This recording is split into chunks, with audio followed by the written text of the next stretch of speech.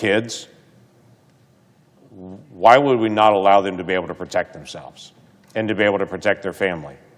They're doing a job that the federal government has asked them to do, to go pick up criminals and to go pick up criminal aliens. Let's protect their family in the process of actually doing that. So I do object to this, but I'd love to be able to offer a second alternative to this in the days ahead. So I object. Mr. President, first of all, I didn't get a chance to thank the senator from Oklahoma for keeping the Senate last week.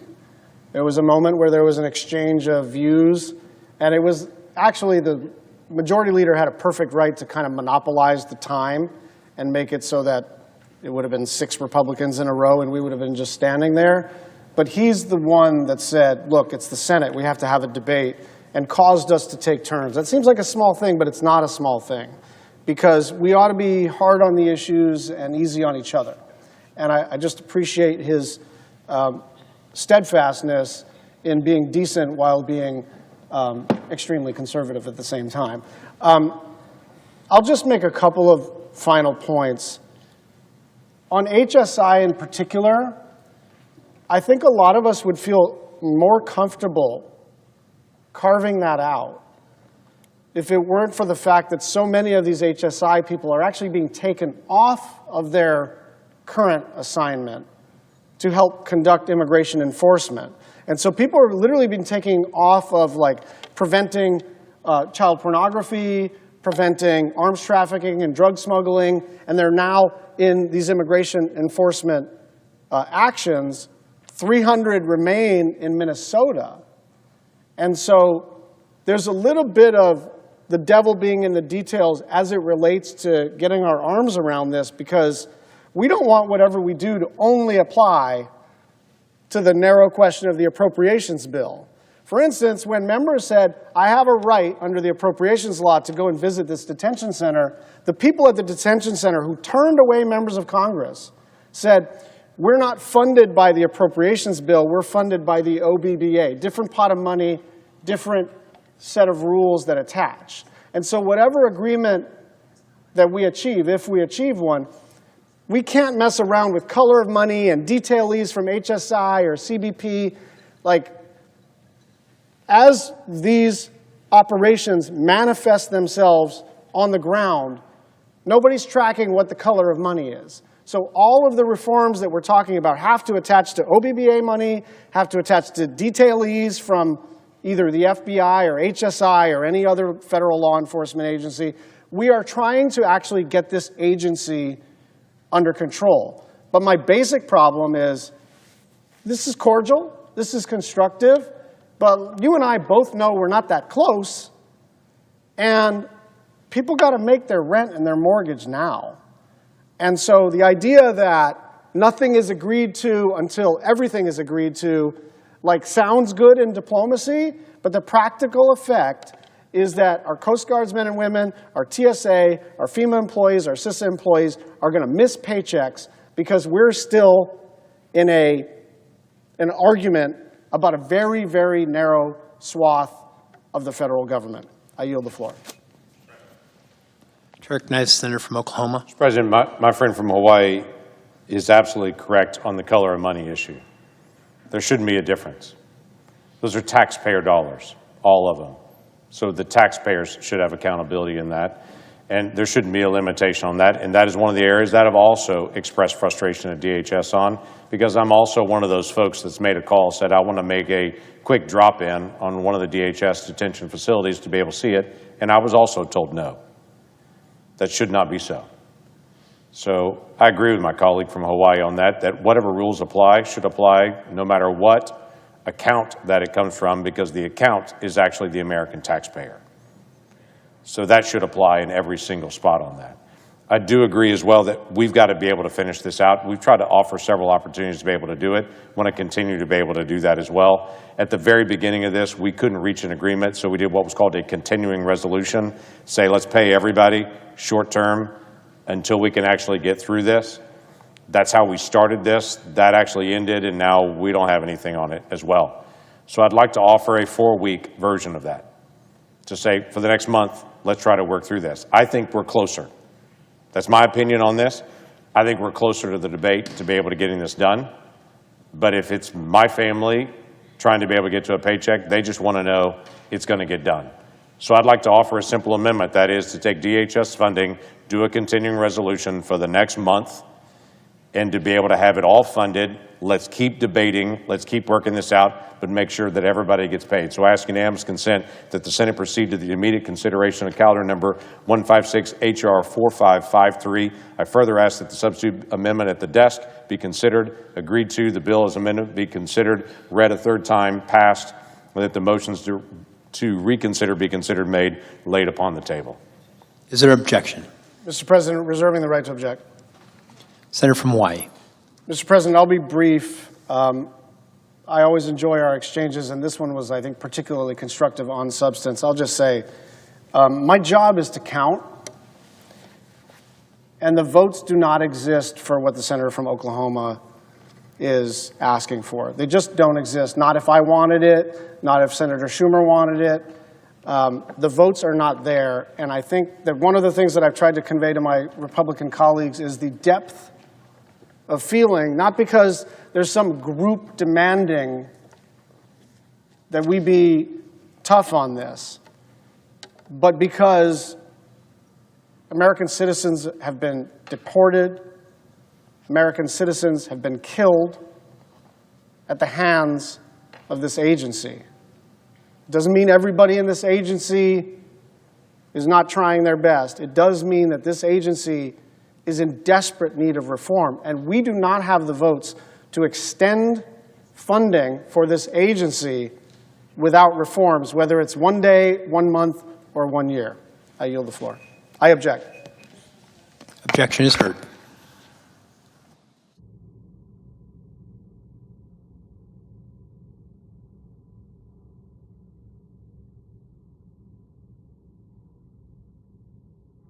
Mr. President.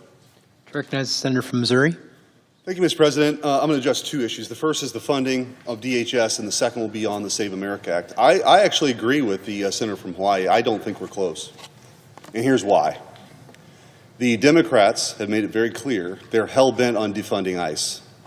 They have demonized these husbands, wives, cousins, sisters, brothers, to the point where they have painted themselves into a corner where there is nothing that they will accept short of eliminating immigration enforcement in this country.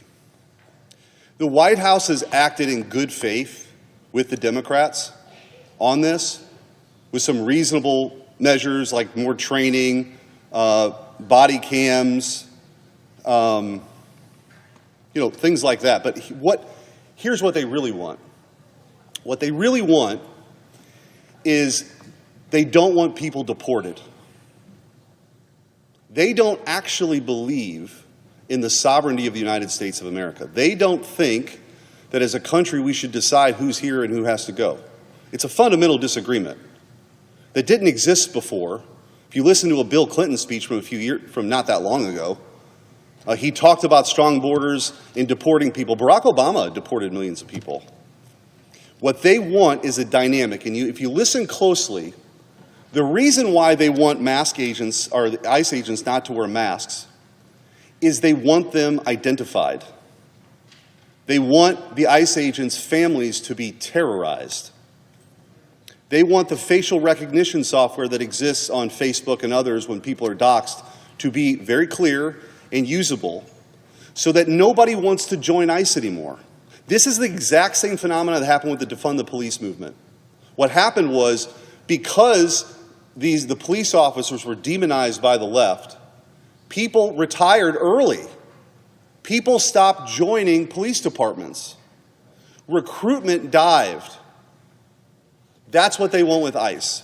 They want to muck up the process with this whole idea of judicial warrants, knowing full well that warrants currently exist right now. There's a full disposition for deportation through the process that both Republicans and Democrats have agreed to over the years, including Republicans and Democrat presidents. That's not good enough because they want to make it harder to deport people. So this fundamental question about whether or not we're going to get funding for DHS is going to be very hard to solve when the Democrats on the other side don't actually want to solve the problem. And Chuck Schumer wants the chaos. I've talked to rank and file Democrats who have no idea about the reasonable nature of what the White House has offered because the minority leader doesn't want them to know because this is what he wants. He wants the chaos. He wants people stranded on spring break at airports because he creates a bigger problem and he thinks that all goes back to Trump. This is not like rocket science, but it's dirty. And what the Republicans have said is the White House is dealing in good faith. These people deserve to be paid. We shouldn't be holding all these people hostage. These TSA agents who are now going to miss their third paycheck here pretty soon. Listen, I fly back and forth every week.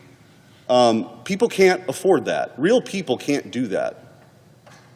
So this is where we're at. I think they want to create a dynamic like they did with the defund the police movement that they were so supportive of a decade ago with the defund ICE movement, so that they can't do their jobs, and their jobs become so difficult, and their families are terrorized that nobody wants to be at ICE anymore. And then what do you have? You have amnesty for the 15 million people who are here illegally, the de facto amnesty because they're not going to be deported. That's the truth. Now, they're not going to say it on the Senate floor, but that's really what's going on.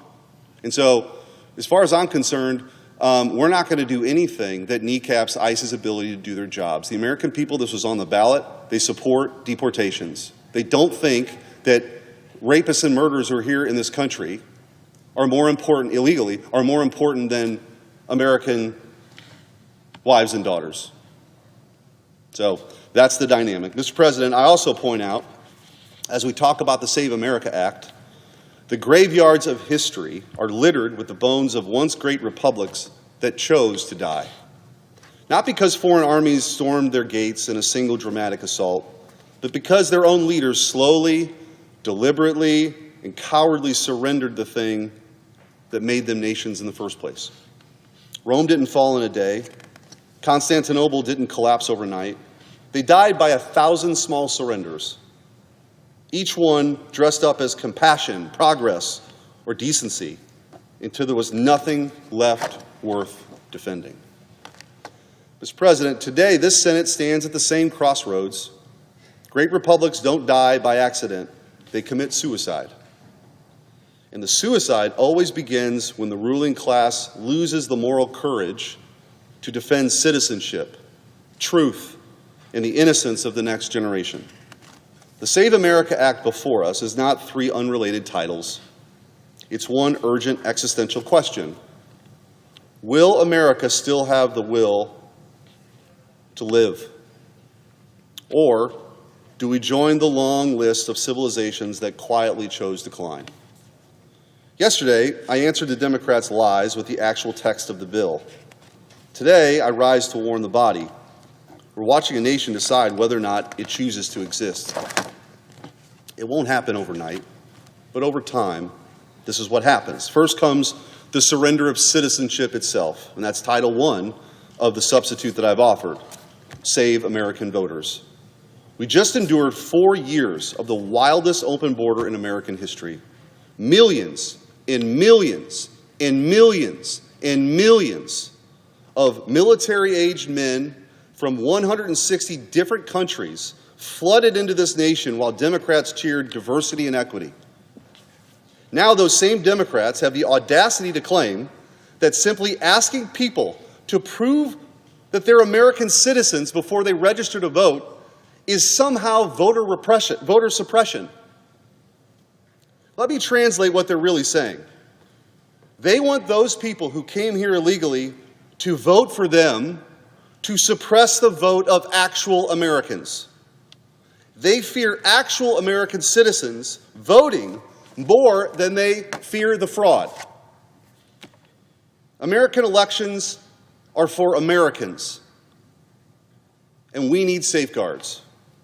When I was Missouri's Attorney General, I stood in court and fought the left's dark money lawyers to defend these very safeguards. Missouri fought back. We didn't settle.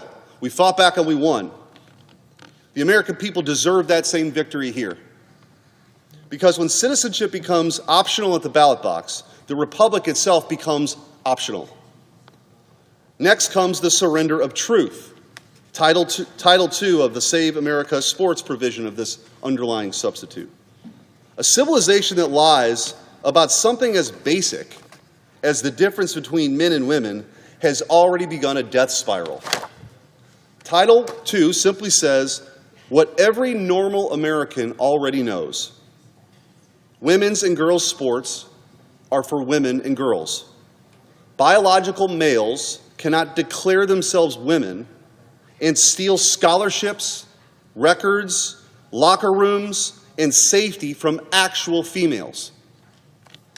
We have watched this fraud unfold in real time. Boys with superior strength and bone density dominating girls' competitions while the ruling class calls it inclusion. Isn't this wonderful? Isn't this progress? While they sip champagne at their cocktail parties. That is theft. That is cruelty. It is the law conscripted into service of a lie. I have two daughters in Missouri who love sports. They should never, ever be forced to surrender fairness, privacy, or physical safety so that Washington elites can pretend their biology is a mere suggestion and feel good about themselves at cocktail parties. A nation that tells its own daughters they must accept boys in their locker rooms has already lost the will to tell the truth about anything. Finally, we reach the most unforgivable surrender of all, the betrayal of our children. Title III, Save American Children. This title draws on a clear moral line against the genital mutilation and chemical castration of minors. It says that confused children do not need scalpels, cross-sex hormones, or lifelong medical dependency. They need protection. They need patience, truth, and love. What the other side calls quote-unquote gender-affirming care is nothing less than a profit-driven scandal. When big pharma and activist doctors turn childhood confusion into permanent patience and permanent revenue streams. Children are not ideological property. They are not raw material for adult experiments or corporate greed. A decent civilization does not answer a child's distress with irreversible harm. The final sign of a dying civilization is when it sacrifices its own sons and daughters on the altar of adult delusion. Mr. President, I look around this chamber right now. Watch the Democrats on this floor today melting down, screaming about Elon Musk, changing every subject except challenging and changing the subject on everything except the actual text of the bill before us. Democrats are not debating this legislation because they cannot defend what this bill exposes: open borders, an open season on America's daughters and children. They prefer managed decline so long as they're in power. This Senate was not sent here to manage decline. Enough with the slow-motion suicide of this republic. The American people did not send us here to preside over the death of a country. They sent us here to fight for its life and for renewal. Working families in Missouri and across this nation are done. Done with citizenship being treated like a suggestion. Done with their daughters being erased in the name of inclusion. Done with their children being targeted by an ideology that profits from permanent harm. This is the moment of truth. To my Democratic colleagues, stand up right now. Defend what you really believe. Tell the American people on the record, that citizenship should mean nothing at the ballot box. That boys belong in girls' sports, and that children should be chemically castrated and surgically mutilated in the name of quote-unquote care. Tell us that. Tell it to the American people. Tell it to your voters who don't support that. Say it plainly. Own it.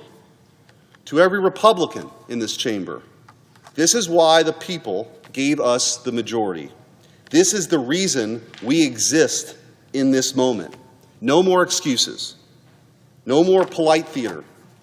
No more managed decline. Pass the Save America Act. Restore the ballot to American citizens. Defend our daughters from fraud. Shield our children from harm. Prove once and for all that America still has the will to live. The age of excuses is over.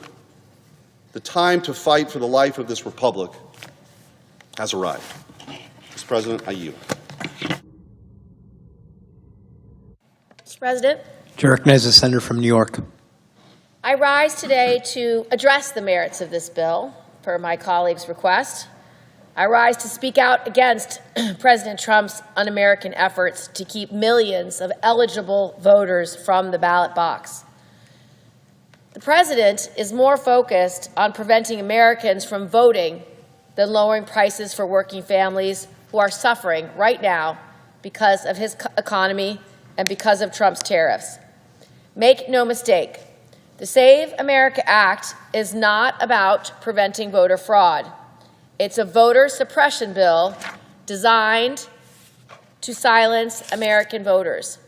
This legislation would virtually eliminate voter registration methods that 90% of Americans rely on. That includes mail-in registration, online registration, voter registration drives, and automatic registration at the DMV. It would also require citizens to present documents like a passport or a birth certificate in person while registering to vote. And not just when they register for the first time. Every time someone moves, or if a woman changes her name when she gets married, or if a person wants to update their political party affiliation, they have to go back to the election office in person to re-register with those specific documents. Up to half of all active registered voters, that's 100 million Americans, register or re-register to vote every federal election cycle. While coming up with these documents may sound easy, the reality is that more than 140 million American citizens, including over 5 million New Yorkers, do not have a valid passport. And getting one for the first time costs $165 and takes several weeks, if not months. On top of that, nearly 70 million women who have taken their spouse's name do not have a birth certificate that matches their new legal married name. The newest version of this bill also ends mail-in and absentee voting with very limited exceptions, putting a massive barrier to people's ability to vote if they work during the day or otherwise can't make it to the polls in person. That means, in practice, this legislation would disenfranchise millions of American voters. But it wouldn't just make it harder for new voters to register, or for registered voters to change their information, or for people actually to vote. The Save America Act would also force states to submit voter data to the Department of Homeland Security under the guise of verifying voter citizenship status. But here's the catch. Registered voters who are flagged by DHS, which has a history of misidentifying U.S. citizens as ineligible to vote, would make them have to prove their citizenship or be removed from the voter rolls. That means that registered voters could be purged from the rolls, then face the additional burden of confirming their citizenship in person with an accurate passport or birth certificate. That is an extraordinary burden to put on working Americans just trying to exercise their right to vote. It's unacceptable.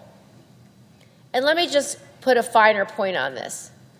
If you take out your wallet and find your identification, it's going to be a driver's license. It's going to be an insurance card. It's going to be your military ID. None of those pieces of identification are valid. So the process that we have today for showing who you are is not valid under this bill. The right to vote is the cornerstone of our democracy. It's the purest expression of what it means to be an American. From the founding of this nation to the hard-won struggles of the civil rights movement, generations of Americans have fought, marched, and died to guarantee that every citizen has a voice in their government. That sacred promise should never be weakened, suppressed, or denied. But that is exactly what is happening right now. So as we prepare to vote for this legislation, I ask you all to consider what this means for your constituents. Think about the service members who have to move every few years when they get a new base assignment and would have to go through this onerous process of re-registering in person over and over again. Think about the rural communities in your state where it might take hours to get to the location where they can appear in person to confirm their citizenship to maintain their registration. Think about the seniors and people with disabilities who are homebound and rely on mail-in and online registration to make their voices heard. Think about the nearly 70 million women, like me, who have taken their husbands' last names. The Save American Act would effectively block us from voting if you don't have a passport or didn't go to get a new birth certificate with your married name on it. All of these American citizens would be disenfranchised by the Save America Act.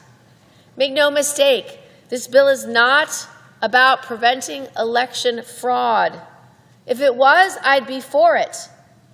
It is already illegal for non-citizens to vote in our elections, and numerous studies have confirmed that voting by non-citizens is extremely rare.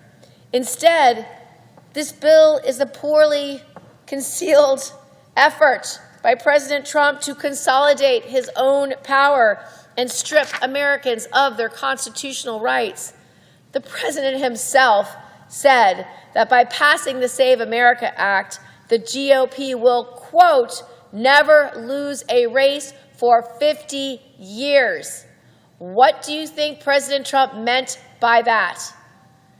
It's a blatant admission that this legislation is designed to subvert the will of the American people to keep President Trump's allies in power. We will not let them get away with that.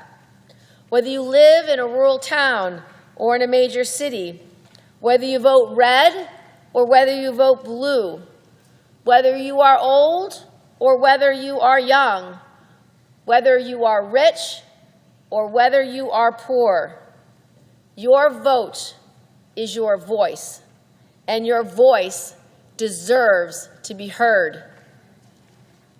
Here in Congress, we have a duty to protect and strengthen the right to vote for all Americans.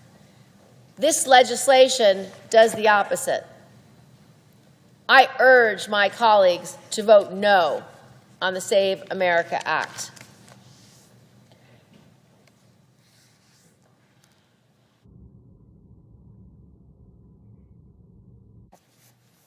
Mr. President. Chair recognizes Senator from Mississippi. I rise today in strong support of the Save America Act. The principle at the heart of this legislation could not be simpler. It is not confusing, and it could not be more important. American elections are for American citizens. The fact that we are even here debating this tells you everything you need to know about how far some in this great country have drifted from common sense. I've been fighting for the integrity of our elections for a long time. As a senator in the Mississippi State Legislature, I voted multiple times on the record to establish voter ID requirements, something Mississippi voters eventually approved as part of a citizen-led initiative. Photo IDs have been required at the polls in Mississippi since 2014. And let me tell you something. The Civil Rights Division of the Obama Department of Justice reviewed Mississippi's voter ID law, deemed it lawful, and never took a single legal action against it. Because it is lawful, it is fair, and it works. Despite naysayers' argument that a photo ID requirement would place undue burdens on the elderly, the poor, and the minorities, it continues to work with voters able to show or acquire a legally recognized photo ID. Did voting rights in Mississippi collapse? No. Did democracy in my state end? No. Mississippians vote and our elections are decided by American citizens who have greater public confidence in the integrity of our electoral system. That's the issue before the United States Senate today. For years now, we have heard members of this body, pundits and politicians lecture the American people about the very real threat posed by foreign interference in our elections. And they were right to be concerned. Foreign interference in American elections is a serious matter. So let's talk about foreign interference. Foreign interference in our elections is more than misleading or false posts and news stories planted online or in the media by foreign adversaries. Foreign interference has another form. If you are a citizen of another country and you participate in an American election, you are interfering in that election on behalf of a foreign nation. It's as simple as that.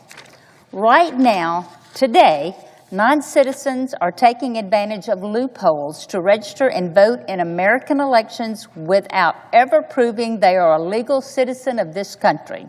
No documentation, no verification. And it's happening all over this country. In Oregon, in Pennsylvania, Montana, Arkansas, Virginia, New Jersey, the District of Columbia, the list goes on. Illegal aliens can obtain a driver's license in 19 different states. And in many of those same states, that driver's license can be used to register to vote. No proof of citizenship required. Mr. President, the American people are not naive.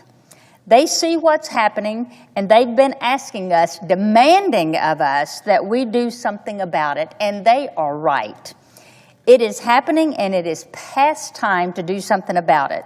The Save America Act does something about it. It requires proof of citizenship to register and vote in federal elections. That is not radical. That's not voter suppression. That is a basic common sense safeguard that a big majority of Americans support because we all know that we all have to show a legal photo ID to do most anything in this country. The bottom line is that every single vote cast by a non-citizen dilutes the vote of a real law-abiding American citizen. That's not rhetoric. It's math. We can debate a lot of things in this chamber, but we should not be debating whether American elections should be decided by Americans. The answer is yes. For a dozen years, Mississippi voters have produced photo IDs before they vote, and they do so with the knowledge that this simple act helps to ensure the integrity of their vote. This is the same goal at the heart of the Save America Act. I urge my colleagues to support this legislation. Let's defend the ballot box and restore confidence in our elections. The right to vote in this great nation belongs to the citizens of this great nation. I yield the floor.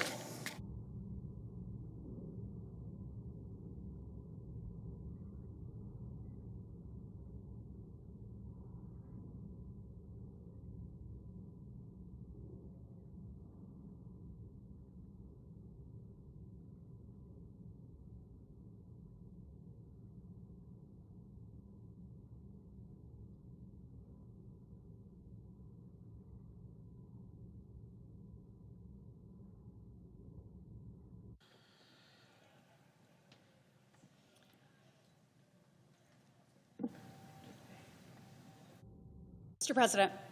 Chair recognizes the senator from Alabama. Mr. President, I rise today in support of our colleague and my dear friend, United States Senator from the great state of Oklahoma, and President Donald J. Trump's nominee to be the next Secretary of the Department of Homeland Security, Senator Markwayne Mullin. Many in this chamber have had the opportunity to get to know Markwayne, and that is both a privilege and something that doesn't take long. Because with Markwayne, what you see is what you get. He is authentic in every interaction, and he has never met a stranger. Markwayne and I became not only fast friends as freshman members of the Senate, but importantly, we became real friends. Over the past few years, my husband Wesley and I have cherished getting to share memories and that same level of friendship with his wonderful wife and much better half, Christy, and their 6 children. Both personally and professionally, Markwayne Mullin is the real deal. He is a man of faith and deep conviction, a devoted husband and father, whether it is coaching his children at their wrestling matches, being home when his girls get picked up for their homecoming dance, making doctor's appointments across the country, or leaving our freshman dinners early enough to get home to do FaceTime devotions with his boys. Markwayne makes sure that his family always comes first. He is honest, loyal, selfless, and principled, all of the qualities of a true leader and public servant. But to really understand the kind of leader that Markwayne is, you need to start from his roots. Throughout his life, he and his beautiful family have poured so much of their time, energy, and efforts into serving their community, state, and our great nation. Oklahomans first sent Markwayne to serve in the U.S. House of Representatives in 2012, and nearly a decade after that sent him here to the United States Senate. His constituents recognized that he was uniquely positioned to represent them because his story is similar to theirs. He is a true son of Oklahoma. Growing up in Westville, he began his education on a wrestling scholarship to Missouri Valley. But when his father got sick, he left his scholarship immediately and went home to run his family business. He didn't hesitate. He knew it was the right thing to do. And he and Christy, who has been part of his success since day one, took a struggling business and turned it around over the next 20 years, making it the largest provider company in the region. They built that family business into an incredible success. His grit is absolutely unmatched, and he never backs down from a cause, a person, or a principle that he believes in. Markwayne is driven by purpose, and there is no challenge, no matter how great, that he's afraid of. Markwayne has already stepped up twice to serve the United States, both in Congress and here in the Senate, and now he has answered the call again by accepting the incredible responsibility of running the Department of Homeland Security as its secretary. As chair of the Senate DHS Appropriations Subcommittee, I can say from personal experience that navigating the Department of Homeland Security is no small task. It is one of the largest and most complex federal agencies in our government, and the responsibilities span from our border to interior enforcement, to disaster response, to counterterrorism, to cybersecurity, to the protection of our nation's leaders, and more.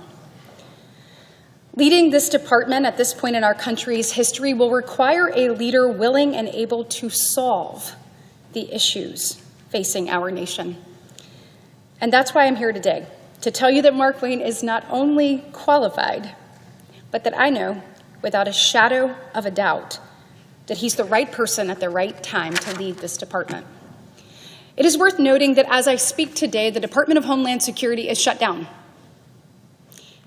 Markwayne is no stranger to tackling challenges, and he's repeatedly demonstrated incredible skill and the way that he approaches them here in this chamber. Over the past several years here in the Senate, he hasn't just served his constituency back home, he's also served as a liaison between this body and the House and the White House, trying to figure out what was possible and find a pathway forward.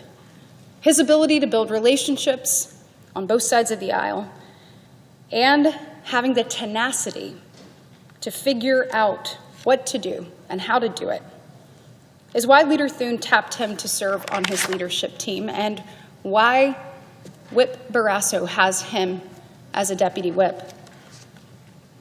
Mark Wayne doesn't just talk about problems or issues that we are facing. He puts in the work and the time to find real solutions. It's a rare breed in this town and something we undoubtedly need more of. With strong relationships on both sides of the aisle, he's willing to sit down with anyone, anywhere, and figure out a pathway forward. His strong character, love for our country, and determination is exactly what this nation deserves in our leaders. President Trump was elected to a second term with a clear mandate, and that was to secure our border and to protect us from threats here in our interior and abroad. I have absolute confidence in Mark Wayne's ability to carry out that mission at the Department of Homeland Security. He believes in our laws. He believes in enforcing them.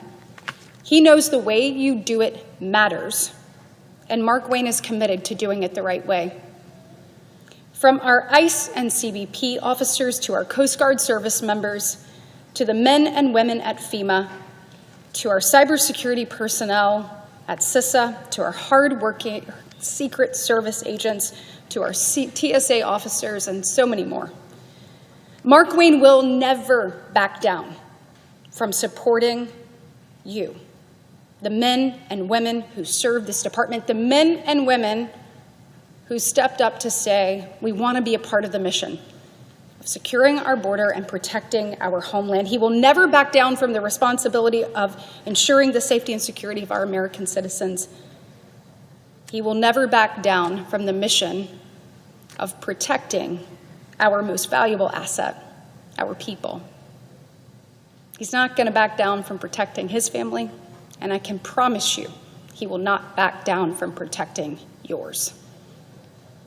I believe he is going to be the best and most consequential secretary the Department of Homeland Security has ever seen.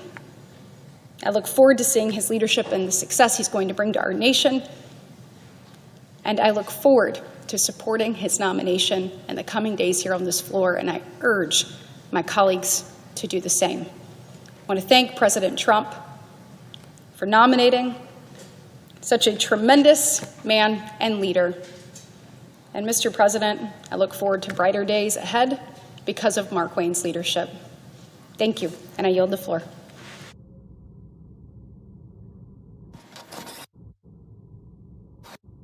Hey, Mr. President, one more thing.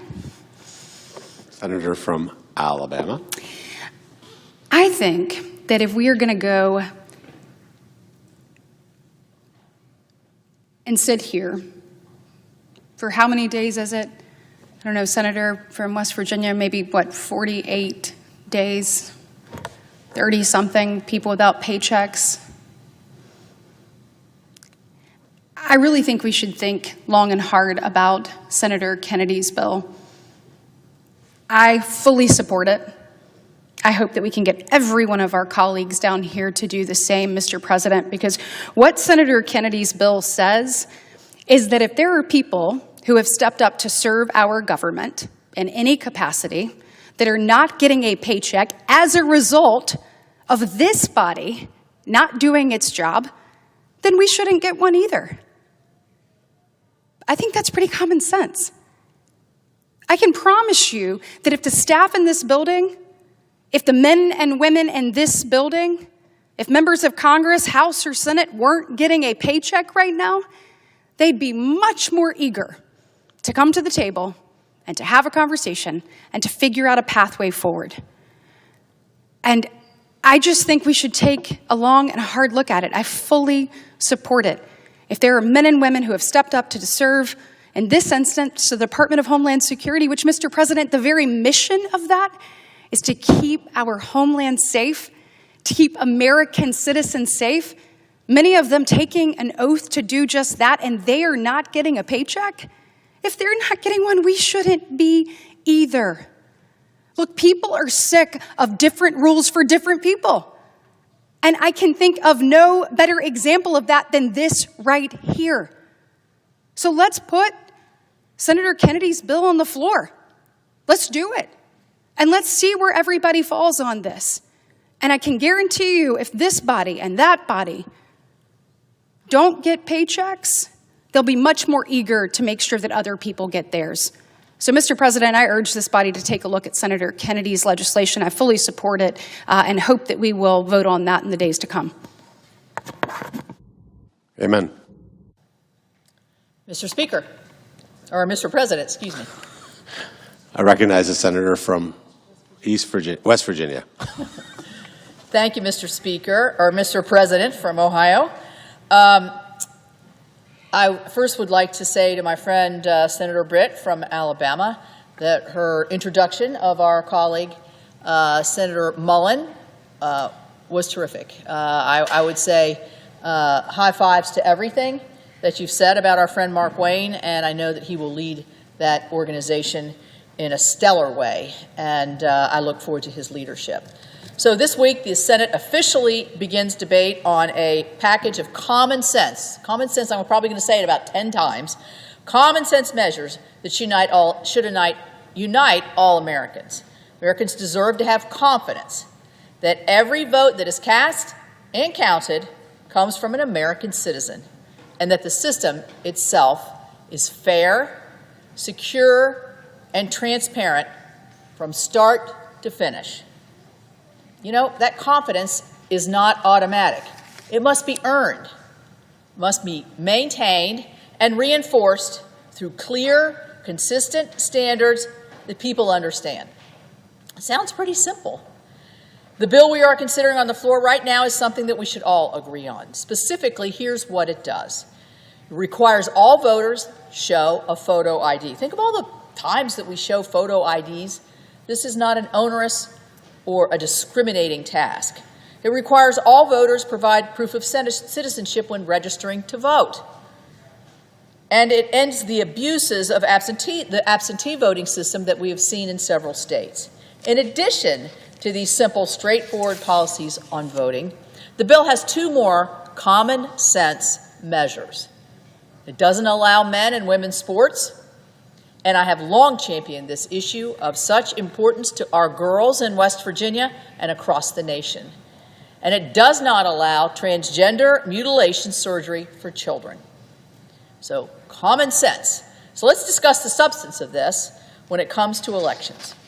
The Save America Act reflects the basic expectation that America's elections need to be safe and secure. It does not reinvent the wheel. It simply reinforces standards that most Americans already are abiding by.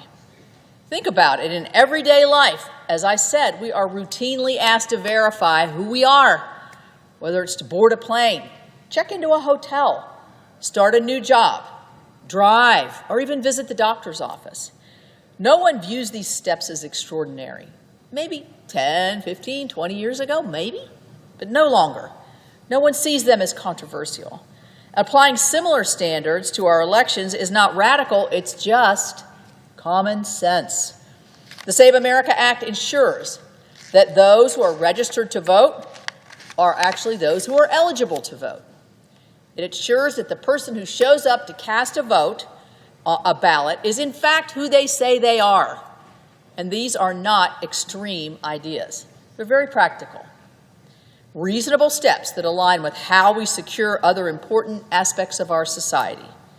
In fact, more than 80% of Americans support ID requirements, including a strong majority of Americans.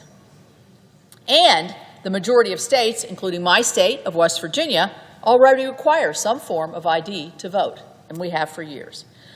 Let me turn to the other core principle of this bill, and one that I believe most Americans consider simply fundamental.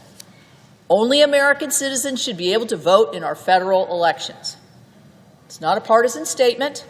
It's a basic premise of what it means to have a sovereign democracy. Voting is one of the most important rights that we gain as citizens. Whether you're a born citizen, a naturalized citizen, it is a precious right. And with that right comes the responsibility to ensure that it is reserved only for those who are legally eligible. The Save America Act makes that expectation explicit by requiring proof of citizenship at the point of registration.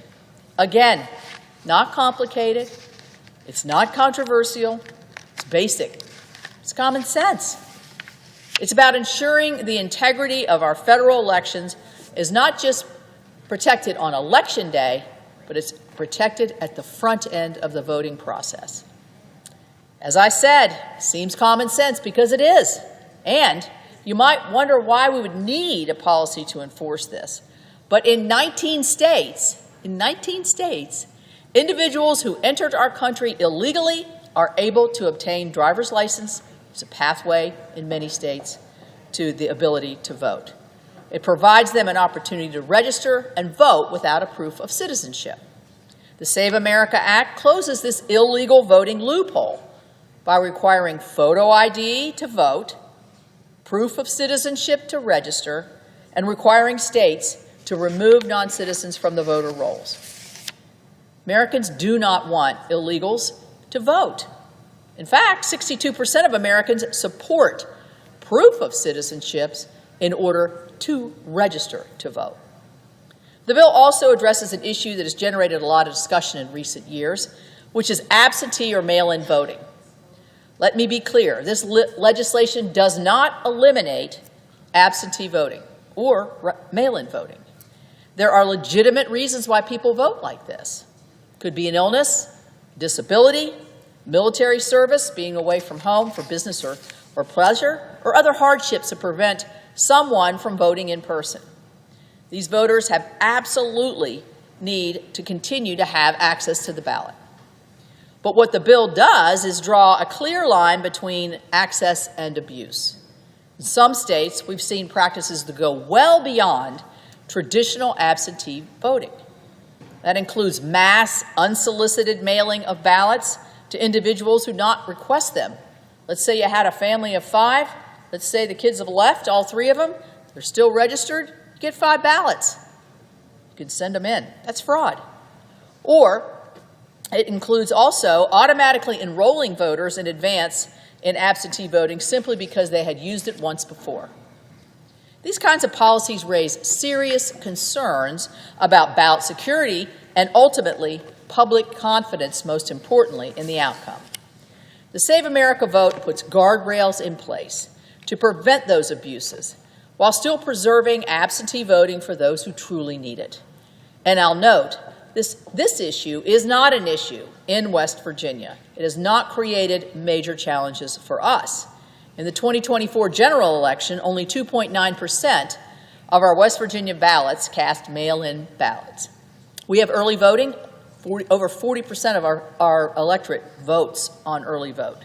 Our system has a more traditional, secure approach, and it's one that has helped maintain confidence in our elections. That's the balance that this bill is trying to strike, protecting access while ensuring integrity. It's just common sense. Ultimately, this is about preserving confidence in our democratic process. When people trust the system, our participation grows. Outcomes are respected, and our institutions are strengthened. This is something every American, regardless of party, should agree on. And that's why this effort matters. And that's why these common sense protections deserve serious consideration.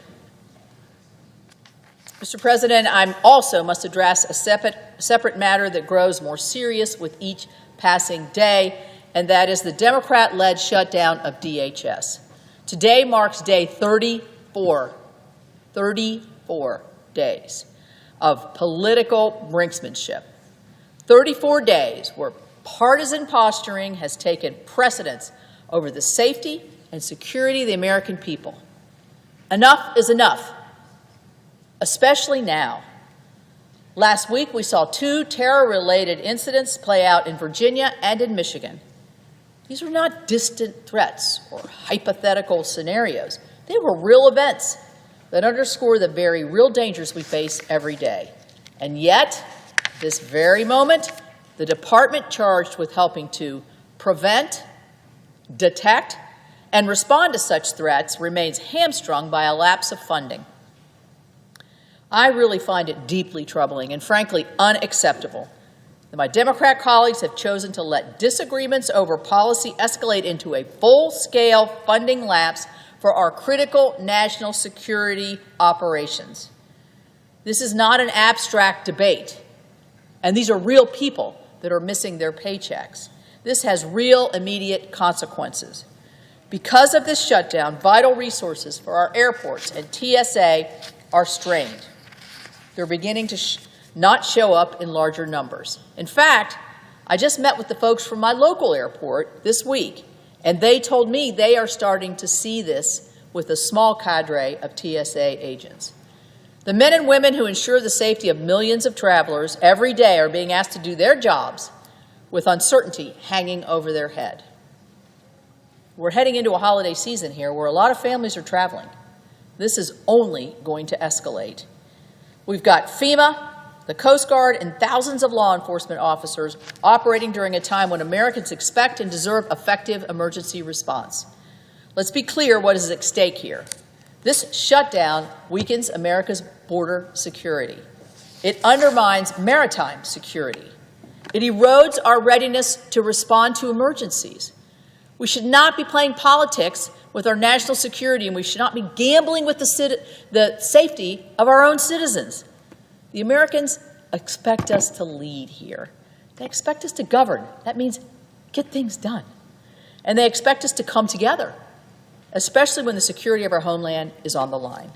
It is imperative that we fund DHS immediately, not tomorrow, not after another round of negotiations or shadow negotiations. So let's just set aside the politics. Let's fulfill our most basic responsibility to protect the American people.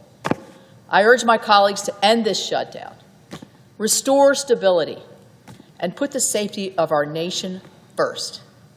With that, Mr. President, I yield the floor. Mr. President.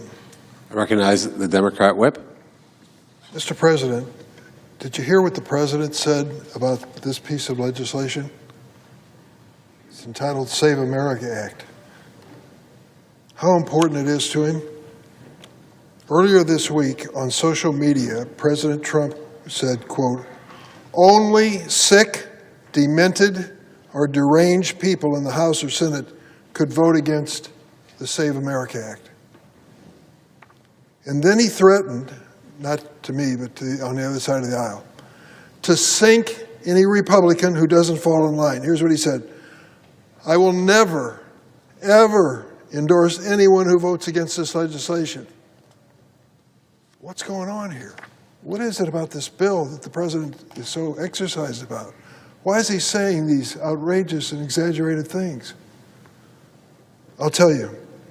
Because this legislation is the crown jewel in a grand scheme to rig the results of the upcoming midterm election.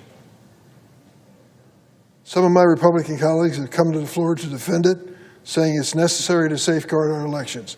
So let's just look at some facts. Facts. Let's pick a period of time. How about from 1999 to 2023, 24 years in American history? Every 2 years we have an election cycle, and 80 to 100,000 people are going to register to vote in each of those 2-year cycles. 80 to 100 million, excuse me, are going to register in those 2-year cycles. So in the period of time between 1999 and 2023, 24 years, 12 different election cycles, and millions of people registering to vote in the United States, how many were discovered to be falsifying their country of origin and to be illegal and unqualified to vote? Take a guess. 7 million, right? No. Well, 700,000. No. How about 700? No. 77 people were found to try to falsify where they were from to vote in a 24-year period of time. 77 in 24 years. And you say to yourself, and so this bill is a death by legislation for us, take it or leave it? I don't buy it. There's something more to the story. When I got involved in politics, the fellow who used to counsel me said, Durbin, when you get in politics, there's always a good reason and a real reason. The good reason is voter fraud, but 77 in 24 years? We've got the cleanest, most accurate elections in the world. We ought to be proud of it. There's only one man who disagrees with that. He happens to be the president. He still has this big lie concept that he won in 2020. He'll go to his grave believing he won in 2020, but he didn't. He lost fair and square. He just can't accept defeat. It's beyond him.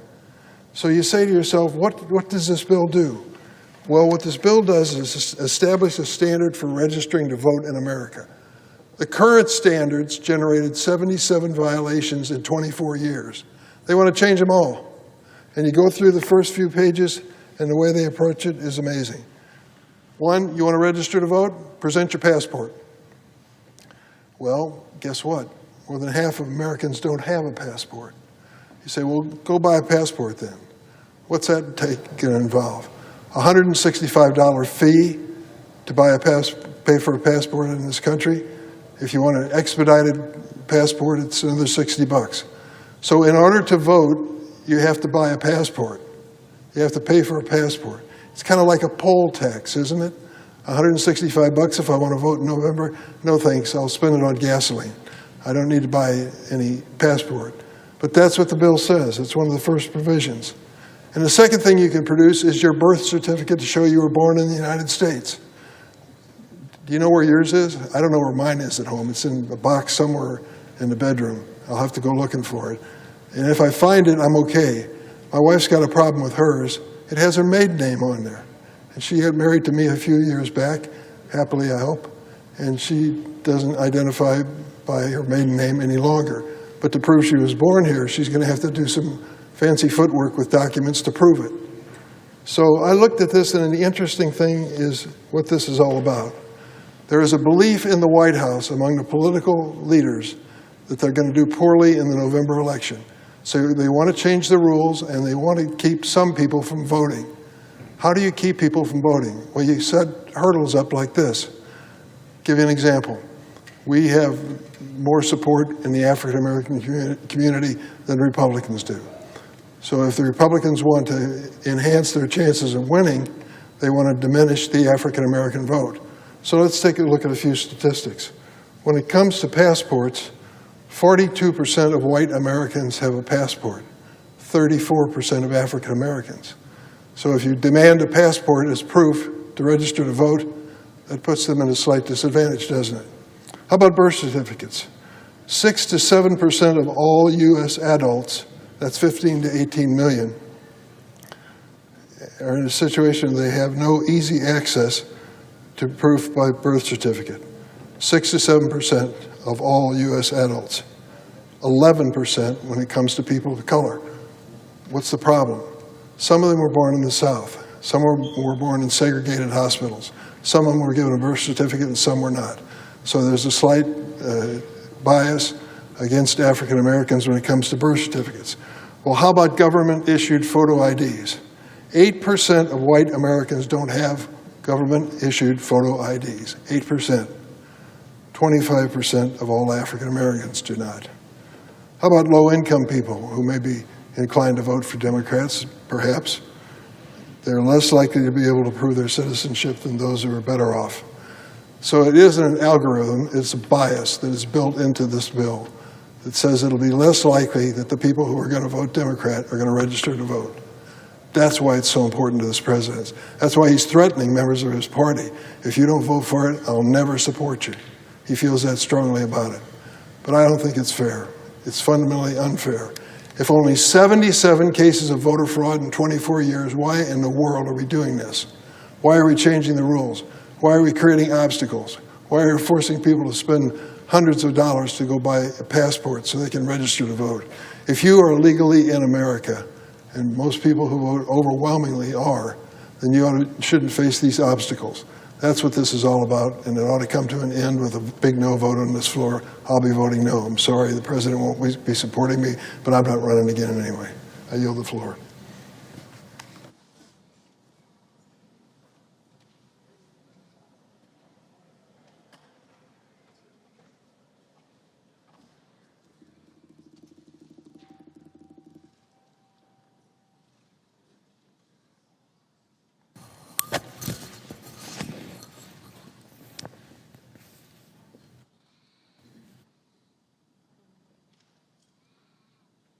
Mr. President.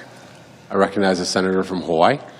Mr. President, I rise in strong opposition to the so-called Save America Act. What it should be called is the Save Trump Act.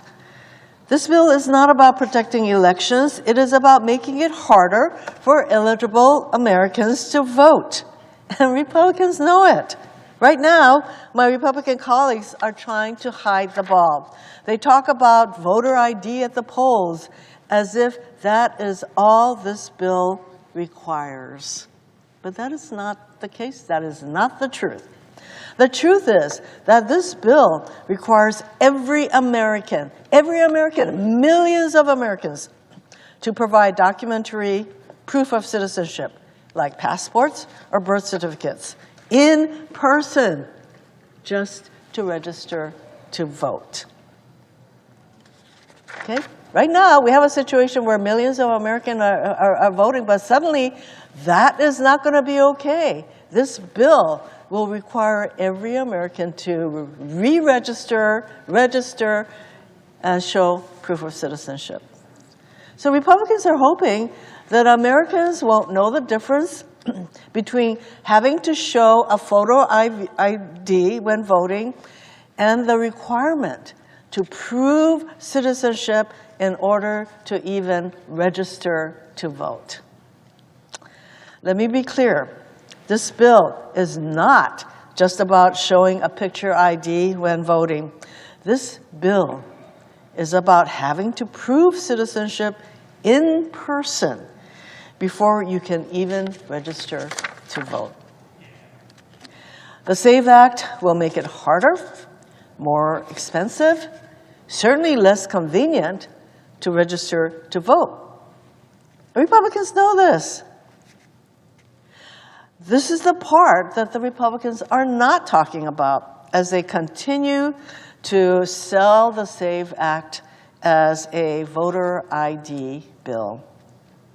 It's the part that Republicans are hoping people will not notice or understand until it is too late. Until they are told, wait a minute, you can't even go to the polls or you can't even vote unless ahead of time you register by proving your citizenship. So because once Americans do understand what this bill does, it becomes clear. This bill is not about securing our elections. It is about controlling which Americans get to participate in them through imposing onerous voter registration requirements. And let's be very clear about something else. Non-citizen voting in federal elections is already illegal. It is a federal crime. If a non-citizen illegally votes in a federal election, they could be prosecuted and even sentenced up to 5 years in prison. Who is going to commit this kind of fraud knowing that they could be in prison for 5 years? And as my colleague just mentioned, my colleague from Illinois, there have been so few of these kinds of so-called fraud in the years that millions and millions of people have been voting. So Republicans would like the American people to believe that non-citizens are voting in our elections in the thousands.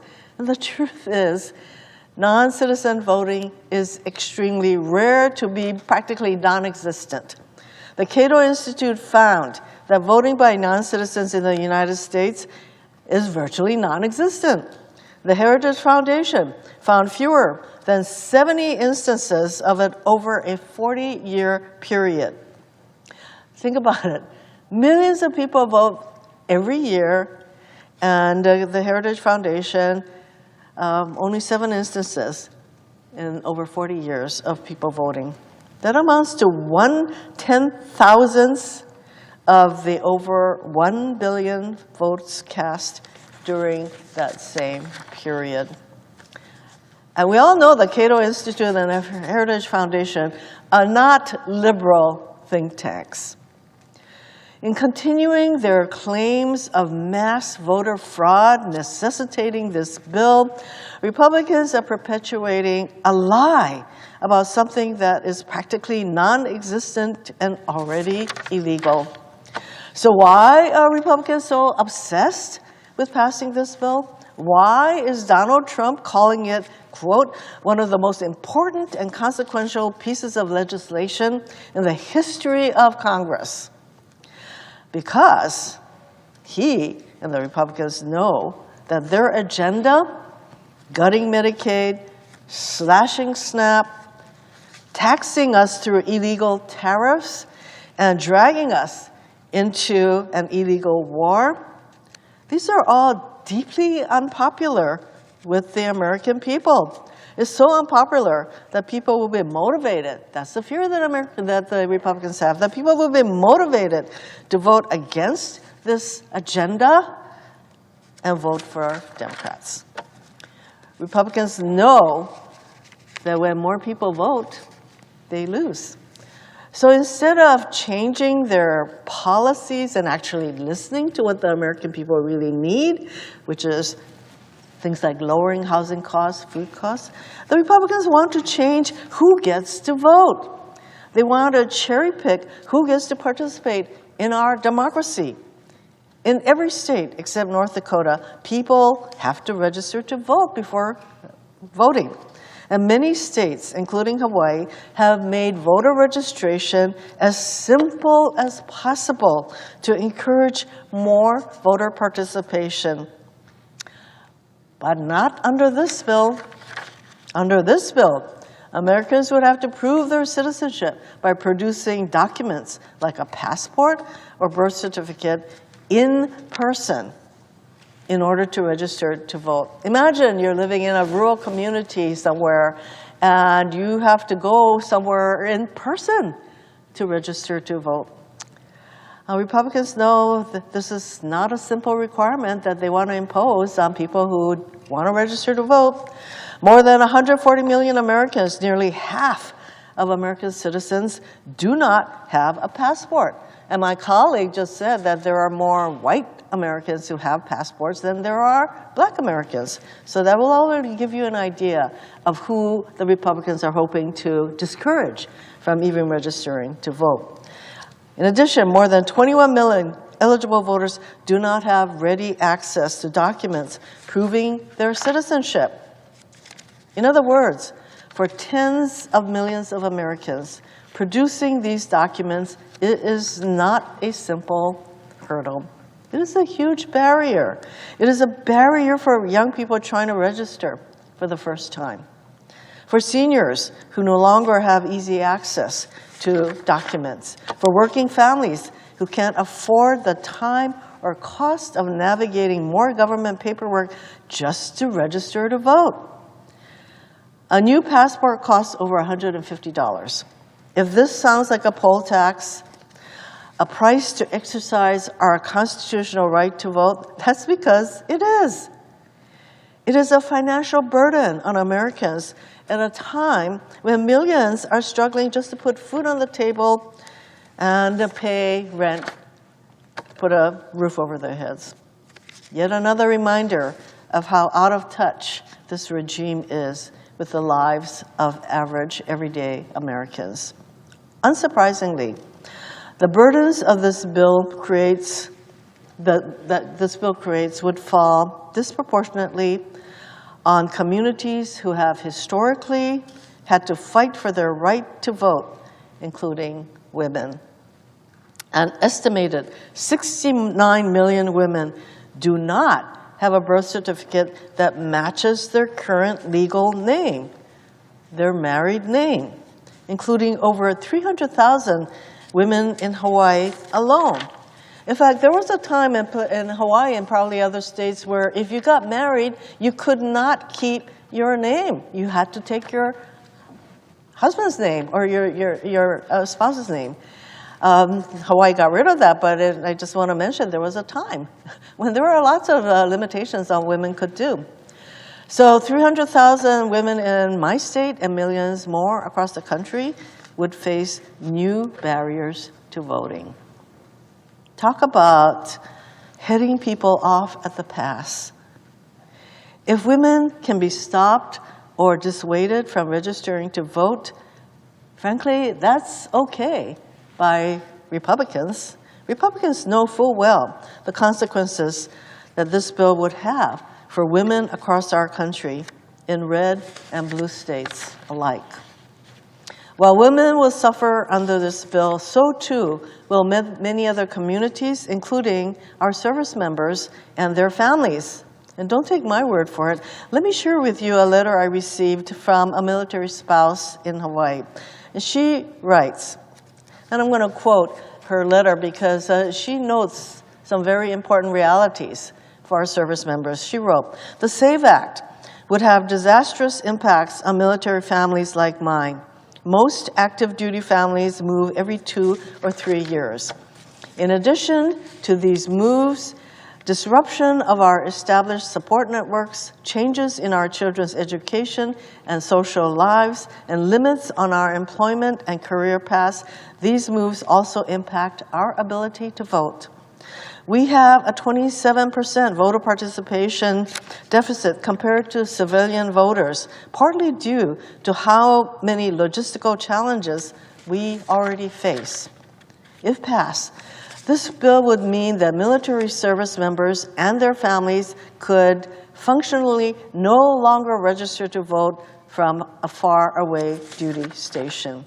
Additionally, if an eligible voter was born overseas, like many in our community, if an eligible voter has changed their first or last name since birth, like many spouses do when they get married, or if an eligible voter simply doesn't have access to their documents because they are in the middle of a military move, this bill could deny them the ability to register to vote.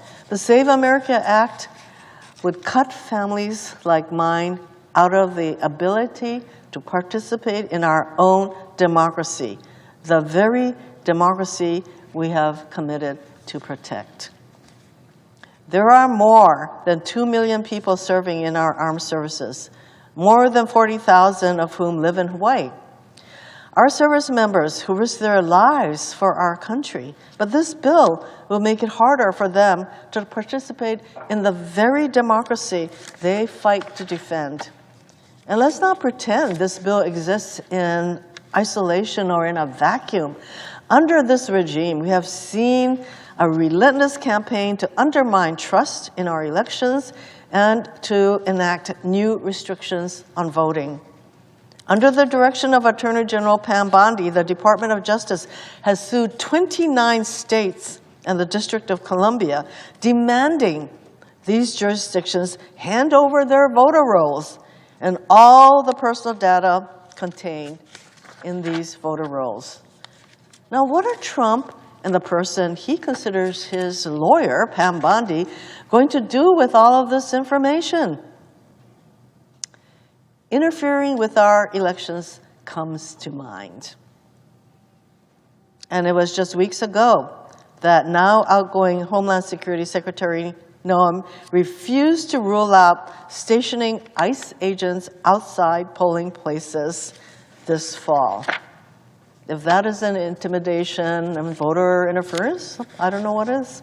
Taken together, making it harder to register to vote, suing states to turn over voter rolls, refusing to pass the Voting Rights Advancement Act, and continued false allegations of voter fraud, this regime is obsessed with controlling the outcome of our elections and obsessed with this bill.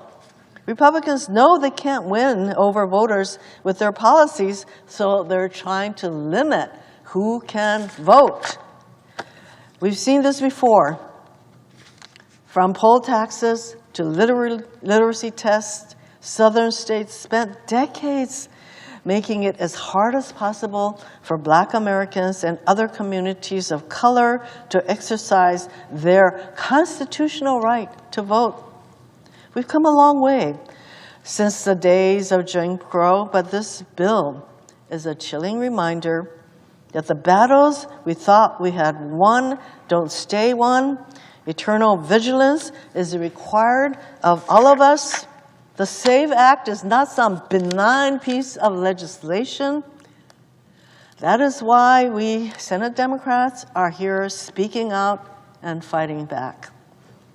We know what's at stake, and we refuse to stand by while Republicans undermine our democracy and our sacred right to vote under the false pretense of security.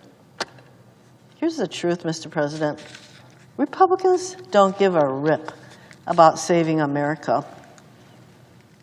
All they care about is saving Trump's ass, deluding themselves into believing everything Trump says. I yield back.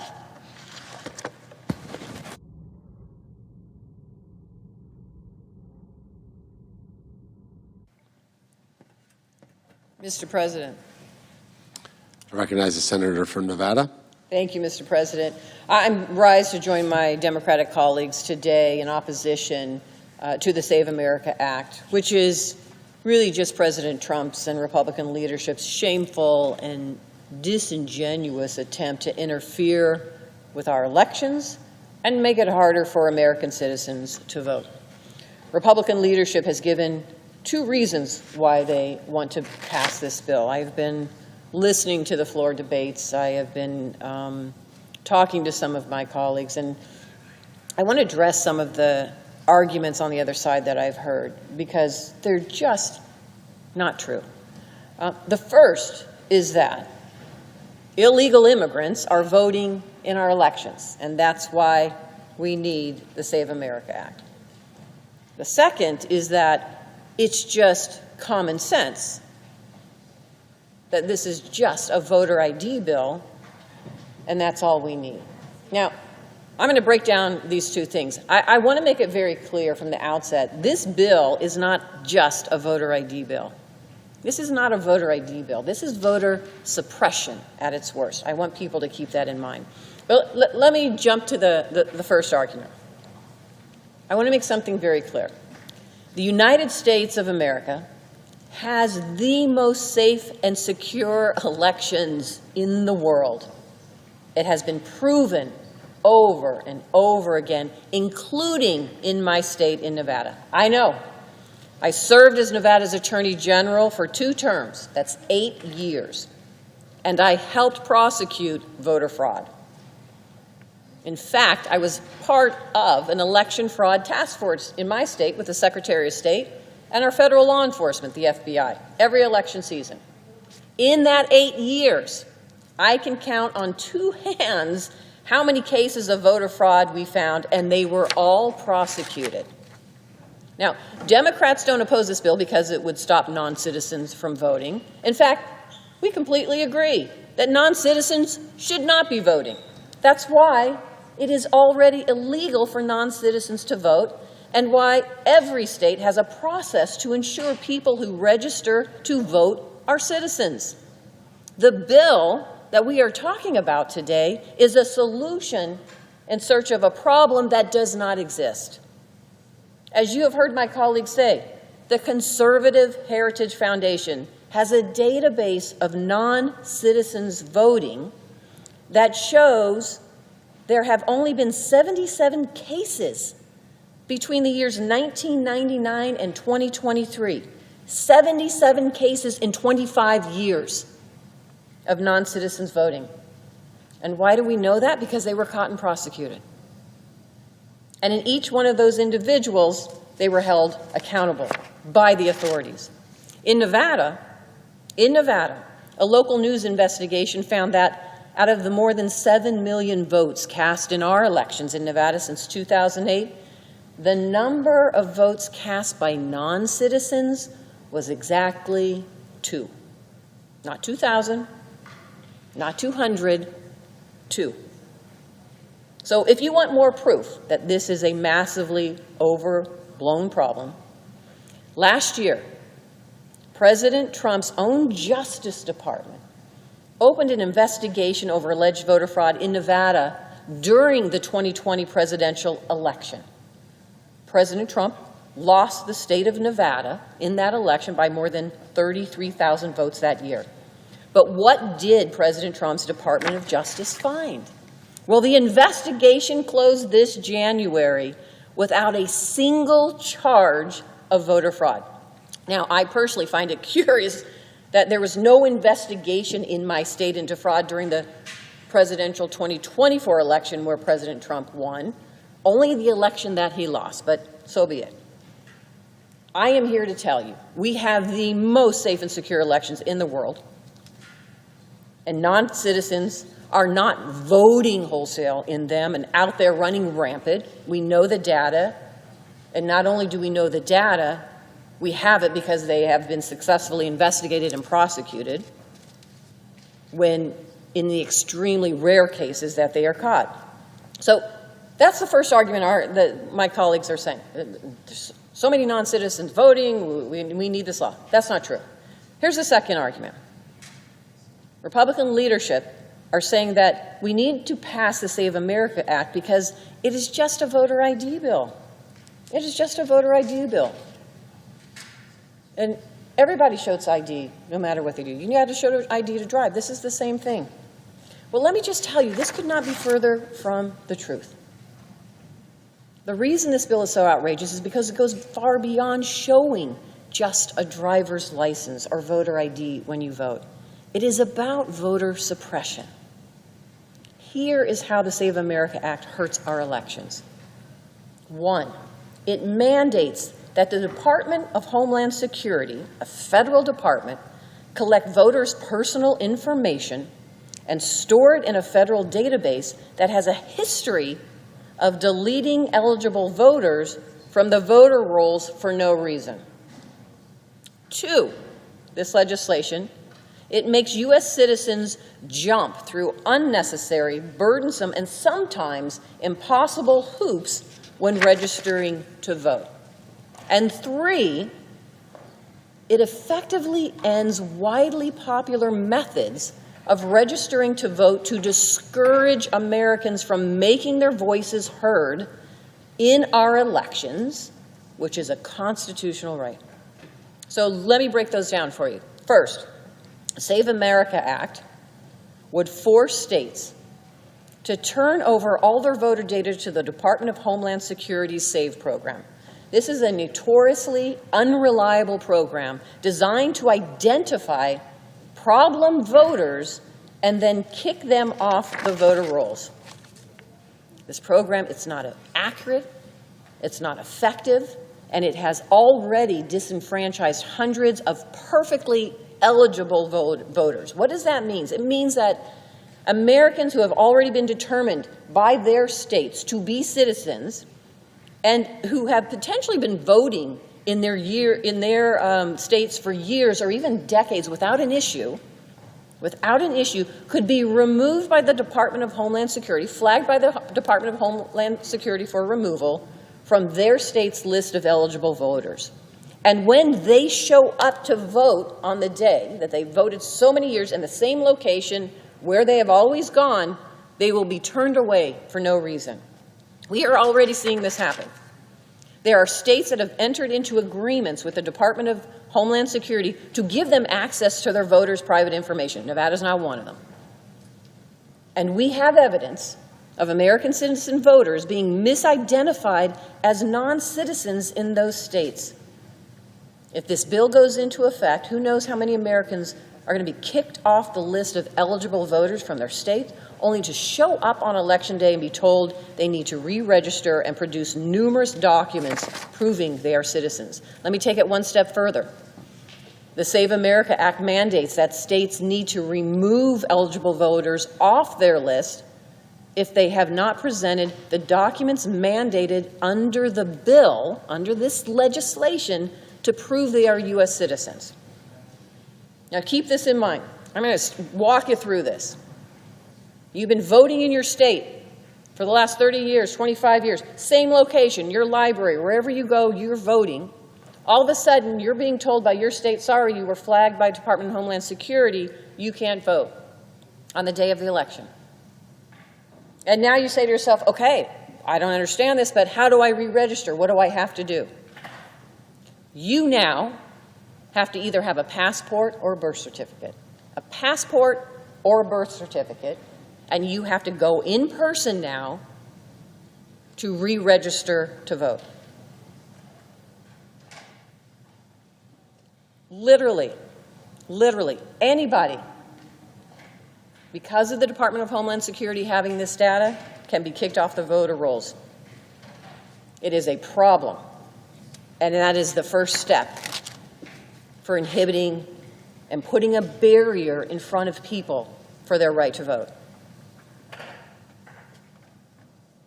I am here to tell you this is the challenge of this bill and why Donald Trump and the Republicans are here. They are putting barriers in front of people to make it harder for them to vote. Why?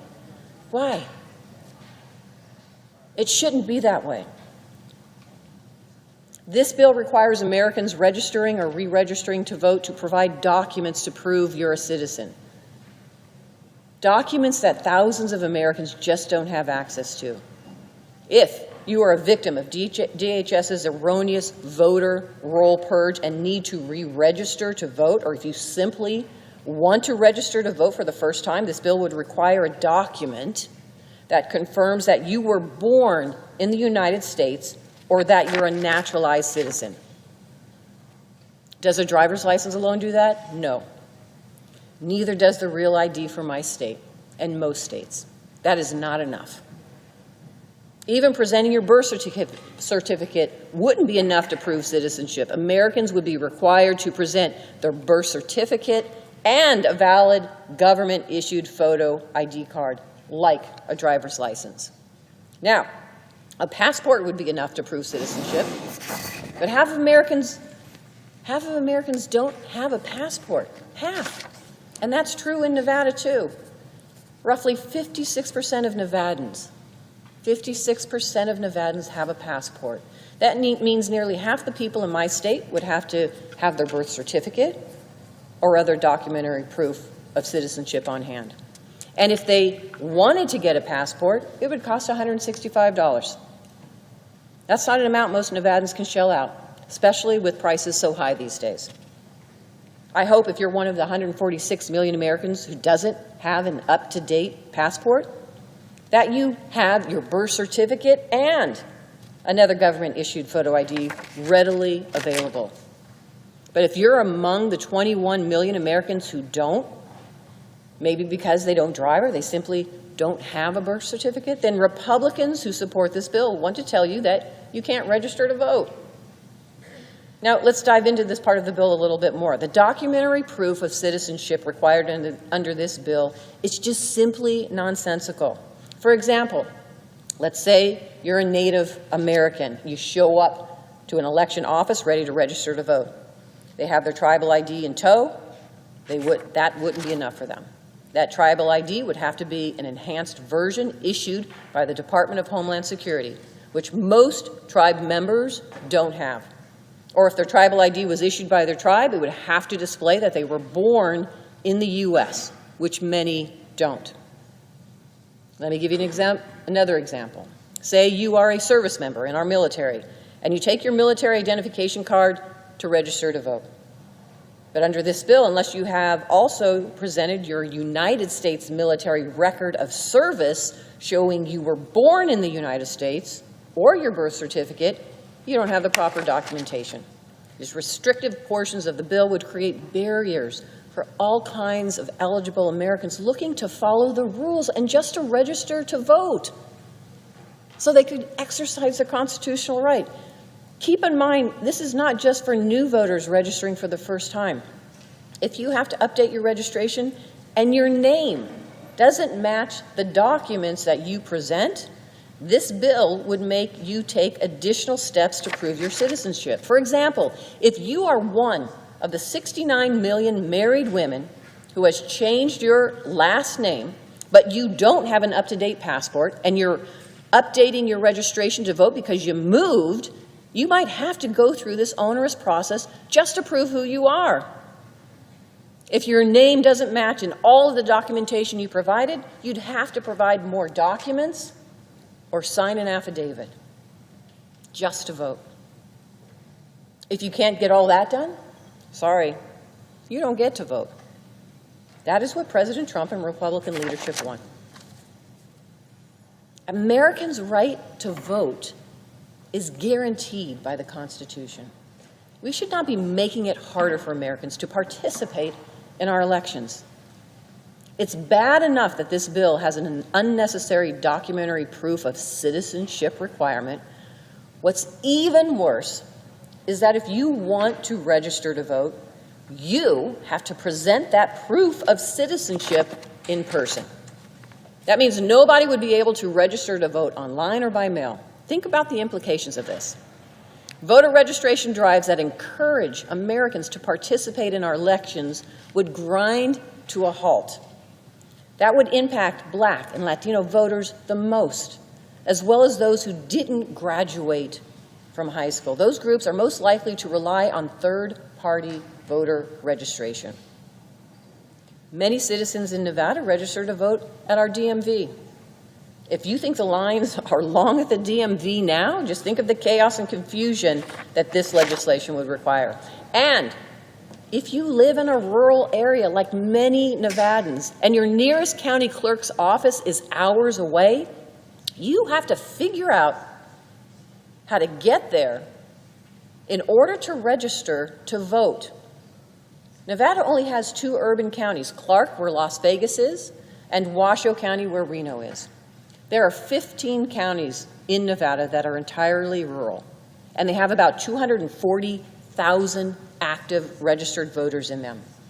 If you're a rural Nevadan, you have to register to vote or update your registration. Republicans who support this bill want you to spend a day off of work trying to do it. It's just cruel. Let me give you an example. In Nye County, Nevada, someone who lives on or near Duckwater Reservation would have to travel roughly 270 miles round trip to show an election official at the Nye County Clerk's office their proof of citizenship. Now, that's one of the longest round trip journeys across the country to register to vote, and this is in one state. It's no wonder that in 2022, only 5.9% of Americans registered to vote in person. Why? Because it's inconvenient, it's unnecessary when we have already proven effective safeguards in place to ensure you are who you are when you say you are when you get there to vote, to register to vote. But this bill would force all Americans to take that burden on if they want to exercise their constitutional right to vote, and it's just absurd. Not to mention, if it were to pass, this legislation would go into effect immediately, without giving states any additional resources to implement these complex provisions.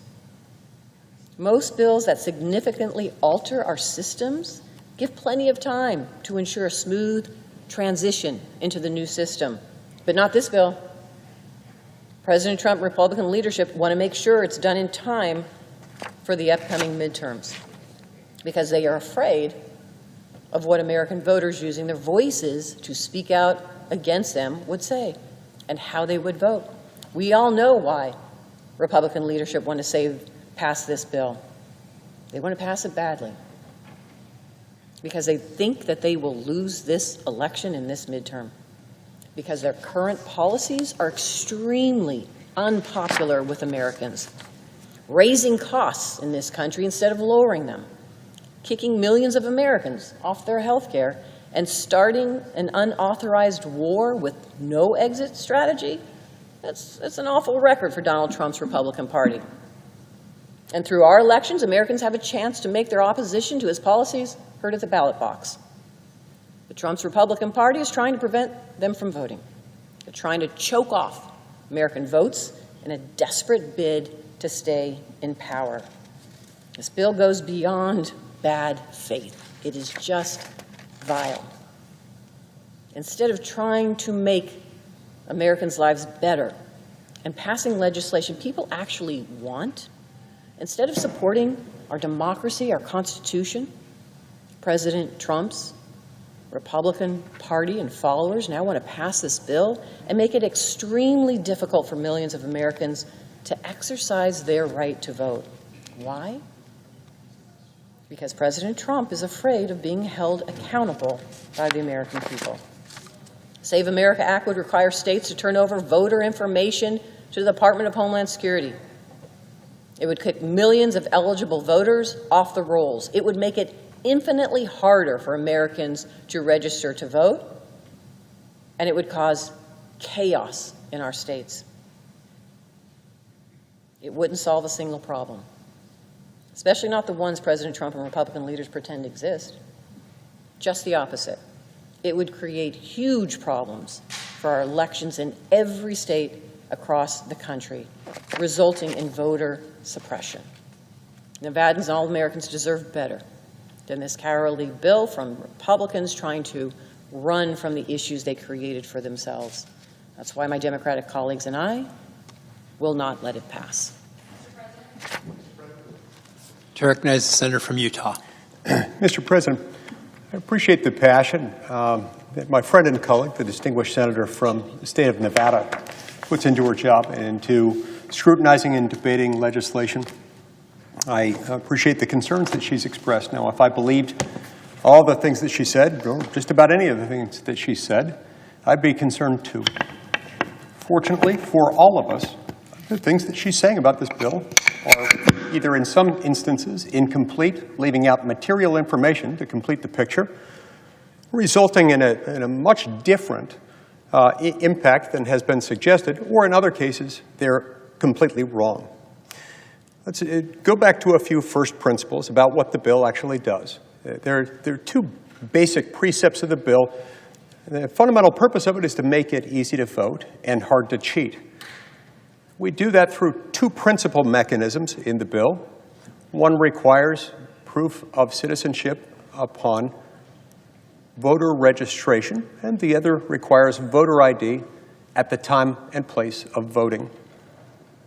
Now, as to the citizenship component, contrary to what was being suggested briefly for a moment, I was almost led to believe in some of her remarks that this would require Americans en masse to go and immediately re-register. Perhaps I misunderstood her on that part. If I did, my apologies, but just so that there is no ambiguity at all, so that we're very clear on what it is that it does and what it is that it does not do.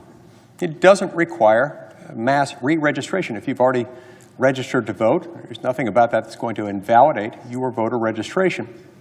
If you move to another state or you otherwise have to register to vote as you would if you have to move, for example, from one state to another, then you will have to register at that point. But there's nothing about your existing registration that's going to be nullified just because this bill becomes law. And on the point of the proof of citizenship, there's been a lot of misunderstanding, some of it in good faith, although the bill itself has just been characterized by my friend and colleague from Nevada as, quote, beyond bad faith and, quote, vile. Those are pretty sweeping accusations, and I don't ever make those lightly on any piece of legislation. If I do, I'm prepared to back them up. Those can't be backed up here. There's nothing about this that is in bad faith. There's nothing about this that is vile. This is dealing with a very common sense problem, a problem that has been many decades in the making. Decades in the making ever since, in some ways, Congress passed the National Voter Registration Act, or NVRA, in 1993, the motor voter law. At the time, it was understood that we could allow participating states, of which nearly all states participate, to set up a process whereby voters could, while applying for a driver's license at their local DMV, also register to vote. After all, it involves some of the same information. You've got to establish who you are when you apply for a driver's license, and also when you register to vote. There are some things that have happened since then that have changed the landscape. One of them has been that 20 years after the enactment of the NVRA, the Supreme Court, in a case called Arizona versus Intertribal Council of Arizona, concluded that the NVRA preempts out the state's ability to even request any type of documentation or other proof of citizenship. Even if they're aware of circumstances suggesting that some would-be voters are in fact not citizens, they're prohibited from doing so. And remember, all you have to do under the NVRA form is sign your name after checking a box saying, yes, I would like simultaneously to register to vote. So if the states are then prohibited from even inquiring into citizenship, attempting to document it, to prove it or otherwise, then there is no way to make this happen. And as a result of that, it leaves open this open gaping wound. We now have an estimated 30 million plus non-citizens residing in this country. And that leads to another development that's relevant to this. Over the years, there were differences of opinion between the states as to whether, to what extent, in what circumstances to offer driver's licenses to non-citizens. In some cases, they would issue them to non-citizens as long as they were lawfully here. In other cases, they wouldn't issue them to any. Over the years, it's evolved to the point where in nearly every state, you can get a driver's license as a non-citizen. And in 19 states, plus the District of Columbia, you can get a driver's license even if you are in the United States unlawfully. So in light of that fact, and in light of the Supreme Court ruling in 2013 saying that the states, even if they have reason to believe some voters are not eligible because they're not citizens, they can't look into it further because the NVRA supposedly preempted them out. As wrong as I think that ruling was as a matter of statutory interpretation, it is conclusive, and it stands to this day. Then you add to that the fact that we had an estimated 10 or 15 million people enter this country unlawfully between 2021 and 2025. You add all that up together, and it becomes even a little more startling. You realize that in several states, they've made a decision to allow non-citizens to vote in some local elections. In those cases, there's still voter registration that goes into that, and those states, along with the most blue states in America, have refused to enter into any kind of memorandum of understanding or otherwise cooperate or enter into a cooperative agreement with federal agencies to ascertain whether, to what extent, and what circumstances there might be non-citizens registered to vote in their state. Nor have they been willing to cooperate with the federal authorities who manage the so-called SAVE database within the Department of Homeland Security. They haven't been willing to show them any methodology or any techniques that they use in those particular states that allow some non-citizen voting to occur in local elections. They've done nothing to show how it is that they separate out those voter registration files from the voter registration files of those who are eligible to vote in federal elections. This creates a genuine vulnerability, the one that we couldn't, in good faith, just overlook and pretend doesn't exist. So let me just say that insofar as people find concerns with the methods that we have allowed you to use when establishing your citizenship at the time of voter registration, if we've left out some form of documentation that should have been included to make this easier, let us know. I'd love to consider that. But the truth is, we were very inclusive with it. One important thing to keep in mind is that this is not the only circumstance in which Americans are routinely required to establish their citizenship. Perhaps the most familiar one on the books currently exists in the context of labor and employment. Every time any American starts a new job with a new employer inside the United States, he or she is required to fill out a form called the I-9. When you fill out the I-9, if you're an American, then you have to prove that you are a citizen. Pretty rigid, fairly inflexible standard. One technique involves showing a U.S. passport establishing citizenship. Another involves a combination of a birth certificate, photo ID, social security card, etc. But that's about it. That's about as far as the options go. There are additional options that we worked into the Save America Act, including, for example, that subset of real ID driver's licenses. Not all real ID driver's licenses establish citizenship. Some of them do, some of them don't. If you happen to have one of those that establishes that, you can accept that. Certain tribal membership cards are also eligible because they establish citizenship. Not all of them do. We tried to identify those that do.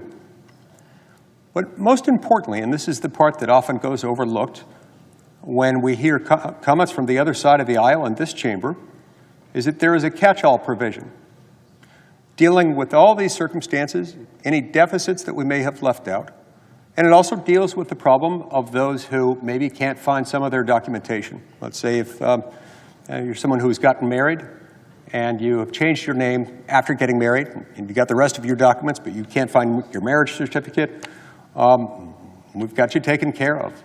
But the same provision in the same part of the bill also deals with individuals who may have lost all of their documentation, either because it was eaten by their dog, or maybe their house burned down yesterday and all their documents are missing, or because they never had them to begin with, or their crazy Aunt Madge, for no reason at all, scooped up all the documents, took them to the landfill, disposed of them, and nobody can find them. Or maybe you just never had them to begin with for whatever reason. These things happen. This bill doesn't cast any judgment about those people. This bill doesn't desire in any way, shape, or form to disenfranchise those people or make them ineligible to register to vote. In fact, it makes it incredibly easy. The provision to which I'm referring, that too often goes overlooked, more or less universally goes overlooked from across the aisle, starts on page 12 of the House-passed Save America Act, which we're debating right now. The bill on the table at page 12, line 22, and following through the text going on to the next page, makes clear that even if you're missing some of your documentation or even all of it, regardless of the reason, and you want to register to vote, you can still do so by writing out an affidavit. It establishes a process whereby a stock affidavit structure could be recommended by a committee that's long existed to help facilitate some of these election issues. And each state would then fine-tune the process that they would utilize in their state, whereby the would-be voter who writes out a sworn statement under penalty of perjury, outlining the circumstances that give them citizenship. Meaning, if they were born in the United States or are otherwise natural-born citizens of the United States, perhaps if they're born outside but to U.S. citizen parents residing abroad at the moment, and were at the moment of their birth, by virtue of the circumstances of their birth, entitled to birthright citizenship as of the moment of their birth, then they are natural-born citizens. They can establish those basic facts, and then the burden falls upon the state to confirm or refute the truthfulness of those things. States have access to databases by which they can compare and contrast what the voter says in the affidavit, saying, yeah, I don't have my documents, but I am a citizen, and here's why, and here are the relevant dates or date ranges to consider. It becomes the state's burden. No American citizen need shell out a single dollar. This is one of the other arguments that I frequently hear raised, is that not every American has a passport. Well, yeah, that's true. And then they'll also go on and say, well, a passport costs money, about 200 bucks. That's also true. Nobody should have to go out and get a passport just to vote. If they've got one, great. It makes it easy to establish citizenship, but you don't need to have one. You don't have to shell out a single dime to register to vote under this bill. Nor do you have to go out and get duplicate documents or be left out in the cold because you can't find your documents, or they never existed, or you never had them, or your house burned down. Whatever the case, this is taken care of. But this, too, was ignored by my friend and colleague, the distinguished senator from Nevada.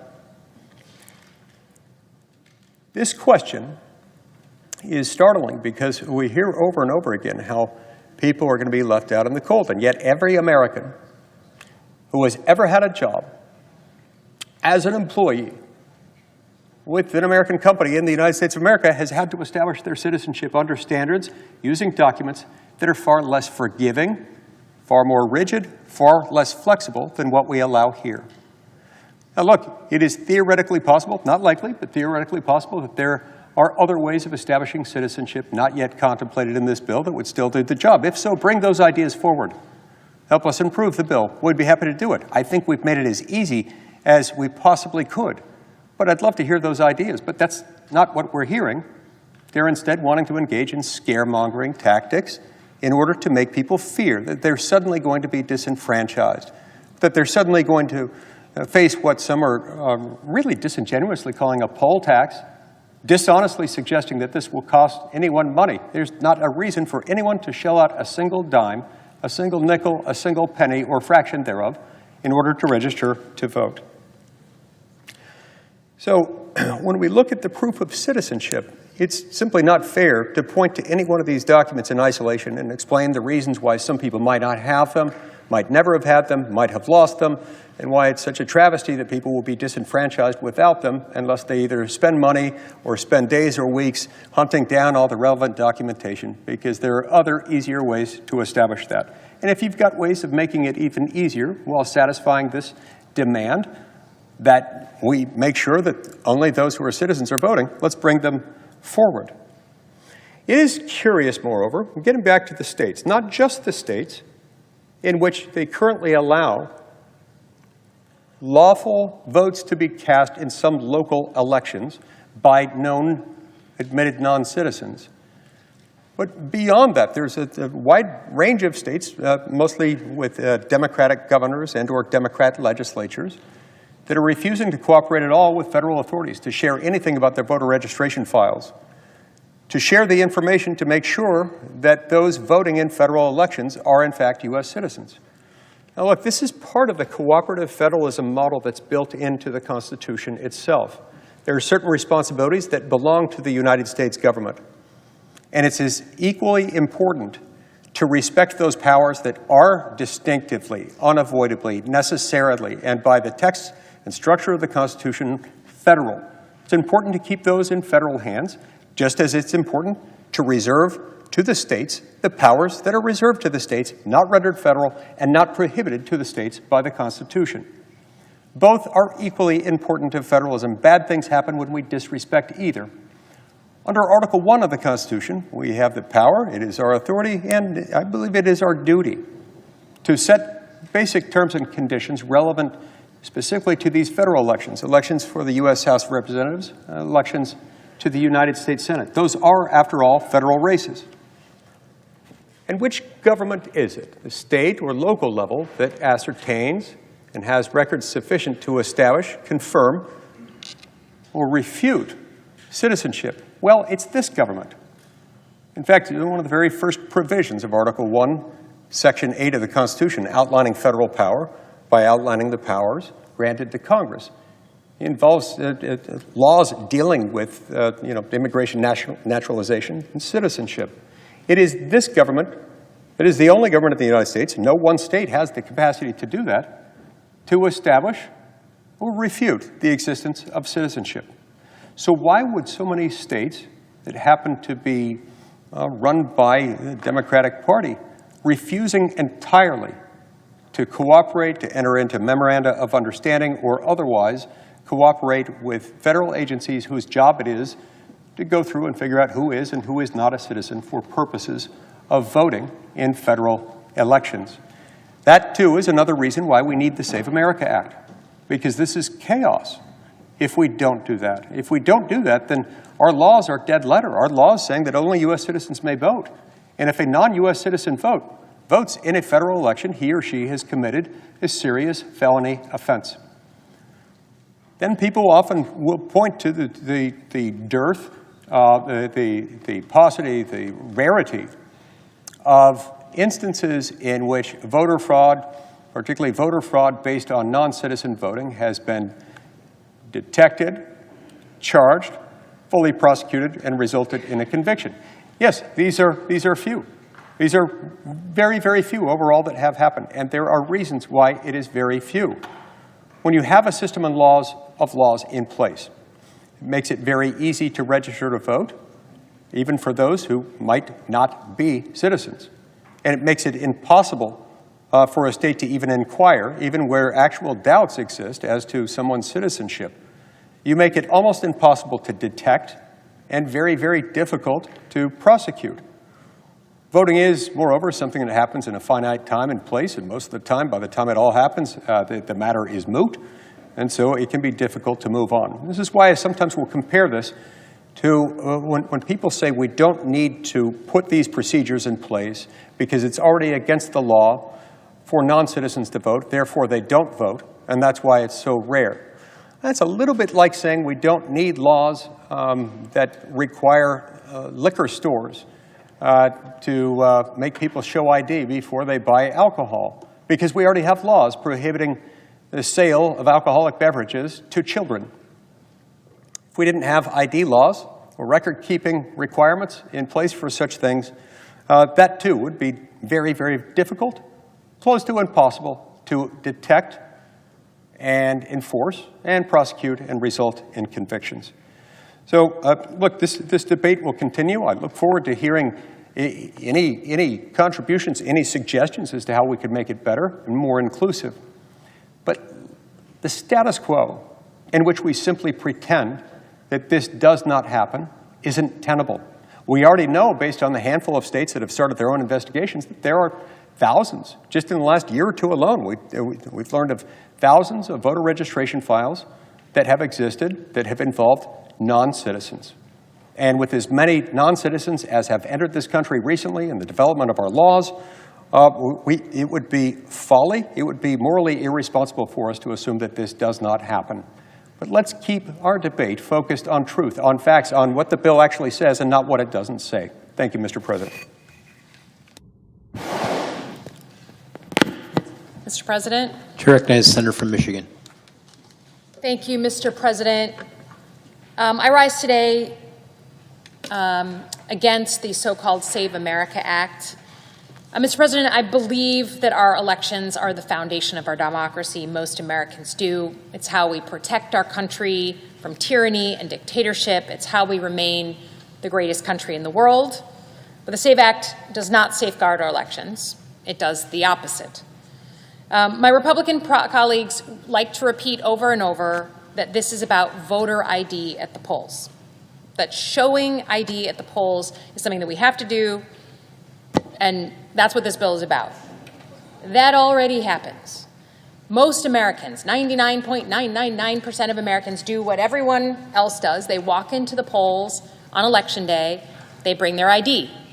The volunteers and the clerks check your ID, and they see you check it to the voter rolls, and they say, come on in and go ahead and vote. That already happens across the country and certainly the state of Michigan. This bill is not about voter ID, which hopefully all Americans are in agreement about. It's about making it harder to vote so that more Americans are excluded from voting. It requires that Americans have proof of citizenship in order to vote. So just by example, I brought my Michigan license, okay? Michigan license, my official, it's the official safe version. There is no proof of citizenship. It says my address, it says my eye color, it says all these things, but it does not have my citizenship. It's just not on the license. And for most of Americans, it's not on the license. So how would I prove my citizenship? Well, I can do it, I guess, in two ways. You can either bring a passport with you, or you can bring an original birth certificate in the name you want to vote with. Passport. 60% of Michiganders have no passport. They've never applied for one. They don't need one. They're not interested in one. And if you want to get a passport, it's nearly $200. So now we're charging a fee for people to do what I hope most people believe is a God-given right as an American to vote. And then if not, you've got to have an original copy of your birth certificate in the name you want to vote in. Well, as you can imagine, for millions and millions of women who took their married name, took their husband's name, their birth certificate doesn't show the name they plan to vote with. So it puts an unbelievable onerous requirement on those married women. This bill also truly constrains mail-in voting. This is going to hurt senior citizens, military, folks in nursing homes, college students who don't live at home. This is intended simply to make it harder to vote. And I want to double tap this because Michiganders weighed in on the ballot on this very issue. In 2018, Michiganders voted in a law that said that anyone could vote absentee for any reason, and it passed with 67% of the vote. And I'll remind you that Donald Trump has won my state twice. In the years since, voter participation has gone up. I would hope that that would be seen as a good thing. Mail-in voting is safe, it's secure, it's the law in Michigan, and undoing it is simply to satisfy President Trump's very specific goals of making sure, quote, only the right people vote. As a nation, we've made a lot of strides in the past 50 years in getting more people to vote. The SAVE Act undoes that, and it represents a significant change. It gives the federal government enormous power over voting. That's exactly what the Founding Fathers wanted to avoid. They specifically wrote into the Constitution that the administration of elections is to be done by the states. And in the commentary on it, they said that was because we never want a president and his supporters to have overwhelming power over the organs of democracy, over the foundation of our elections. So they give that administrative power to the states. Now, President Trump and my colleagues across the aisle have railed against federal involvement in our elections. They've signed amicus briefs and talked about overreach by the federal government in our elections when they thought it was going to hurt them. Now they've done a complete 180. If you want to understand where my colleagues really stand on this issue, just look at their comments and President Trump's his statement of administration policy when the House in 2019 passed the John Lewis Voting Rights Act. Literally, in many ways, a codification of the Voting Rights Act of the late 60s. Many of my colleagues were happy to criticize the federal government telling states how to run their elections. They gave speeches about it. They went on the media about it and talked all about democratic overreach. But this is how you know that they've lost the plot, because when it's their team that's in power, when it's their team that's in the White House, when it's their team that's giving them their orders, they are happy to federalize things. Everybody knows that the Republican Party was always the party of smaller government, states' rights. That's like the brand. So now here we are. Donald Trump says in the State of the Union that if my team doesn't win in November, the elections are rigged, and he only wants, quote, the right people voting. So here we have this bill that they don't have the votes for, and they are talking about what they're going to do to help, quote, save America. Now, in Michigan, just to put the issue in perspective, because my colleagues like facts, we have about 6 million voters out of 10 million in our state. In 2024, in an election won by Donald Trump, wasn't contested by anyone on the other side of the aisle, 15 individual voters were flagged as potentially being non-citizens. 15 out of 6 million. Now, even one non-citizen voting is a bad thing, and they should be held accountable, and they were, to the highest and utmost of the law in Michigan, including spending some time in jail for one guy. But 15 out of 6 million is 0.00025%. These 15 were flagged and even confirmed quickly as non-citizens. This bill is like using a bazooka to go after a housefly. It's not smart, and in the process, it makes it harder for millions of Americans, particularly women, to vote in these elections. And make no mistake, that is the point. We are only debating this bill because of one fact. Donald Trump doesn't like to lose elections, and his team wants to shield him from another embarrassing loss this coming fall. That's it. He's shown us from the beginning how he feels about fraud. 7 months before the 2020 election, he got up in front of the United States and said, if I don't win in 2020, the election is rigged. And you know, people in this body wrote strongly worded letters, they poo-pooed it, they said there's no way an American president will actually try and refute the results of a Democratic election, where clerks, Democrat and Republican across the country are just doing their job. Fast forward to January 6th, and people in this body are hightailing it off this floor, barricading themselves in their office, as I did on the House side, looking for a weapon to protect themselves as a mob instigated by the president crashed into this very floor. It sounds familiar to me. In the State of the Union, just a month ago, the president said, quote, the only way that Democrats can get elected is if they cheat. Is that what my colleagues on the other side of the aisle believe? Do you believe that the only way that I'm here is because I cheated? Donald Trump won on the top of my ballot. Did I cheat to get here? Did he win his last election or no? Passing the SAVE Act will, quote, guarantee the midterms for Republicans. Another thing he said. We're only here because you're doing his bidding and trying to pass a bill that he says will help him guarantee the elections. He says, quote, we'll never lose a race. For 50 years, if this passes, we'll never lose a race.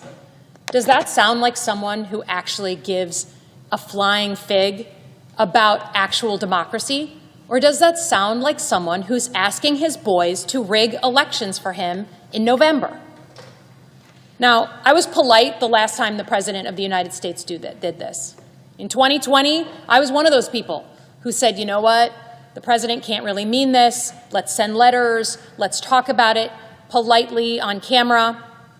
I spoke up at hearings. We asked the military what they were going to do if the President tried to steal the election. Frankly, I and a lot of us on this floor had a failure of imagination for what this president would do. But I am not going to make that mistake again. Mr. President, I will close with this. The President of the United States has laid out what he believes for everyone to see. We have to believe the words he is telling us. That same president is now grinding the Senate to a halt by trying to pass a bill that doesn't do a single thing for your pocketbook, your house, your kids, your health care, or anything else he ran on. He's busy taking weeks at a time on this floor of time we could otherwise be working in a bipartisan manner to pass things that would help people with their cost of living. But he wants to do this because he wants to make sure he's not embarrassed in the fall. And all those promises he said he was going to fulfill, that he's left open, he doesn't want the chickens to come home to roost for him in November. So as Michiganders are waiting in line at the gas pumps right now, as the price of gas jumps 60 cents per day in some cases, as middle-class Americans are unable to buy a home, we're talking about making it harder for women and old people and the military to vote. Instead of addressing the fundamental issues of Americans, we are doing the bidding of the President of the United States because he told us all that if he doesn't win, it's rigged, so we better cover down for him. Mr. President, this is not what we should be spending our time on. Focus on the issues that the American public is calling all of us, asking us to address. It's not what we need, and I yield back my time.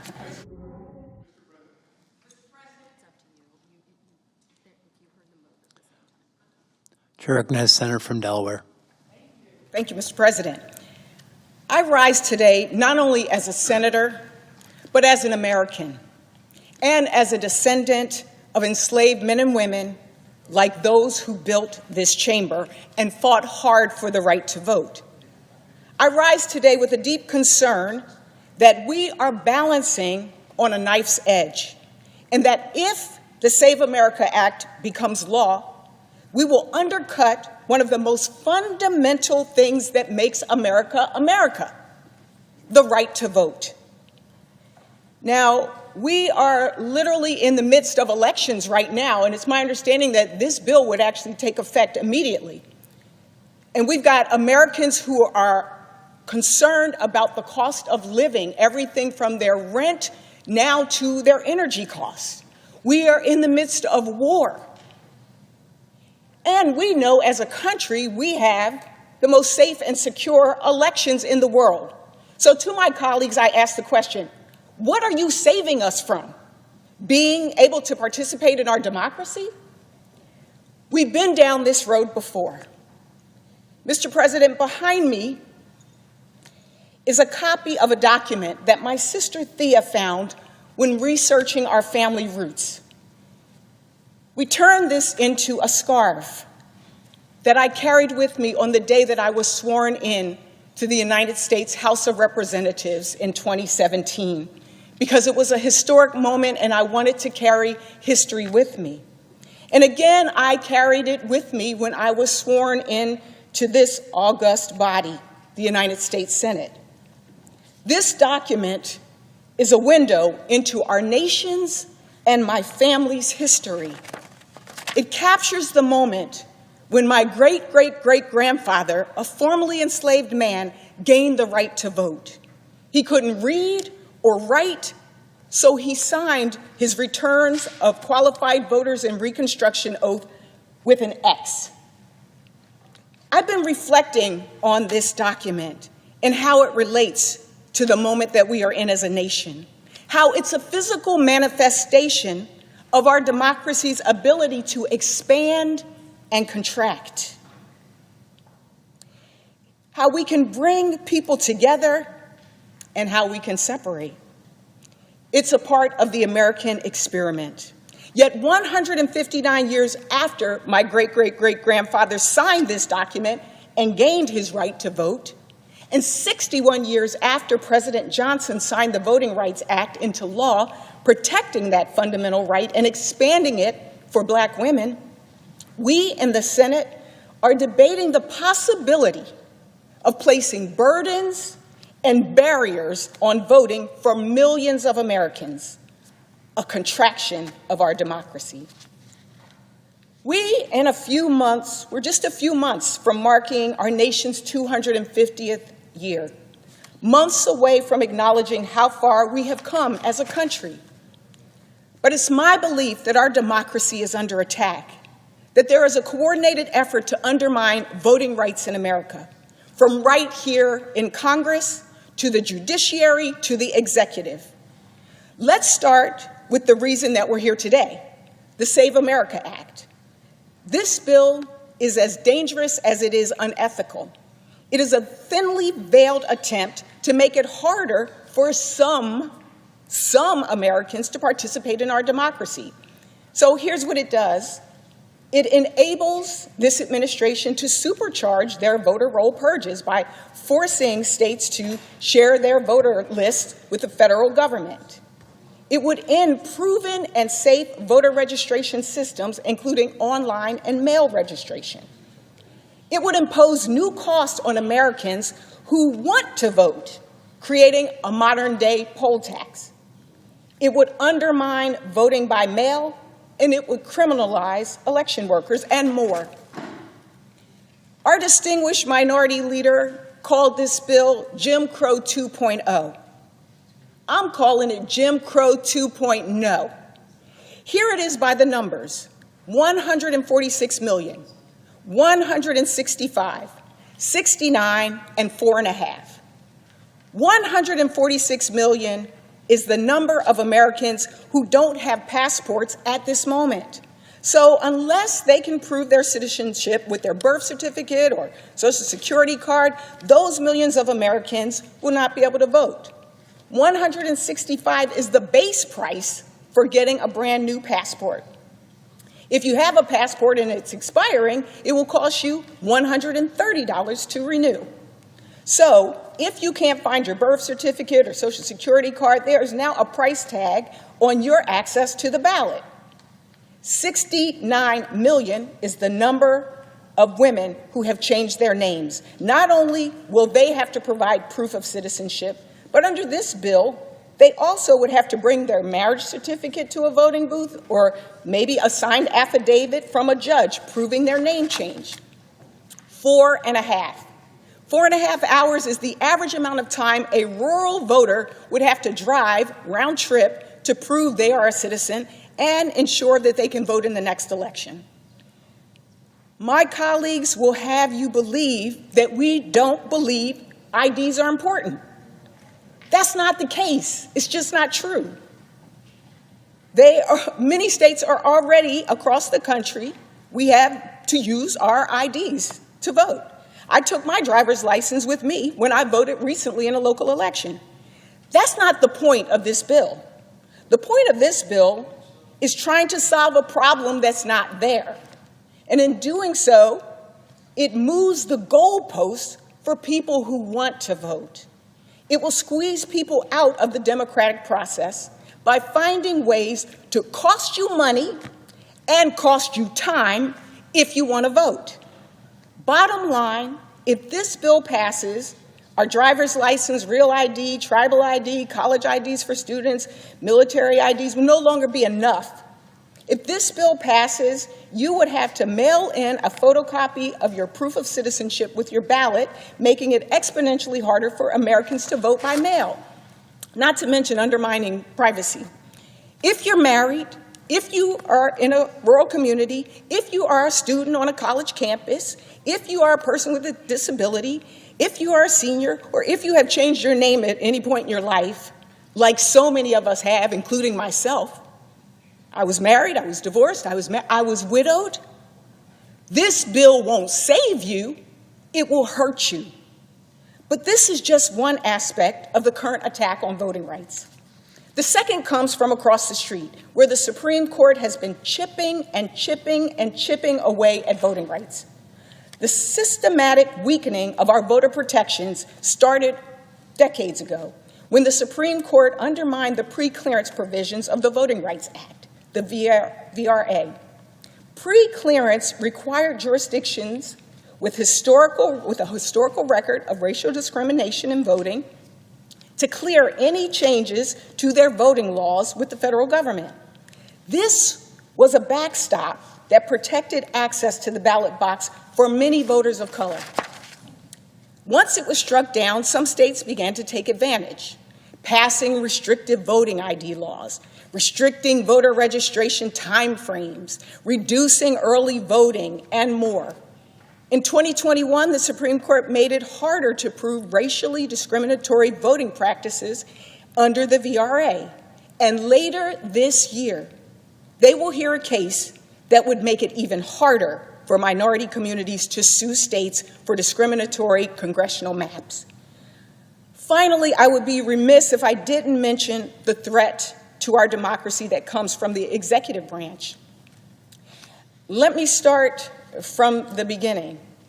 Since January of 2025, the Trump administration has used DOJ to steal our personal information and data.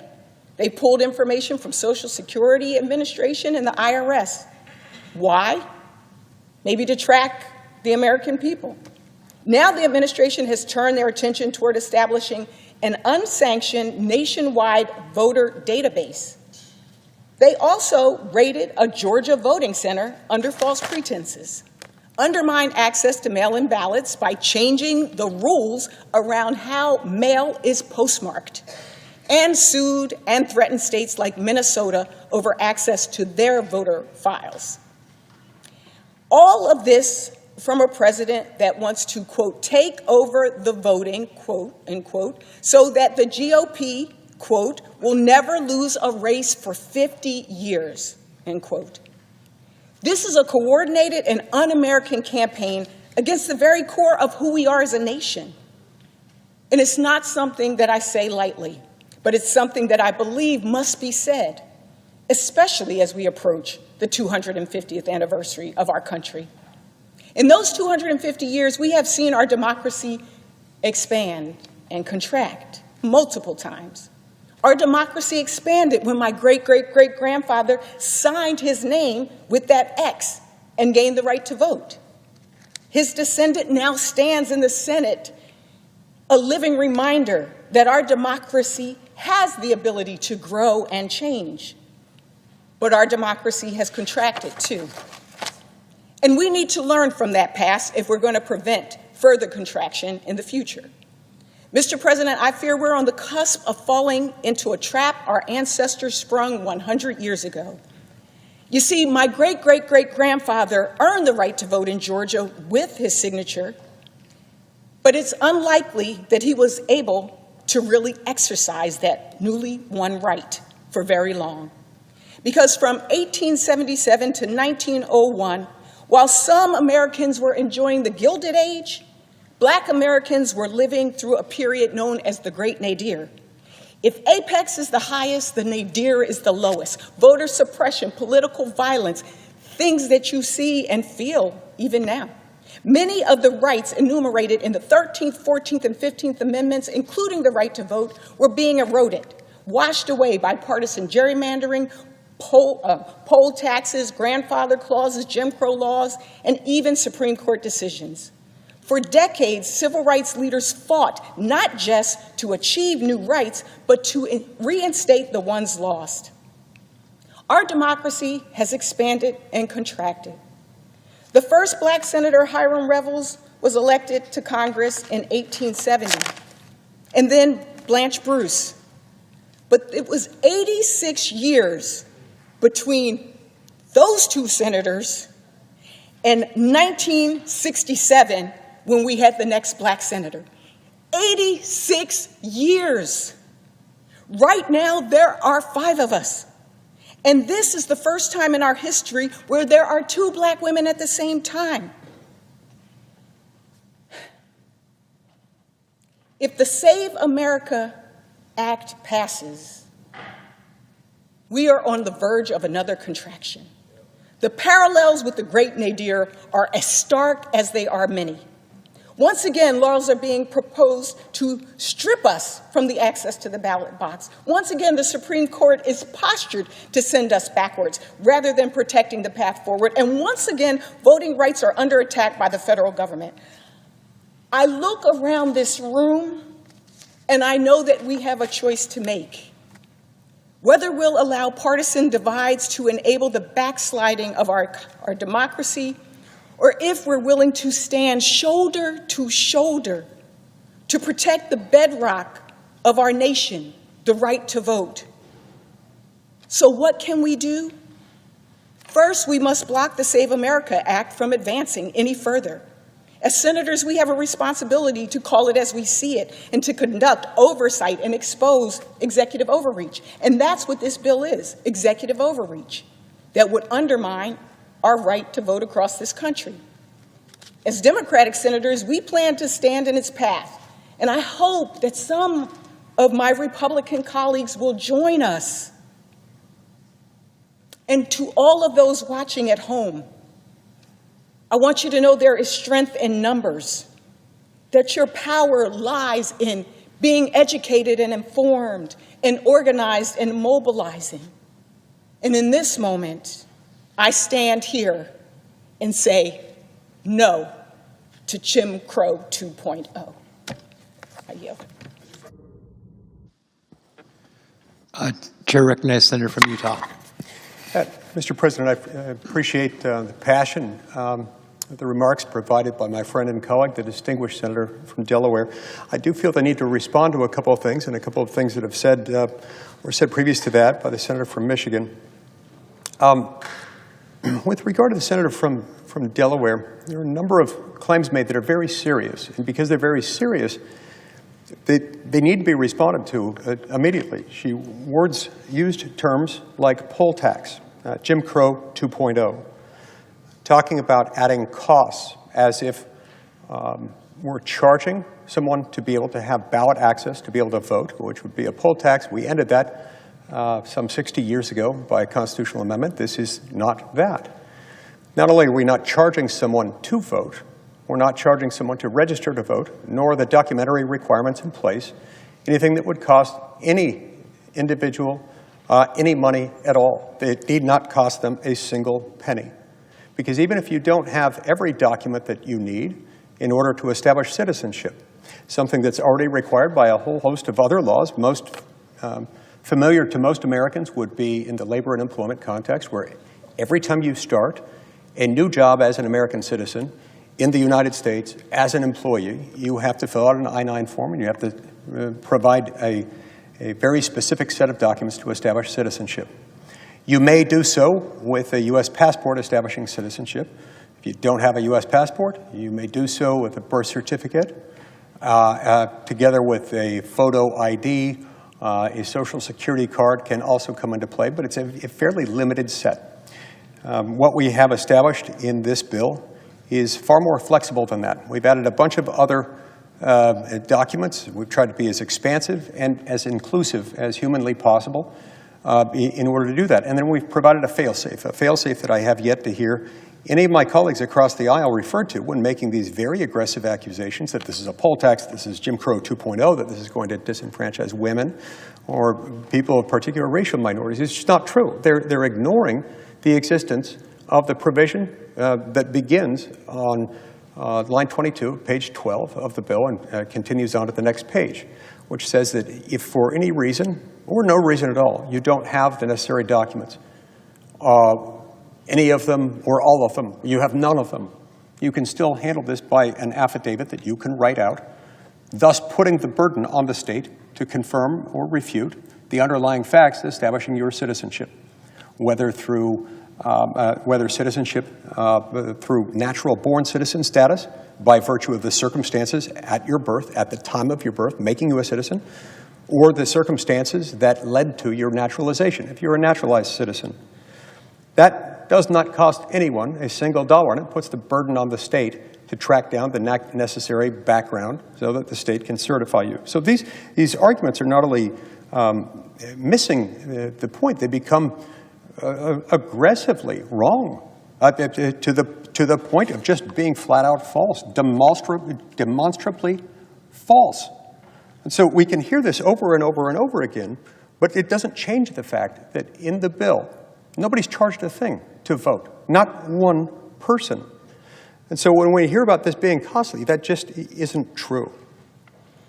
Likewise, another comment was made by my colleague from Delaware referring to a vote by mail provision, referring to some more sweeping changes that are made in a separate amendment that are not part of this bill right now.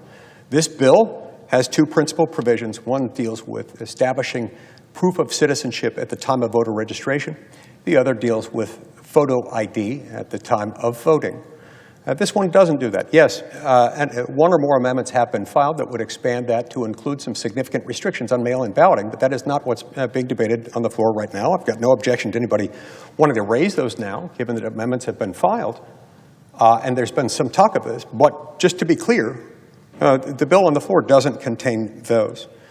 I also need to respond to a couple of the more egregious points that were made by the preceding senator, the senator from Michigan. Among other things, she repeated some of the same false accusations that this would somehow disenfranchise married women. It absolutely, emphatically would not. In addition to making it very easy for somebody who's got all the other documentation but maybe doesn't have a marriage certificate backing up the name change, or maybe they're missing all of them. Again, you go back to page 12, line 22.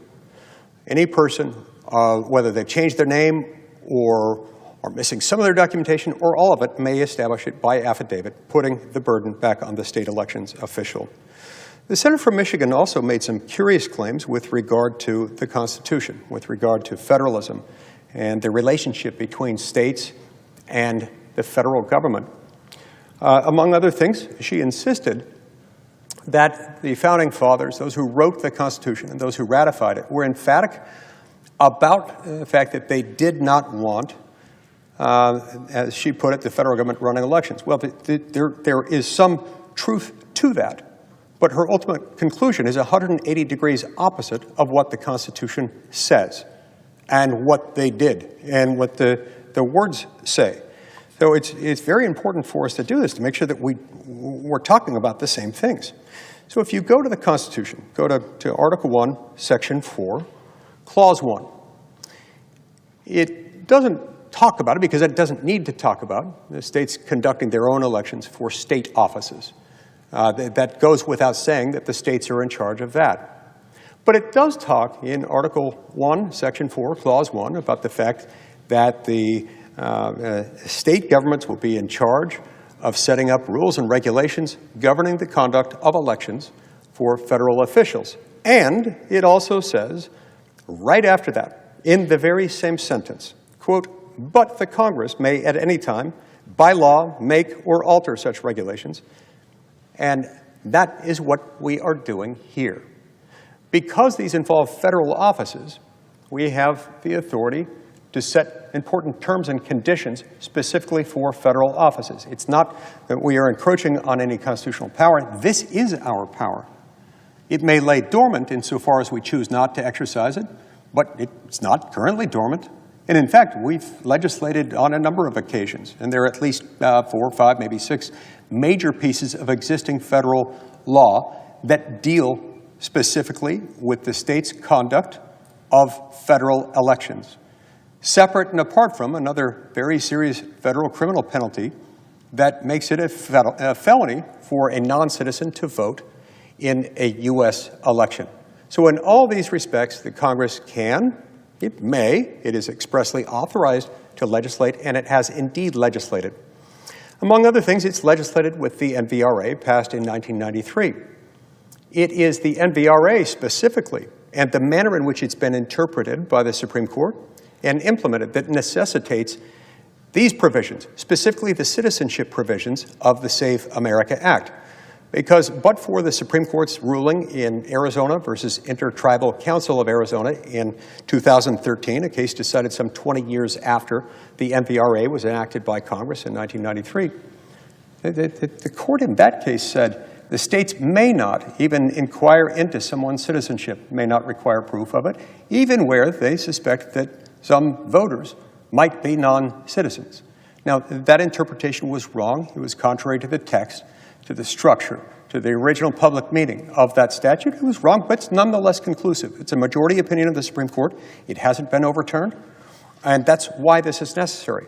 So to call this a federalism problem, to call this an overreach by the United States government into the exclusive domain of the states is literally not true. Why? Well, because in the first place, the Constitution itself makes it federal, and it's necessarily federal. I would add to that that's even more important here because this bleeds into another one of the federal government's exclusive powers and exclusive abilities, namely the ability to identify and ascertain the citizenship of any American citizen. That is not the role of the states, nor do the states have the comprehensive databases that the federal government does have. The federal government has the ability conclusively to determine whether or not somebody is a citizen.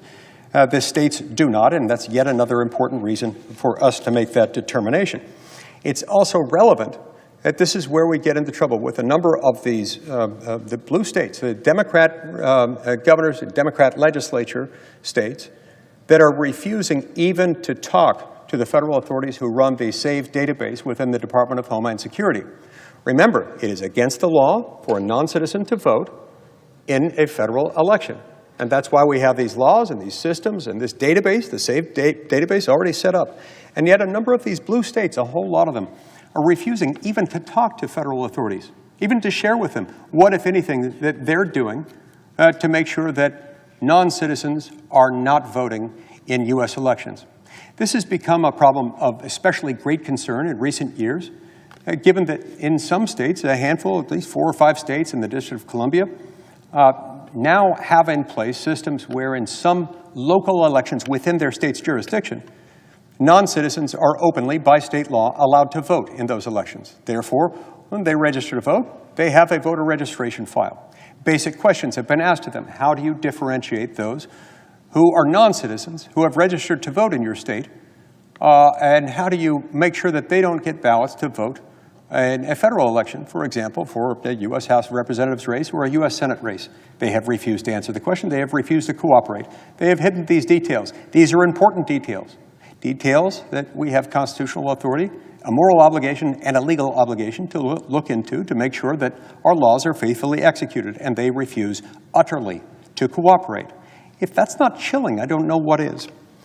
My friend and colleague from Michigan also implied that there is a I don't know, some sort of a de minimis marginal concern about, in her state and in every other state, about non-citizens registering to vote. Oh, it happens every once in a while, somebody gets in there, we remove them. Well, let's remember, I mean, I looked up some articles on this, and I've got one right here from a publication called The Michigan Bridge. One of the ways that they found a handful of non-citizens registered to vote was in a sort of haphazard way. They found 15 just by doing something very simple. They compared a list of people who had gone into court after being summoned for jury duty. Jury duty, remember, typically turns on what they call the wheel, a random selection from among registered voters in the jurisdiction. You're called up if you're a registered voter randomly to serve in jury duty. Periodically, in Michigan and in many other states, people will show up for jury duty. There are all kinds of tricks that people use to try to avoid jury duty if they don't want to. This one may or may not be a trick in some circumstances, and in many circumstances it wasn't. People were truthfully saying, I'm not a citizen, therefore I may not, must not, cannot, will not serve as a juror. So somebody came up with the idea, let's compare, I think there were a list of, 250 or so who happened to have made that argument. Then they compared them against Michigan's voter registration database, and they found that at least 15 of those individuals were non-citizens who had registered to vote. That is a far cry from saying that there are only 15 non-citizens registered to vote in the state of Michigan. When you consider the haphazard, random way in which they found this out, one would suggest that not only that there could be more, but that there likely are a lot more, because most people aren't getting called in for jury duty, and most who aren't necessarily invoking this defense of, I can't serve, I won't serve, I may not serve because I am not a U.S. citizen. Finally, with regard to the federalism point, I find it very curious that this argument continues to surface, and it surfaces in particular from our Democratic colleagues. And the reason I say that is that all of a sudden they're very concerned about federalism, about maintaining the sanctity of the distinction between that which is state authority and that which is federal. That's important to me. I focus on a few things more than that. I think the core structural provisions of the Constitution, the vertical protection that we call federalism, and the horizontal protection that we call separation of powers, are as important as any other feature in the Constitution. And when we deviate from those, we cause all kinds of ripples downstream. So I'm very sensitive to these issues. I want to avoid any semblance of trampling on state sovereign authority. This, sir, is not that. And especially when we hear this from those who just a few years ago, during the Congress ranged between January 3rd, 2021 and January 3rd, 2023, in which both chambers in Congress were controlled by Democrats, and we had a Democratic president, President Biden. During that time, they supported legislation known as H.R. 1. Now, if you want to see a federal takeover of elections, H.R. 1 was that. It was vast. It was sweeping. It covered all sorts of things that the federal government has no business taking over in elections. Among other things, it would have designated every single voting jurisdiction in the entire United States of America, regardless of what part of the country they're in, regardless of what, if any, history they may have had with past de facto or de jure discrimination or segregation of their state, subjected them all to pre-clearance, meaning any time they passed any law affecting the way votes were cast, precincts were drawn, or otherwise, they would have to go to a political appointee, a Democratic political appointee inside the Department of Justice, to seek a mother may I, an advance blessing from the federal sovereign before they could make those changes. That, Mr. President, is a violation of federalism, and that is something that, last I checked, every Democrat who now serves in the Senate, who was here at the time, supported. So I'm sorry to count me surprised that they would make the federalism argument now in reference to a bill that focuses solely, exclusively on powers that the federal government does in fact have. And in fact, the only reason this bill is necessary, Mr. President, is because of existing federal law, the way it's been interpreted and the way that it's being implemented. That's the only reason we need any of this. That is not a federalism problem. That, Mr. President, is an appropriate exercise of federal power. We do just as much violence to federalism when we deny to the federal sovereign the ability to exercise federal power as we do when we do the same to the states. Thank you. Chair recognizes the senator from Alaska. Mr. President, I ask unanimous consent that the privileges of the floor be granted to my defense fellow and my intern for the remainder of the Congress. They are Alexis Tadaro Wagner and Caroline Moffett. Without objection. Thank you, Mr. President. Mr. President, I've come to the floor this evening to speak about the Save America Act. Before I do that, though, I want to take a pause for a maybe a little break in the conversation about elections to update people on Alaska's greatest sport, and that is the Iditarod. So just a moment here to update folks.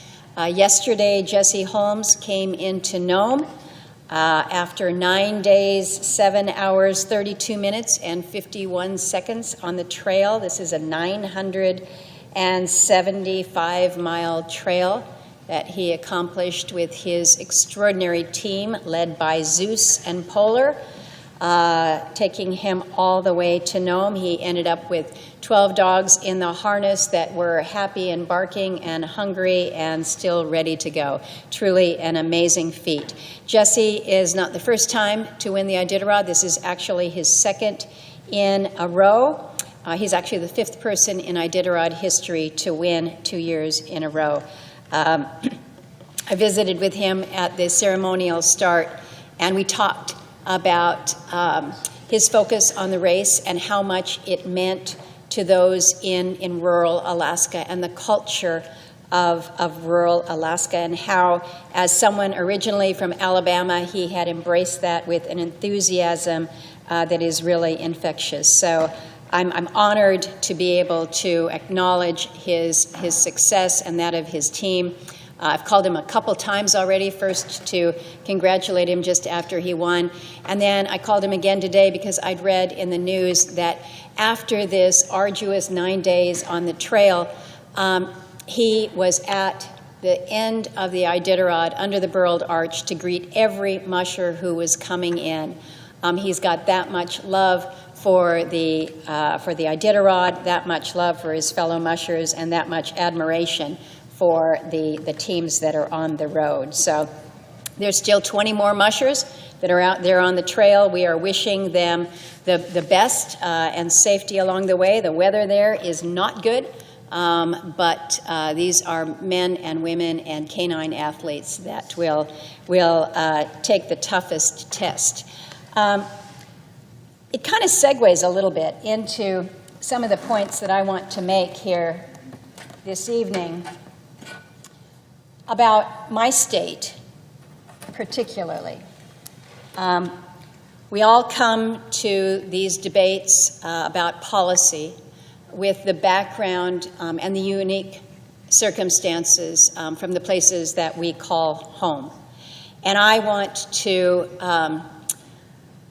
to begin my comments this evening about the Save America Act and why I have spoken out in opposition to this measure, not because I disagree with what my colleague from Utah has shared, that it should be the privilege allowed to U.S. citizens, this privilege of the vote.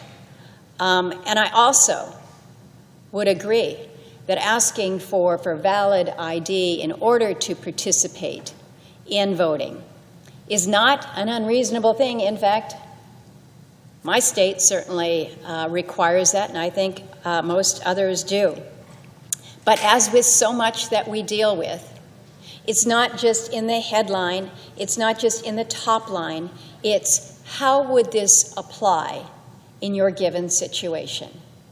And as a senator that comes from a big state, some would say a very unique state, a very complicated state. I don't think that there's too many where you have dog races that go just about 1,000 miles and we celebrate them. And the fact that the trail that these animals and their mushers took goes through an area where, yes, people live, but we're not connected by any roads. The way that we get around is just a little bit different from other folks. And so recognizing and appreciating the distinctions that come to bear when you take a measure that is good in purpose. Citizens should be allowed to vote, valid ID should be required, but you got to peel back the cover here and see how is this going to be implemented. And so I want to focus, I know that there's multiple versions of the bill. The senator from Utah just pointed to that. I want to speak to the substitute amendment to Senate Bill 1383, which we have now, and focus on the particular challenges and the practical challenges that it creates for a state like Alaska that is 1/5 the size of the United States with a population of just over 700,000 people. And so it's the challenges that we have specifically with registration, with the requirements for a photo ID, and then I'll speak a little bit to the mail-in voting limitation. One of the first places to start is you're saying, all right, if you said, Lisa, you don't oppose the intent of this, and you come from a big state, and there may be logistical challenges in implementing it, when does all this come into play? Well, that's an important consideration, because as the bill is drafted right now, these provisions are effective upon passage of the bill. And so that means that Alaska and every other state is going to have to comply with a new set of laws that, in my state situation, that contradict our state laws. And we are in the midst of an election cycle. We are less than 8 months away now from our general election.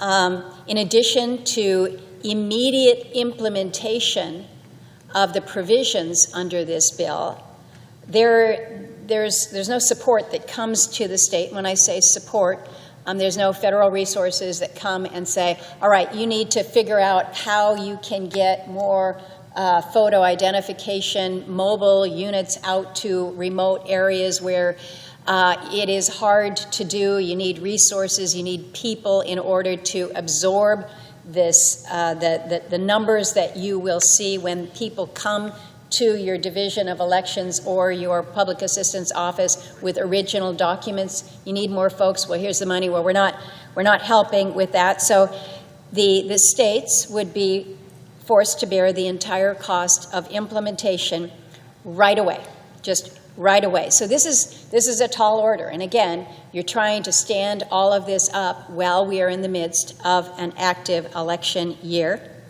And certainly in my state, we would be redirecting, if we had to comply with a federal law, we would redirect funds from elsewhere.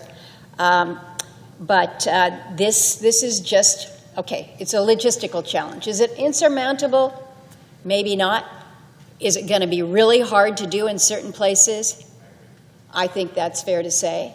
So maybe I'm starting with the easiest point here, which is the implementation on the timeline that this bill outlines is pretty near impossible in a state like Alaska right now, given the lack of infrastructure that we currently have. So let me move to the next point, and this is with regards to the registration to vote. Requiring proof of citizenship. Okay. We can figure this out. And listen carefully to the senator from Utah when he said, you know, when you have a name change, it may be complicated to get your documents, but ultimately you're going to figure out a way to get your documents. But I'm going to walk you through the challenge of what it means to meet a requirement that says you have to provide your proof of citizenship. You've got to provide your documentation in person in order to register to vote. Now, you don't get confused. That's not when you're actually voting. That's where the voter ID comes into place. What we're talking about right now is just the registration to vote. This would be a major, major departure from how most Alaskans currently register to vote. So just setting the scene here, in 2024, over 80% of applicants registered by mail, they registered online, or they registered through our permanent fund dividend application. This is a process that every eligible Alaskan will go through each year, just about this time. And so we have set up a process that allows for you to register when you are applying for your permanent fund dividend application. In 2023, that number in terms of the applicants who used that process, either by mail, online, or through PFD, was more than 90%. So this is where people are going right now to register. So what this would require is you might be able to start the process online, but the requirement to present the documentation in person is still there. So there were about 29,000 new voter registrations in 2024. And under this Save America Act, it would have effectively forced about 25,000 of these Alaskans to go to the Alaska Division of Election Offices to provide the documentation in order to certify your citizenship. Now, people have said, well, wait a minute, it's not just the Division of Elections that you can go to. There are potentially other agencies that you can take documentation, whether it's State Public Assistance Agency, Department of Motor Vehicles, other locations that the state has designated as voter registration agencies. So let me just walk you through. Again, I should have my map of Alaska overlaid on the continental United States, but we're 1/5 the size of the United States. These stars here are the 6 division of elections that we have in Alaska. We have 6 divisions of elections. So again, if you had my other big map, Alaska stretches from Florida to just about California, down from the southwest, practically up to the Canadian border. So it would be like, going from Washington, D.C. to Ohio to go. My map is probably off on that, so maybe I shouldn't be using those states. My point is, you've got 6 division of elections that are throughout the state: Juneau, Anchorage, Fairbanks, Nome, Wasilla, and Kenai. So this is clear through the Save America Act that this is where citizens, Alaskans, can present their documentary proof of citizenship. Now, what's less clear is whether or not you can present that documentary proof if you go to a division of motor vehicles, if you go to a state public assistance office, or do you go to other locations that currently provide voter registration services, although pretty low levels. But again, don't get excited to think that now we've got stars all over the map in terms of where you can go to actually present your documentation, because there are only 10 other locations around the state that then fall into this bucket of places that have a DMV, State Public Assistance Office. So what you're seeing here is a logistical reality in terms of how you would meet the requirement for production of your documents. The Save America Act doesn't change the federal law that mandates that states designate public assistance and disability offices as what they're calling voter registration agencies. And that might extend for voter registration beyond, again, these 6 election regional offices. But the law's not consistently enforced, so that's an issue here. So for instance, down here in Southeast, in an unstarred area, The Sitka office is an area where public assistance is provided for, but that office is currently limited to what they call general inquiries only. So if that changes, it's unlikely to be feasible that you could actually present your documentations there. In addition, none of these offices are equipped to handle in-person voter registration that the SAVE Act could force upon them. And again, you're talking about the need for additional resources. Most of these offices or places are where you have one or two folks, oftentimes with limited hours. And quite honestly, they're trying to get out SNAP benefits, LIHEAP benefits, and now you're going to task them with not only registering somebody to vote, but now it is this confirmation of official documents that again, you've got a new private right of action and criminal penalties that could be imposed if you're not doing this right. So states can also continue to designate other government, other non-government offices as voter registration offices. But if any of these, but only, so you've got to agree to do that.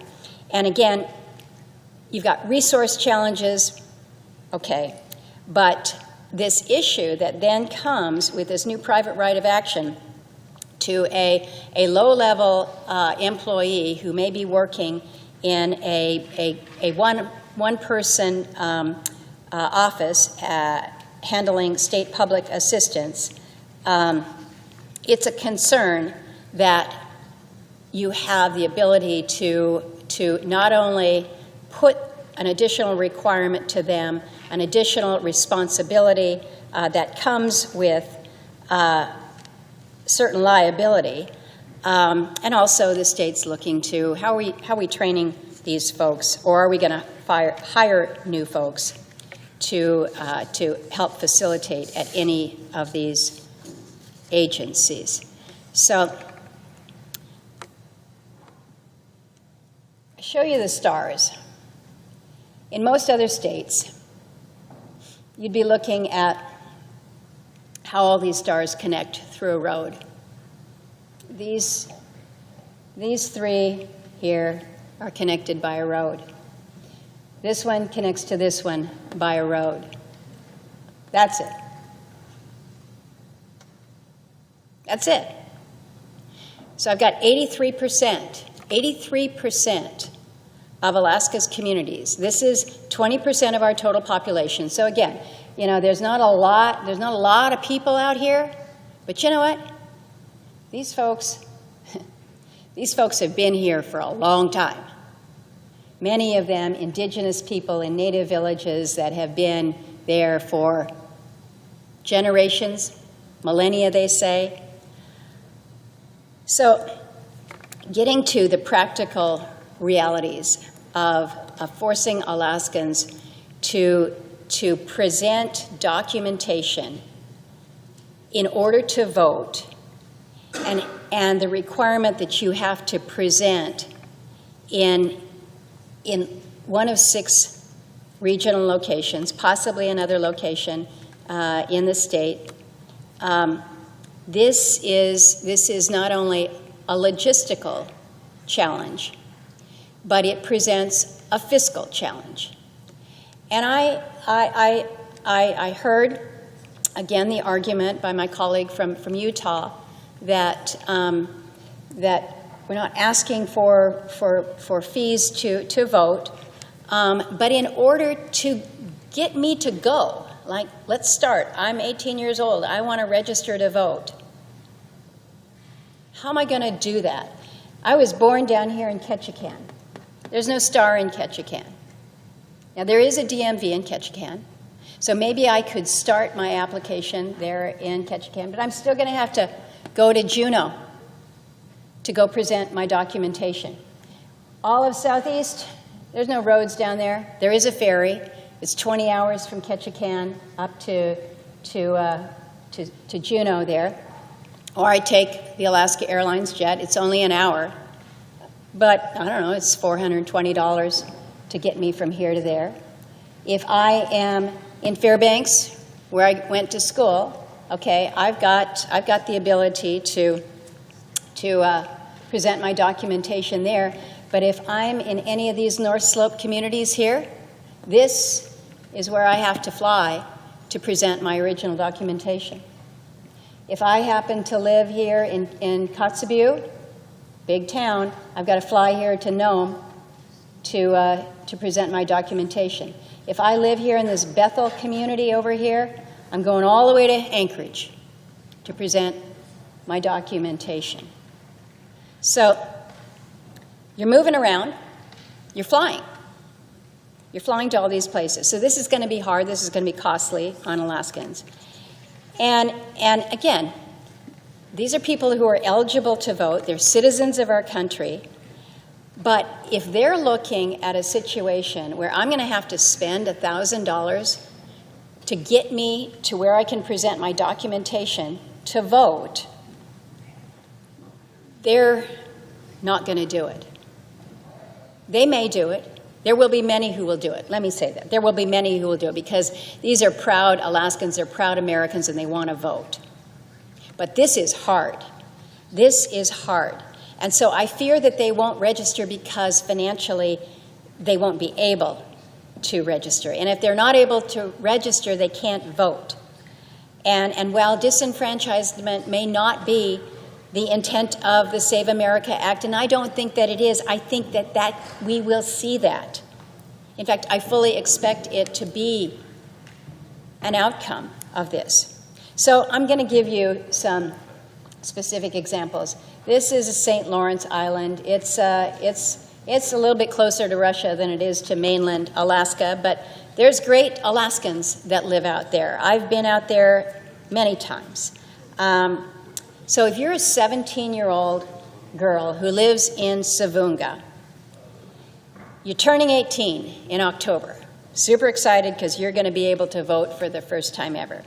So what's this young person going to have to do in order to register to vote?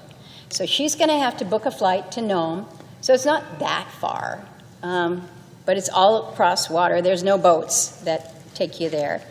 But that flight, we don't have jets out of St. Lawrence Island, so it's a prop jet. It's going to cost you $720 just to start. The flights, if there's one a day, you're lucky, that's good. But you're going to have to stay overnight because you can't return on the same day. There aren't a lot of hotels in Nome. A night at the Aurora Inn is $310, but I would guess that since the Iditarod is going on right now and there's lots of excitement there, it's probably a little over $310. But then you add in food for the day, cab fare, you're probably looking at least $1,000. At least $1,000 for a quick day trip to go to Nome, to register so that you can present your documentation so that you have the privilege to vote. And keep in mind, in my example, I'm a 17-year-old girl, super excited about turning 18 and being able to vote, but I don't have $1,000. And the people in the village, fishing village of Savunga, or in the other community of Gamble, they don't make this kind of money. So this is probably the best case scenario for flying in and out of Savunga because you got weather that hits all the time. And again, you're not in a jet, you're taking a prop. You can get weathered in or out. Your trip can last several days. Storms blow in, you're stuck there, you can't move for a week or so. This is not uncommon. And so it adds, and I feel like these stories are important because, well, my example of a young 17-year-old who's excited to vote, there's no name, I haven't talked to such a person, but these are the scenarios that people live with when your state is geographically blessed. I was going to say challenged, but I think we're blessed with our geography. So you're saying, okay, Lisa, that's an extreme example because that's a big island out in the middle of the big ocean, but other places that are more connected, it's not that bad. Let's go to the largest fishing community in Alaska, and the fishing community that brings in more fish per volume than any place else, on Alaska. So we're sitting out here. We're right at the end here because, once again, we're so geographically blessed we can't have a map that actually shows that the Aleutians go all the way out here. So you're in on Alaska, say you're a fisherman or a teacher. The flight to Anchorage, because this is where you're going to have to go. You're going to have to go into Anchorage. 800 air miles. 800 air miles. The cost, one way, right now, if you can get a seat, is somewhere between $1,100 per seat, if you can maybe get on a charter, to possibly as much as $1,300. This is one way. This is one way to get you from here to there. Now, granted, this is crab season going on, and so the tickets, you're not able to get many seats, but that's what we're talking about. So you've got over $1,000 just to get you there. Then you get to Anchorage, and you're not home free. It's not like the Division of Elections is sitting there at the Ted Stevens International Airport. You've got a 5-mile drive to get into town. Maybe you rent a car. You probably don't rent a car. You get a cab. But surprise, again, there's no return flight home to Dutch Harbor on Alaska on the same day. So this is not a one and done, in and out. I got to overnight. That means I've got to get a hotel. I'm probably going to need to have something to eat. So again, the reality that we're looking at is it's costing thousands of dollars to just get me to the place so that I can register to vote. I've been spending a lot of time with the folks in the southwest region of the state that were impacted by ex-typhoon Halong in October. It's a 1,000-mile storm that just blasted through these communities. And the small village of Kipnuk was devastated. Homes literally floated off of their pilings and floated as many as 3 to 5 miles away. The homes are not, it's not possible to go back to those homes. So I've been talking to residents from Kipnuk who have said, I lost everything, and there's no way I can go back there. So these villagers, who no doubt that they're U.S. citizens, they no longer have the documentation to prove their citizenship. It's lost. Now, it can be recreated, but it's going to take time. And again, I take it back to my first point, which is all of this happens now when the bill is signed into law.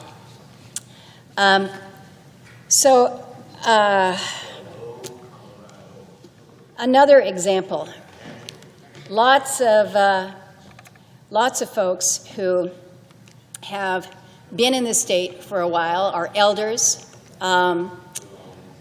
lived in a time, were born in a time when being born in a hospital was not the norm.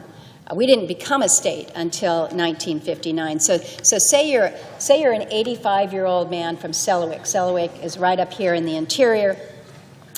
He spent his entire life there. Selawik, there's no need for a driver's license. You can't get one in Selawik. You were born in your parents' house, certainly doesn't have a passport. Getting a certified copy of your birth certificate can be really, really difficult if you've never had one before. And we know because these are certain examples of some of the things that we do with casework in my office. It's not easy. It can be done, but it's not something that you can just say, here's a copy of my passport. I got to have a certified copy of my birth certificate. So I've mentioned that just the logistics, the sheer logistics of trying to satisfy the requirements of the law when it comes to registration. So costly to get yourself there, and it is costly to secure the documents that you need to prove citizenship in the first place. It's been mentioned that passports are $130. Applications take 4 to 6 weeks, unless you're paying an expedite fee. We've got pretty good statistics in Alaska when it comes to those who actually have a passport. About 50% of Alaskans have one. Getting a certified copy of your birth certificate or marriage certificate. It's not free, that's $30. One of the problems that we found, though, in Alaska right now is our Vital Records Department for the whole state has a notice on their website that says that there's a processing time of 1 to 2 months. So, for instance, if I'm coming out of Ketchikan here, and I want to go to Juneau, fly to Juneau, so I can present my documentation. If I've got a copy of my birth certificate, but it's not certified, I'm either going to have to fly back to Ketchikan to see if it's possible to get one there, or I can go to Vital Statistics, but then I'm told you got to wait a couple months, perhaps. So now I've spent $420, and I'm still not registered to vote. So I've shared how challenging it is to meet the requirements with really no advanced lead time to transition, to allow for the states to stand these up. It has been mentioned before that the challenges that women have. Name changes. I've talked to women in domestic violence shelters who have shared with me that one of the scary things about their situation is knowing that the abuser in a domestic violence situation continues to hold the papers that will allow them to move about. So whether it is a birth certificate, whether it is a passport, whether it is a tribal ID card. In Alaska, we've got an estimated 155,000 female citizens aged 15 years and older who have names that don't match their birth certificates due to a host of different reasons.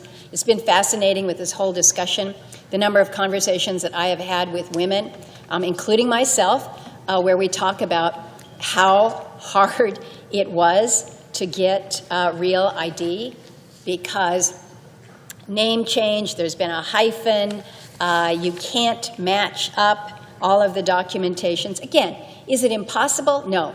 Is it going to be really challenging? Absolutely yes. So, I've talked about the registration part of that. Let's assume now you are registered to vote. Now, SAVE Act is going to require new photo ID with specifics attached to it. So it's not only a photo ID, it has to have an expiration date on it. So you've got to have this to vote. I've said, I support voter ID. Alaska requires ID to vote, as I think they should. But I think what we have here is a very prescriptive approach to it.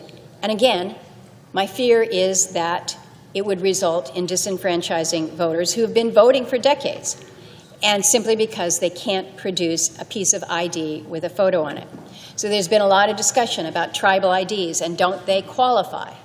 They qualify for you to go through TSA, but the Act requires that you have a photo ID that has an expiration to it. And most tribal IDs do not have an expiration date to it. Some of them do not have photos. So it would be a significant challenge to so many in our, not only in Alaska, but within the lower 48 as well.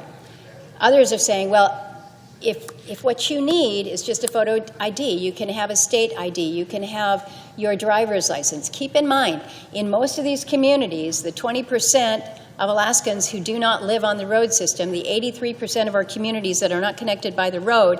If you're not really connected by the road, that means we don't really have a lot of roads in a lot of these places. So why do you need a driver's license? You don't. You might live in a boardwalk community where you really don't have any roads. So, and you don't have the ability, again, to provide for a Department of Motor Vehicles in these communities. So there is an exception, and I want to acknowledge that that recognizes that voters would be able to provide the last 4 digits of their social security number and an affidavit attesting that they're unable to obtain a copy of a valid photo ID, but it says after making reasonable efforts to obtain a copy. So I want to know, what does that mean? What do reasonable efforts really mean? Because I worry that it might open the voter up to potential liability and result in different standards around the state. So it matters when we say, well, you can make reasonable efforts, but what does that really mean? What do I tell that person who comes from the boardwalk community that doesn't have a driver's license, that doesn't have a state ID, whose tribal ID doesn't include an expiration date? Does it mean that reasonable effort means that you've got to fly to Anchorage in order to get that? I don't know. I don't know. This version also goes further and sets a new default rule for federal elections of in-person voting. This contradicts Alaska's long-allowed no-excuse absentee voting by mail. So the way the amendment is drafted, absentee ballots would be only allowed if the voter is a member of the Uniformed Services or stationed abroad or out of state, unable to vote in person due to illness, infirmity, hospitalization, or physical disability, is the primary caregiver of an individual who's medically incapacitated, or will be absent from the state due to verified travel. And now there's a 5th hardship category. But we understand that the drafters are pretty clear that this is meant to be construed narrowly. So the bill then goes on to prescribe very different specific chain of custody rules for a state's handling of absentee ballots on top of the other changes that Save America would mandate be implemented immediately. So again, in addition to the geography, I'm going to introduce you to the climate and to the weather. Because in November, when we hold our elections, along with everybody else, in a presidential year, the weather is notoriously not good in Alaska. I don't care what part of the state you are in. And so what has happened is Alaskans have taken their voting responsibility very seriously, and they're like, I'm not going to be shut down by the weather. Because remember, a few years ago, we had that bad storm. We weren't even able to get out of the driveway to go to town. And so I'm going to vote absentee. We have allowed no excuse voting for a long time for lots of good reasons. Most notably, people want to make sure that they're able to participate in the vote.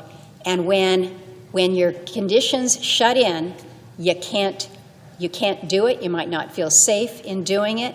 And so you're securing it early by being responsible.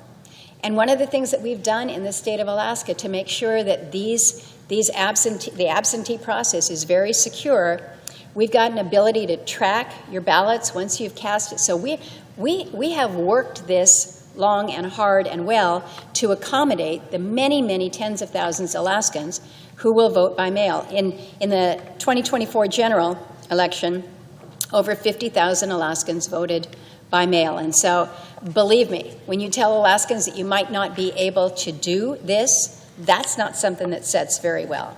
So again, I'll restate again, the goals of what we're talking about with the Save America Act, I support.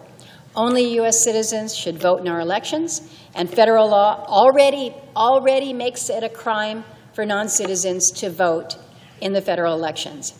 Voters should be required to present identification, which state law requires, and lists specific forms of ID that work to provide that identification in the state. But as I tried to share by way of a map and way of some stories here, There are significant impediments that I see in implementation of this act in my state. I do have additional issues with the reforms that the legislation would impose on states, including the federalization of the election process as opposed to the state-driven process that's contemplated by the Constitution. And one example is the requirement for states to run their voter rolls through a federal database that was not designed for this. We've already had some legitimate issues for multiple states with regards to that. So I have asked, do we see evidence for the need of these sweeping changes, given the lack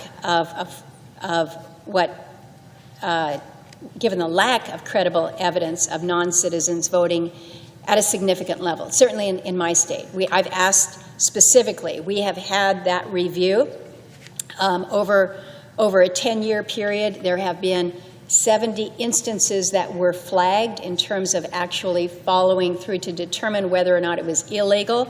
But that's basically 7 a year. And so you look at what we're trying to chase here with this, balanced with disenfranchising so many who would be faced with almost insurmountable challenges in order to register and or vote. So I look at this, and on balance, it doesn't wait. I'm also not happy to see some provisions tucked into the substitute that target transgender individuals simply because there's apparently an opening to do so. I don't know that that has anything to do with voting. But these provisions add to the opposition that I have, but really the practical impacts on Alaskan voters are the easiest thing to express here. They've not been solved by the updated text. I've introduced over a dozen amendments, germane amendments, to make what I think would allow this bill to work better. But I think they're just kind of the tip of the iceberg of changes that need to be made. So again, the Save America Act may be well-intended, but how its goals are achieved matters. Implementation matters, and we cannot create a situation that doesn't work for Alaska, where so many who should be able to vote and who may have been voting for years, lawfully voting for years, are suddenly unable to do so. The states should remain in charge of their own elections. They should set their own requirements based on what works for them, because we can't shift to a system that works for many rightful voters, but not all, and particularly so close to Election Day and with no funding for the states to implement new mandates. So, Mr. President, I know Alaska is always a little bit unique, and you all know that Alaska is a little bit unique because I tell you so. But I appreciate the recognition of the distinctions that we have among our many amazing 50 states. And with that, Mr. President, I yield the floor. Majority Leader. Madam President, I send a cloture motion to the desk for Senate Amendment number 4421. The clerk will report. Cloture motion. We, the undersigned senators, in accordance with the provisions of Rule 22 of the Standing Rules of the Senate, do hereby move to bring to a close debate on Amendment number 4421 to the motion to concur in the House message to accompany S. 1383 with substitute Amendment number 4420, an act to establish the Veterans Advisory Committee on Equal Access and for other purposes, signed by 17 senators as follows. Madam President, I ask consent the reading of the names be waived. Without objection. Mr. President, Madam President, Minority Leader. pursuant to the notice given by me on March 16, 2026, I move to suspend paragraph N1 of Rule 25. Motion is debatable. I have a cloture motion at the desk. The clerk will report. Cloture motion, we, the undersigned senators, in accordance with the provisions of Rule 22 of the Standing Rules of the Senate, do hereby move to bring to a close the debate on the motion to suspend the operation of Rule 25, paragraph N1, to permit the Committee on Rules and Administration to consider the pending motion with respect to the message to accompany S 1383 to fund the TSA, and as noticed in the Congressional record on March 16th, 2026, signed by 17 senators as follows. I ask consent the reading of the names be waived. Without objection, Note the absence of a quorum. the clerk will call the roll. Ms. Also Brooks.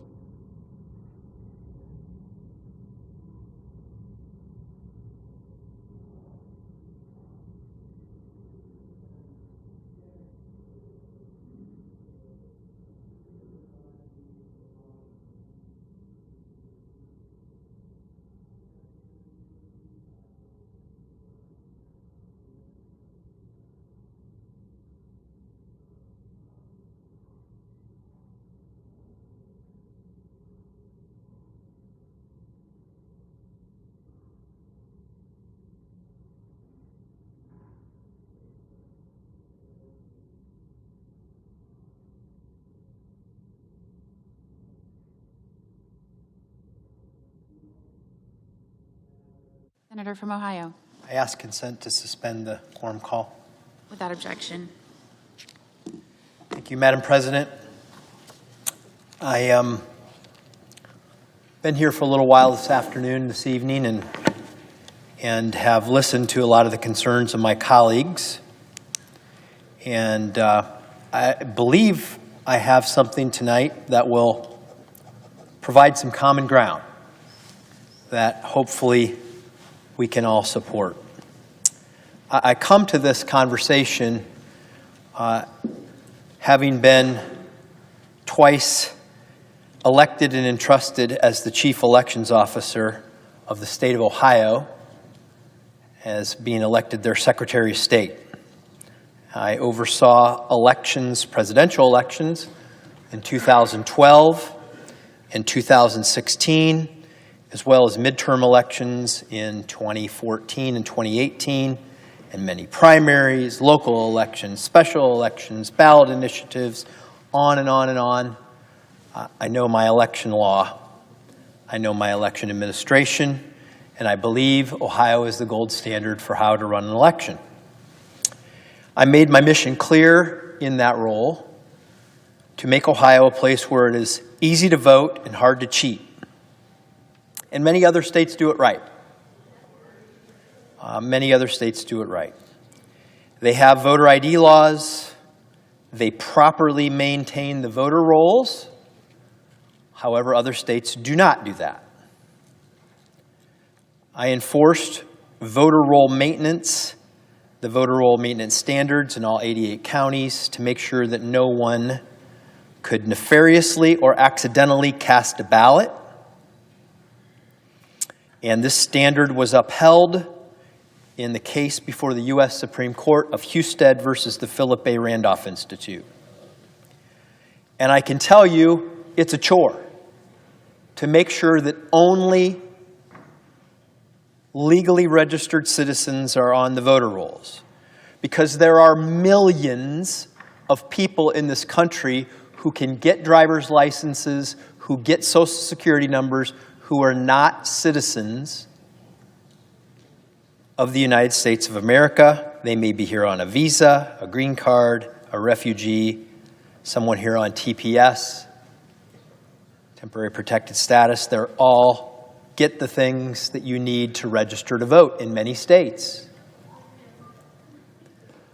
And when you're in a swing state, you have lots of outside groups that just want to register everybody because they get paid more and more and more the more people they register, even if those people are not legally allowed to be on the voter rolls. It's an important responsibility. I also launched an annual voter fraud and suppression report, which was a post-mortem on each election cycle. And we found cases every election of fraud and attempted fraud, even with all those safeguards in place. It was rare, but it was real. It was out there. And you may say, well, what's the big deal? It's a few hundred here, a few hundred there. We had 200 elections during my tenure. When you add up the local elections that were decided by one voter tied. Local elections, township trustees, political officials, every vote counts, every vote matters. Ohio then implemented a required photo ID law at the polls, and with these reforms, there has been no evidence of voter suppression. In fact, with all of these measures in place, in the 2024 presidential election, it produced the second highest turnout that we've had in the past 4 presidential elections. And it's not surprising that people don't find it hard to produce an ID when they come vote, because it happens in their lives every single day. I know, for me, in the last week, I've had to provide an ID to enter a government building, an ID to rent a car, an ID to stay at a hotel. But many other things we commonly do in life, whether that's someone going to the local store to buy alcohol or tobacco, you name it. Lots of reasons that people have to supply IDs. They're very accustomed to doing it, and they do it all the time. So when they show up at the polls and ask for an ID, they already had it with them because they probably were already asked for it once that day. And in Ohio, and I'm sure other states do, I know other states do this and are perfectly capable of doing it. If you don't have an ID, the state of Ohio will get you one free of charge at the BMV. So, Madam President, when we talk about the Save America Act, it is trying to solve a simple problem, at least the provision that I'm here to talk about tonight, that we need to make sure that we know who is coming to the polls to cast their vote, because election integrity matters. But there are 14 states that do not have voter ID laws, even though 80% of Americans think it's a good idea. This is one of those issues that whether you talk to Democrats, Republicans, or independents, they say, yeah, photo ID makes sense. It's just kind of common sense that we would want to know who's voting when we cast a ballot to elect presidents and senators and governors. And like I said, I've tried to listen. I've heard my Democrat colleagues say that they don't oppose photo ID laws. Heard the Senator Schumer say our objection as Democrats is not to a photo ID. Heard Senator Fetterman say he supports a photo ID law, and I guess if I could quote him, if the GOP wants real reform over a show vote, put out a clean, standalone bill, and I'm an aye. Well, that's what I'm doing tonight. The voter under this legislation could present a photo ID of any of the following: a state-issued driver's license that includes a photo and an expiration date, state ID that has a photo of the individual and an expiration date, U.S. passport, valid U.S. passport, a valid military ID, or a valid ID issued by a tribal government that includes a photo of the individual and an expiration date. Pretty simple, not complicated, easy to do. It's proven effective because many states already do it. We certainly do it in Ohio. I will add that it's also easier to administer when you have a photo ID and you're an elections official. Because we have our neighbors show up every 2 or 4 years to work at the polls. They might be young children or young adults. We know we let high school students participate in that in Ohio. It might be a senior citizen. It could be anybody who decides that they're going to give of their day to go sit at the polls and check in voters. When you have a photo ID, it's simple. You just look at it or you slide it through the card reader and the voter's information pops up and you know which precinct they're from, which ballot they have, and whether or not they're legally allowed to vote.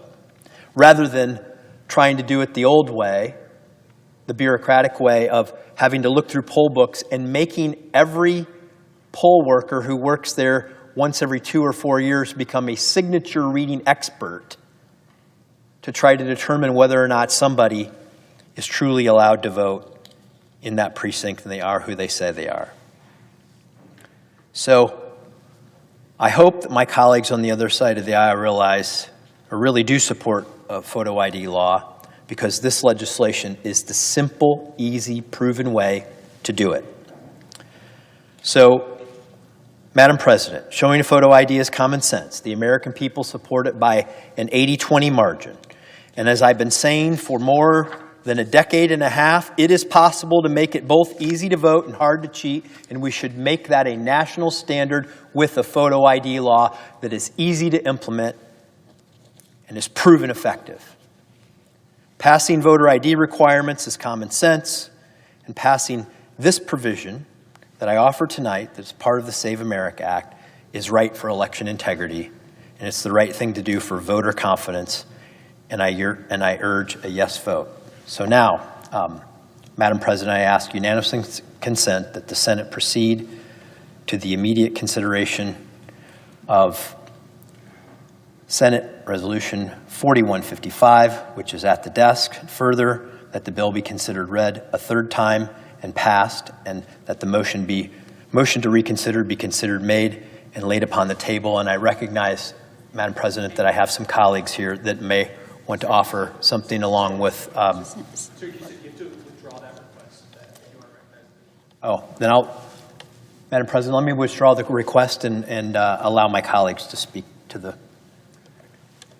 Thank you, Senator Madam. from Utah. Thank you, Madam President. I want to thank my friend and distinguished colleague, the Senator from Ohio, for his observations, for his insights on this. This is one of many true talents we have in the Senate.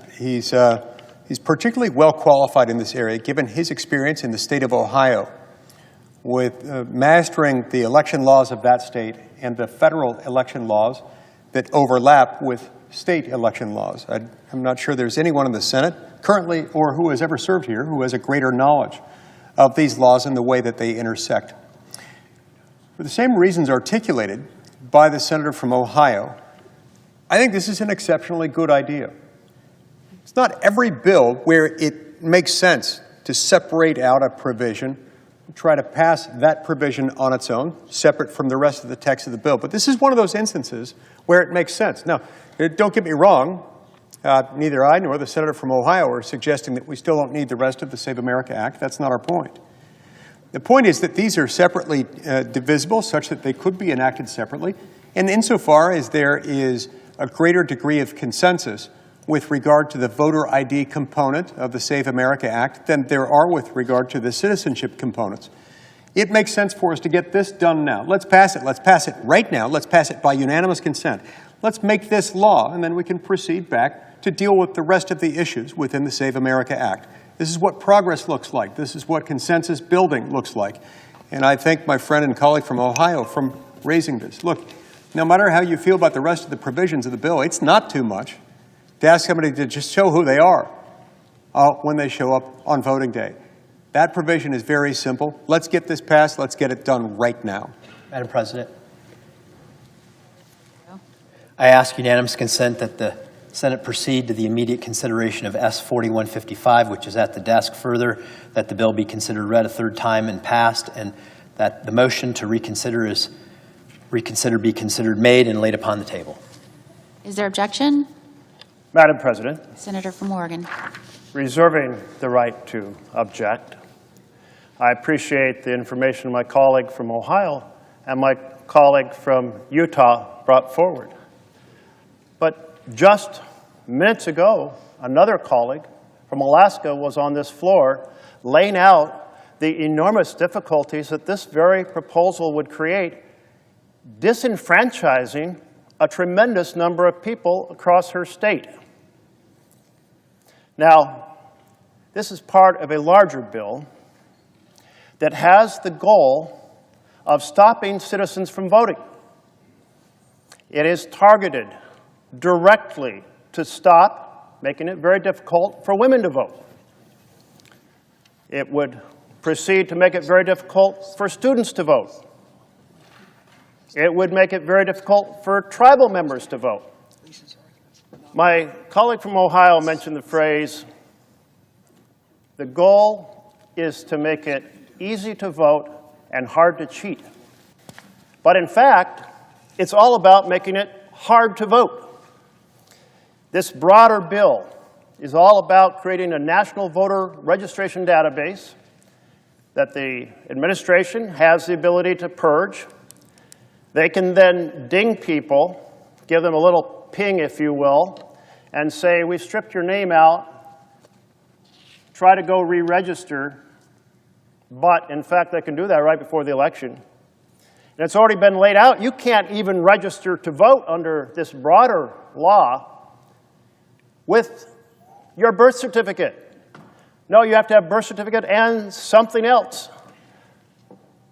They do say you could register to vote with just your passport, but that brings in a very expensive enterprise, and it takes 6 months to do that. But let's focus on this particular piece. This measure before us proceeds to destroy the secret ballot. In 2024, 48 million citizens voted by mail. That includes the state of Utah, that my good friend was just speaking from, representing. It includes the state of Oregon. Now, those 48 million folks, they're told, you have to tell the world how you're voting, because you have to put your copy of your birth certificate or your driver's license in with your ballot. So when they open your secret ballot, your name's inside there with the same document of how you voted. Well, that's pretty troubling, this effort to destroy the secrecy of the ballot for 48 million Americans. Now, my colleague from Ohio has a lot of studies and experience that I will acknowledge. And I'm not familiar with all the studies that he's conducted. But I am familiar with the study from the good state of Utah, an examination of 2 million voters. That examination, done by his state government, found that there was one person registered who should not have been registered out of those 2 million people, but that person had never voted. So the number or amount of fraud was 0 out of 2 million. I'm not sure if Ohio could even match that incredible level of integrity that Utah achieved, to be able to have an audit that shows 0 people who weren't qualified to vote voted. Oregon had a study that covered 20 years of voting. 20 years, that's a long period of time. They found cases that were, if you will, potentially a problem in less than 1 out of 1 million. I'm not sure Ohio could match that either, because the system of voting by mail has a lot more integrity than the system of voting at the polls. You see, voting at the polls introduces so much opportunity for shenanigans. The people involved who don't want a particular community to vote, well, they move the precinct locations between elections, so people go to the wrong place. They put the precinct election places where there's no place to park, a deliberate effort to disenfranchise individuals. They proceed to put in voting workers who don't work or machines that don't work in order to create long lines. And others have put out false information about the location and false information about the date. This is a whole series of proven strategies to corrupt elections on Election Day. And that is why President Trump wants to shut down vote by mail, because it's easy to manipulate and corrupt the election on Election Day using these systems that have been well studied and well practiced in many jurisdictions. Well, I value integrity. And Utah and Oregon have shown that type of integrity. In fact, Utah's lieutenant governor, I might mention, he shares the party that is across the aisle from me. He noted that this bill would violate the state election law, which guarantees a secret ballot. Assault on the secret ballot, an effort to be able to manipulate Election Day in a corrupt manner, an effort to rig the November election. That is what we're talking about right here. And this, Madam President, is absolutely wrong, because we should be down here defending the high integrity system of vote by mail, not trying to corrupt its secrecy or trying to stop it altogether. And thus, Madam President, I ask that the senator modify his request and take my amendment at the desk to be considered and agreed to, the bill as amended to be considered and read a third time and passed, and the motions to reconsider be considered, made, and laid upon the table. Is there an objection to the modification? Madam President, Senator from Ohio.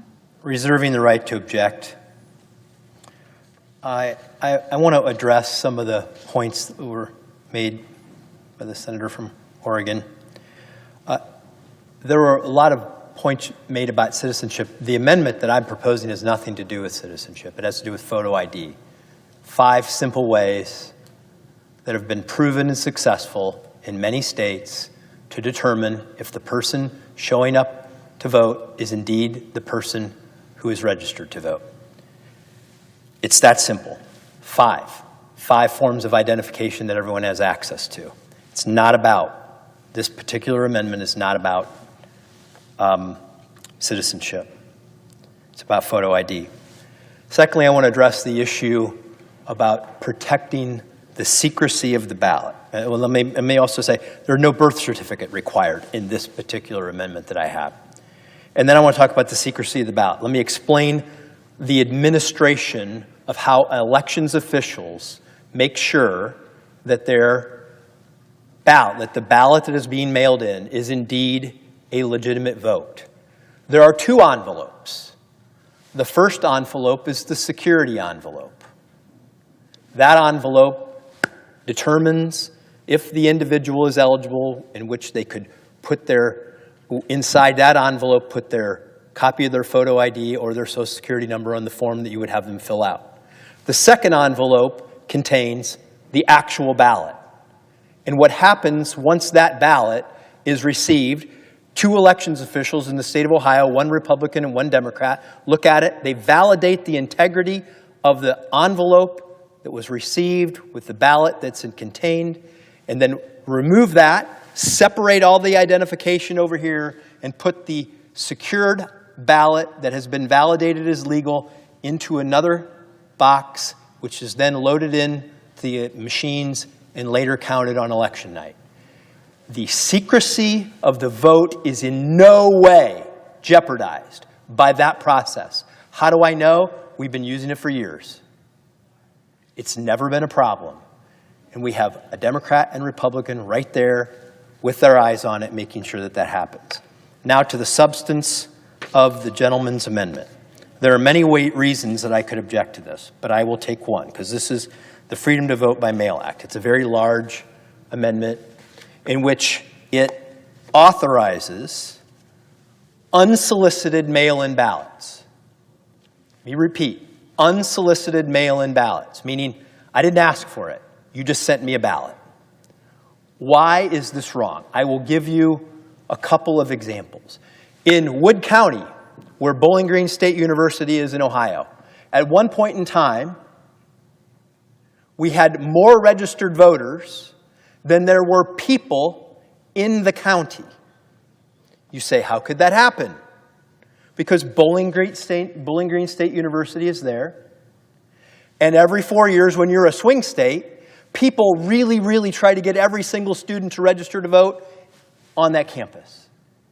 And so over years, according to the National Voting Rights Act, you cannot remove somebody for being an inactive voter, meaning just because I didn't show up and vote, I'm on the voter rolls, you can't remove me. Well, I want to just give you a reason why they might still be on the rolls. Because when they graduate from college, they don't think to call the Wood County Board of Elections and remove themselves from the rolls. They just stay on there.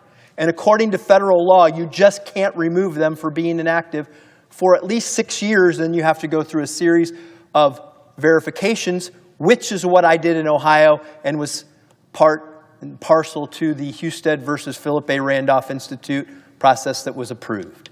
So, in states that don't do that, which there are many that don't, what you have are people that may attend the University of Oregon, they may be from Columbus, Ohio, they may graduate from college and live in an apartment on campus, and when they move back to Ohio, you wouldn't know the difference. They're still on the rolls, and you're sending them a ballot. And they're not even legally allowed to vote in that state because you can't remove them from the rolls without going through a 6-year process. That's the federal law. That's why we have so many people, so many ballots in states that do unsolicited absentee balloting, with ballots floating around out there, and they are not supposed to be sent. They aren't, the person that they're being sent to is not legally allowed to vote, because they may very well be registered in another state and you wouldn't even know it. So, on that basis, Madam President, I object. Objection to the modification is heard. Madam Is there an President? objection to the original request? Yes, reserving the right to object.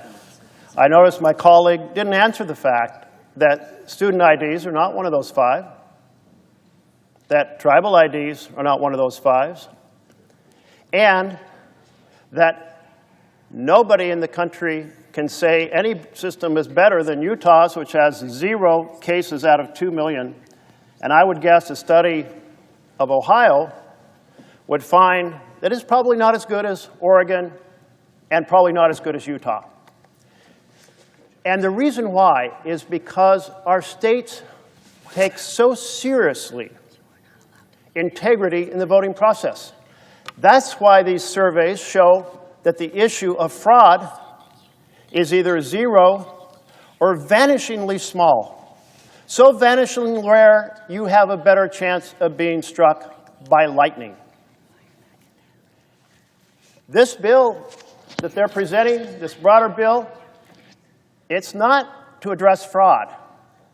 It's to make it very hard for targeted groups in America to vote, and to make it impossible in the broader bill to vote by mail, because they want you to have to vote in a system that can be manipulated. And I did notice he didn't address a single one of the 6 ways I noted that voting at the polls are often manipulated. For that reason, and because I believe in the integrity of our voting process and will not allow it to be degraded in this horrific fashion, I object. Objection is heard.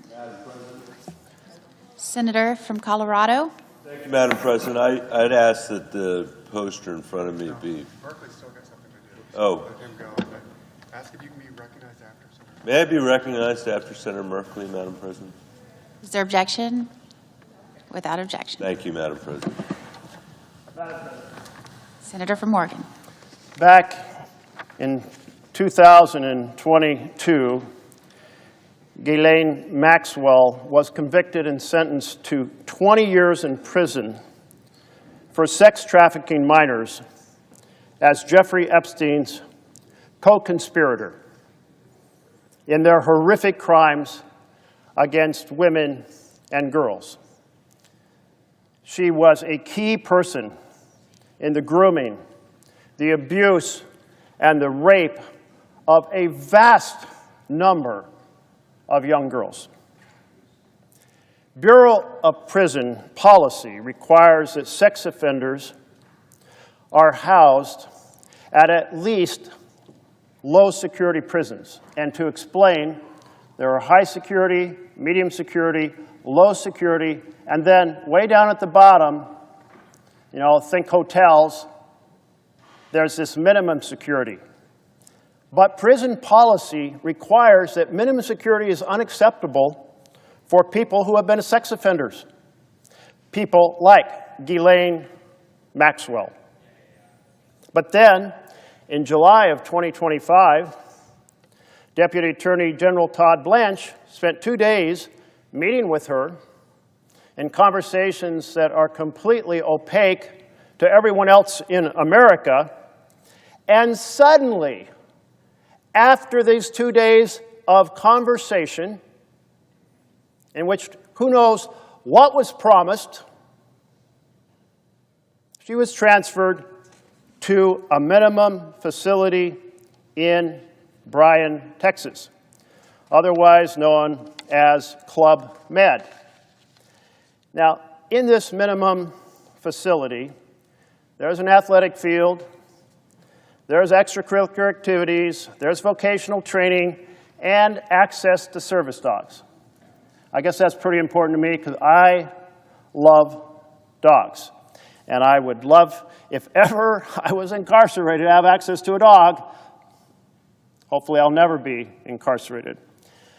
On top of all of this was a set of special treatments that she received after Deputy Attorney General Todd Blanche had her transferred to Club Fed. What kinds of special treatment did she get? Well, her meals were customized and prepared by federal prison camp staff, and then personally delivered to her cell by federal employees. When she wanted to arrange a private meeting with visitors, the warden personally arranged it for her. The warden, the head of the prison, personally was her personal assistant. And then she provided a special cordoned-off area for the visitors to arrive and an assortment of snacks and refreshments for her guests. Does that sound like prison to you? Special assistant, the head of the prison, arranges snacks and refreshments. It sounds more like a congressional reception. Her guests were permitted to bring computers, an unprecedented action approved by the warden specifically for Ms. Maxwell. When Ms. Maxwell wanted to review and edit documents quickly, she was allowed to use the warden, Tricia Hall, as her personal secretary and administrative assistant.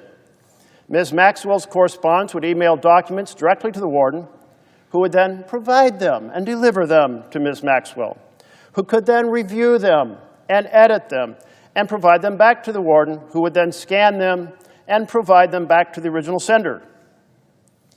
For other inmates, even at this minimum security prison, simple mail can take weeks to arrive and is frequently lost. An inmate who trains puppies to become service dogs was instructed to provide one of these puppies to Ms. Maxwell so she could play with the puppy, even though neither inmates nor staff are ordinarily allowed to play with the dogs in training. And when she wanted to go to the prison exercise area, she was personally escorted there after hours, that is, after normal hours, by prison guards so she could work out all by herself and enjoy recreation time in the staff-only areas. Folks, what happened in those 2 days when Deputy Attorney General Todd Blanche went down and held these private conversations, and by the way, the type of conversations that are never held in that fashion by a Deputy Attorney General? Only him. With her. And now, the head of a prison is her personal assistant. And she gets to use the staff area for her personal recreation, and she gets her puppy time, and she gets her meals prepared and hand-delivered. Folks, Club Fed for a woman who facilitated the grooming, the abuse, and the rape of untold numbers of young women. This, my friends, is absolutely wrong. It's a slap in the face to every victim. The victims may not even be able to live in the way that she's living in this minimum security prison with the warden as her personal assistant. And so I think we can all agree on that. And so I ask for the Sex Offender Security Classification Integrity Act that the Senate proceed to immediate consideration of the bill.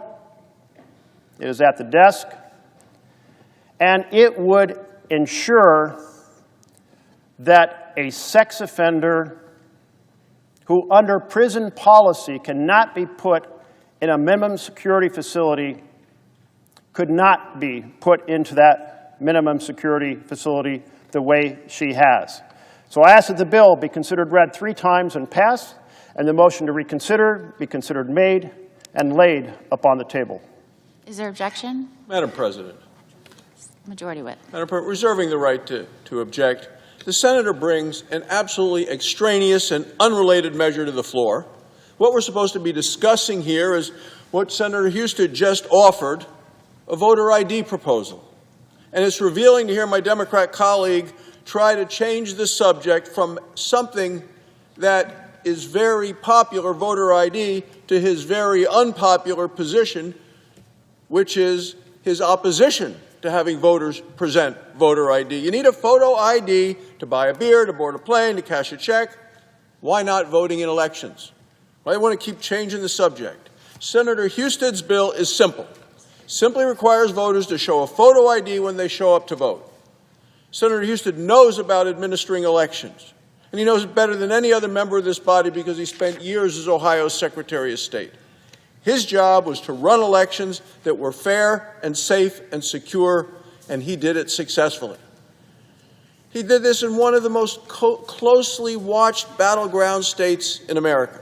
So if anyone knows what it takes to protect the integrity of elections, it's Senator John Husted of Ohio. He knows that this simple common sense requirement of a photo ID would make elections more secure. Now here's what's astonishing. Just a few days ago, the minority leader said that his caucus is not opposed to a photo ID when you show up to vote. Well, I agree with that. Yet here we are, just days later, the Democrats are here on the floor opposing Senator Husted's common sense bill to require a photo ID when you show up to vote. Apparently they were for it before they were against it, and here's what's most interesting. 30 years ago, the minority leader, Senator Schumer, then a member of Congress, championed photo ID requirements to receive welfare benefits. He famously called photo ID requirements then anti-fraud. Again, he was for it before he was against it.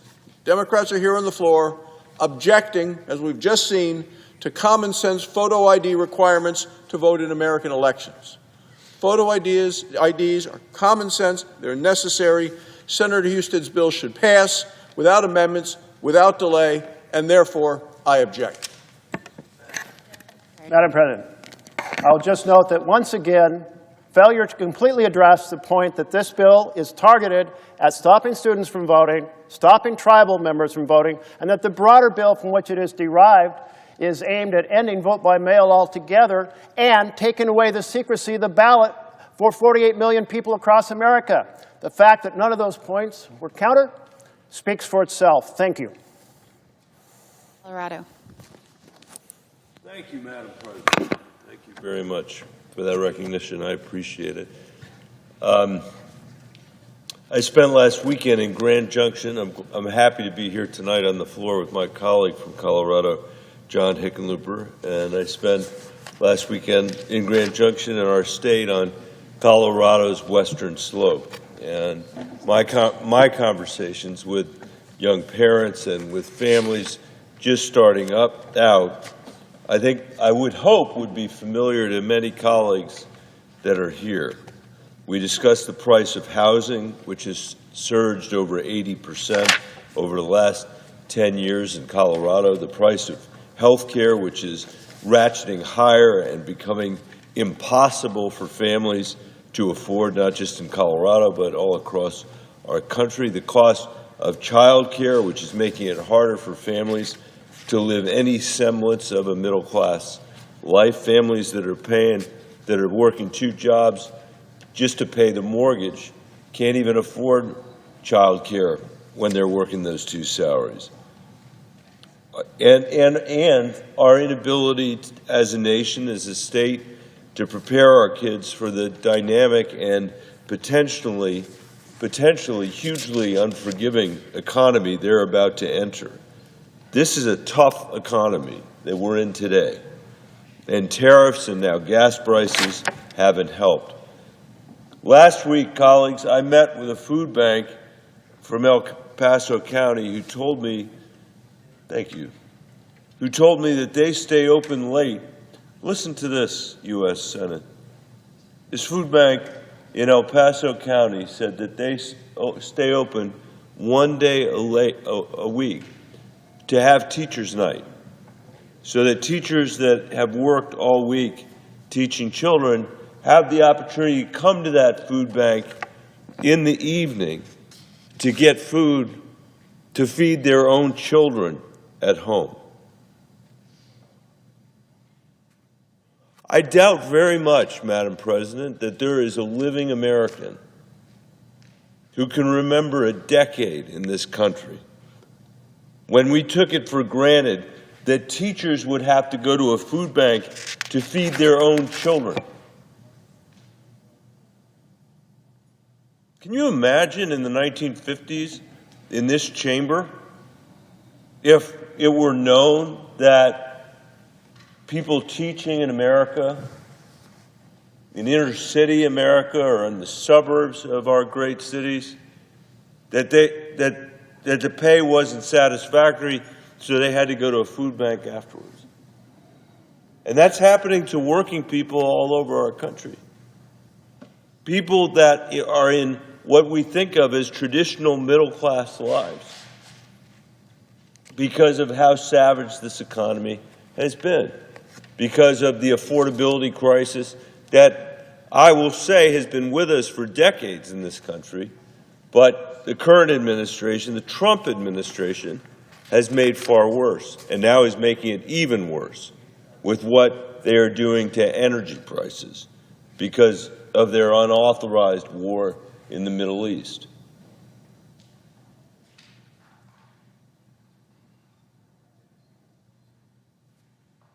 I wish we were working on that affordability crisis today.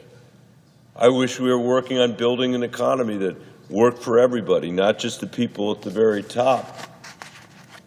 This is a choice that's being made by President Trump and the majority in this Senate, the Republicans, who have spent the entire week fighting for a bill that will make it harder for family members and for aging parents and for their cousins to vote or to register to vote.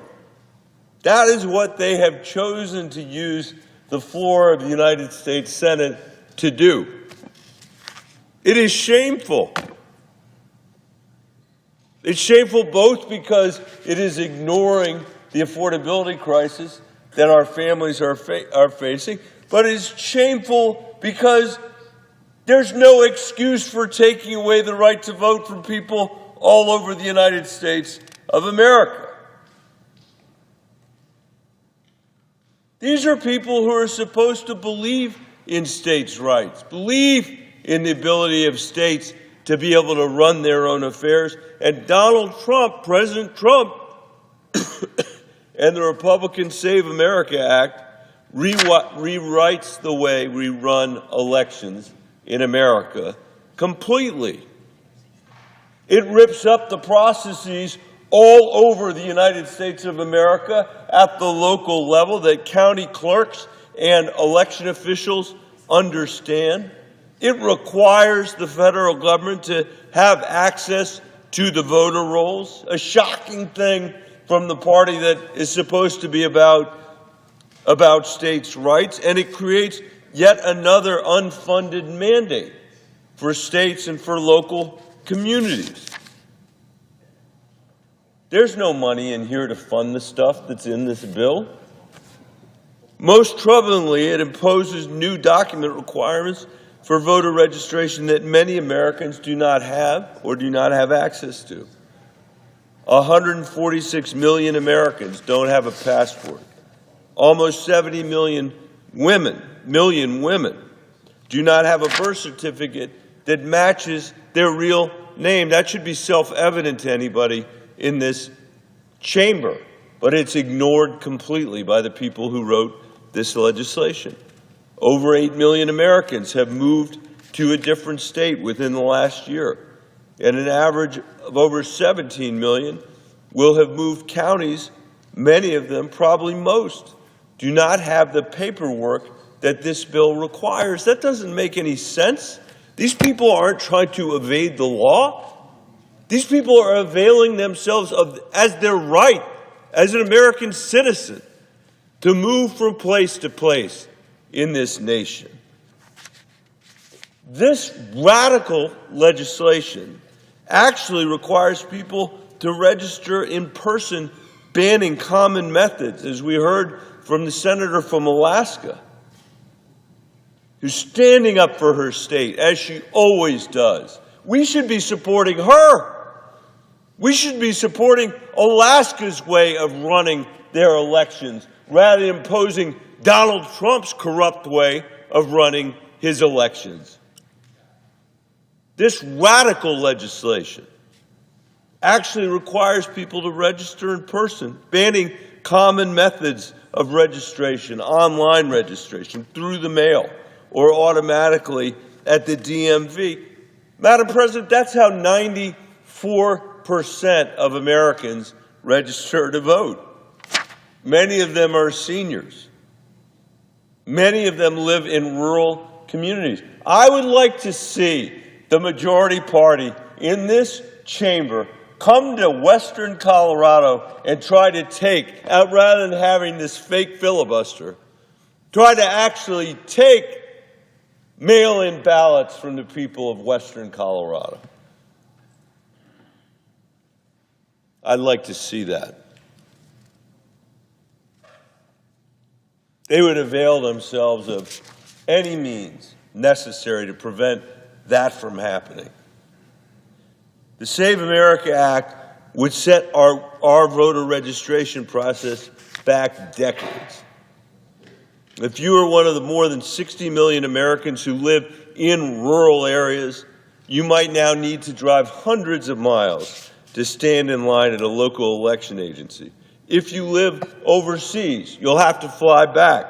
If you don't have a passport, you better have your birth certificate. If you don't have your birth certificate, or you change your name, like tens of millions of married women across this country living in the 21st century, you will have to provide additional documents and sign affidavits. All of this will have to... I will not yield. I will not yield. I've waited an hour to have that. You will have your time.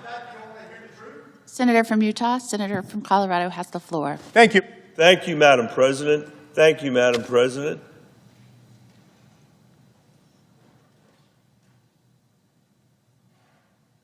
Madam President, I will yield for the one inaccuracy you think that I've... No. It's not one, it's many. I'm going to focus on one. You'll have to wait. It is many. Then you'll have to wait.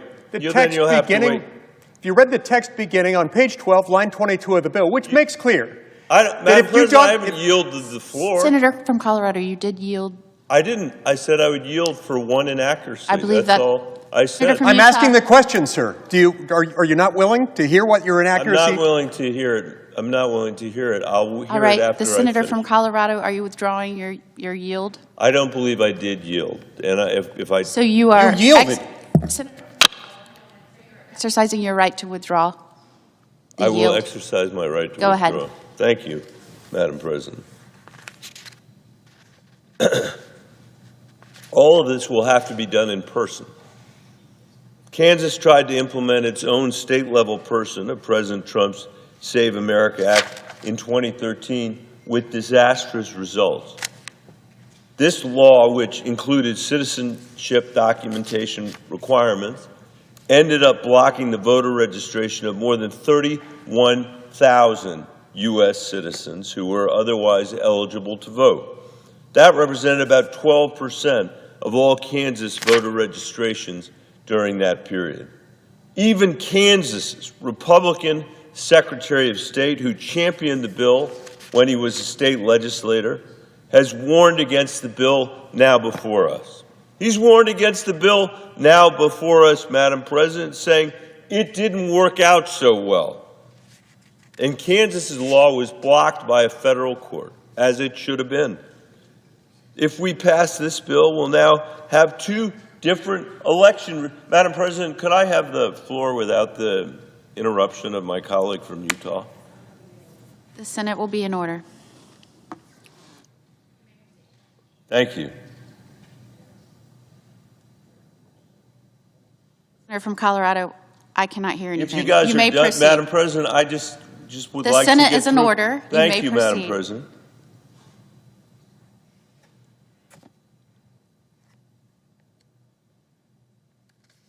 If we pass this bill, Madam President, we will now have two different election regimes in this country, one for federal elections and one for local elections. That is insane in and of itself, and begs the question, why does Donald Trump want to pass this bill? He wants to run roughshod over our election system because he claims there is an epidemic of voter fraud caused by undocumented people voting. That's at the heart of his claim. And that has been the heart of his claim throughout two presidential elections and this presidency. The problem is that he is blowing up our elections, and there is no evidence to support his claim of fraud. The fact is that even his own Department of Homeland Security, used by many states to verify voter citizenship, returned 0.04% of voter participants as non-citizens. A bipartisan policy center analysis of the Heritage Foundation's debate of non-citizen voting found only 77 cases in 25 years of nearly 2 billion votes cast.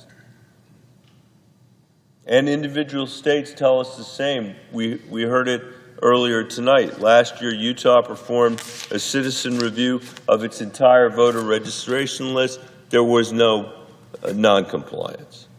After an assessment of more than 2 million registered voters, Utah identified only one confirmed instance of non-citizen registration and no instances of non-citizen voting.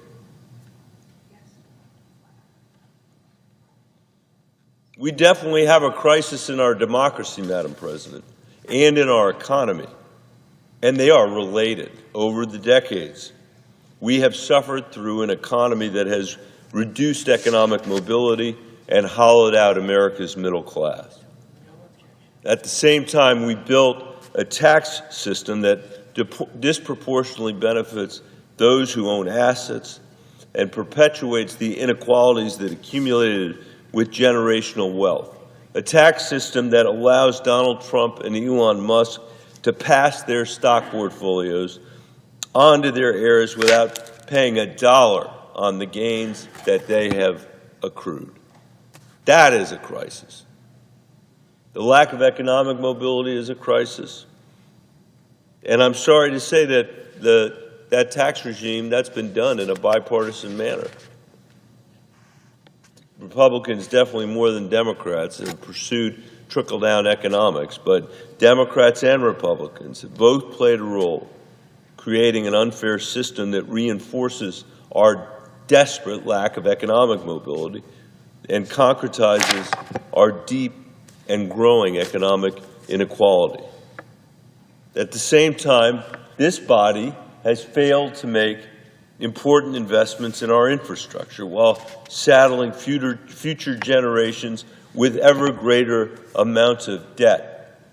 Debt whose service costs will now predictably take up $1 trillion of our annual budget in interest, more than we spend on Medicare, Madam President, or defense, a higher share of the economy than at any point in American history. We are in a dangerous moment, Madam President, at home and abroad. There is no doubt about that.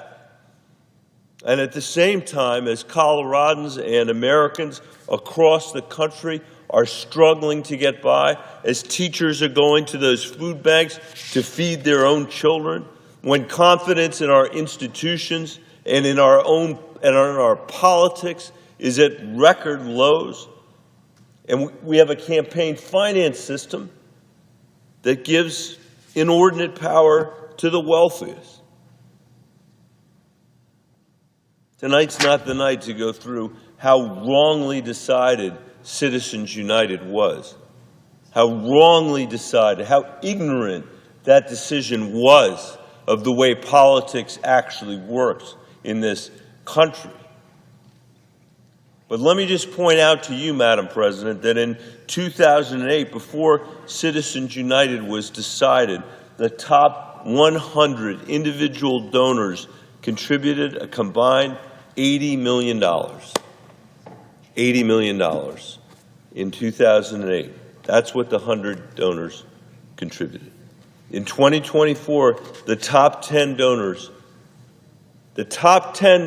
Madam President, contributed over $1.2 billion. Spending by outside groups has exploded from a total of $574 million in 2008 to almost $4.5 billion in that last election, an increase of 8 times. 8 times, Madam President.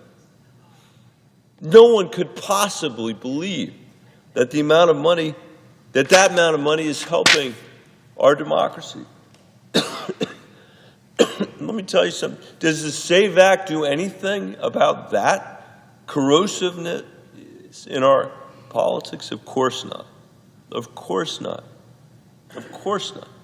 And let me tell you something that was a fatal flaw in the Supreme Court's decision while I'm here, Madam President. Maybe the pages when their senators will be able to fix this problem, because we sure aren't going to fix it. At the end of that, at the end of their decision, they said, by the way, if the Congress ever passes a constitutional regulation of, in their words, constitutional regulation of the outside spending in our political system, we will, of course, have to give that the proper analysis, the proper, excuse me, the required constitutional analysis. Of course, nobody will ever pass that around here, because the billionaires that are writing checks to these elections just have to rattle the pennies in their pockets and the change in their pockets and threaten to run a primary against anybody in this place, and the bill won't be brought. And then there's a profound corruption of inaction that sets in as a result to our legislative branch, both here and in the House of Representatives. Does the SAVE Act, does the Save America Act address any of this? Of course not.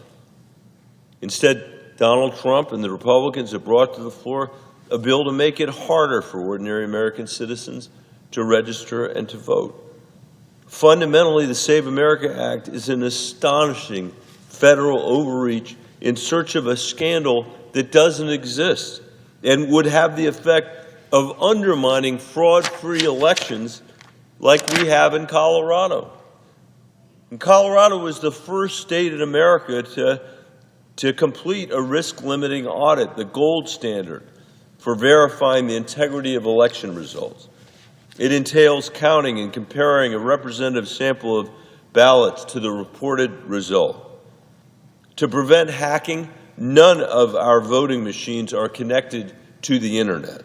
We require county clerks to use two-factor authentication to access voter databases.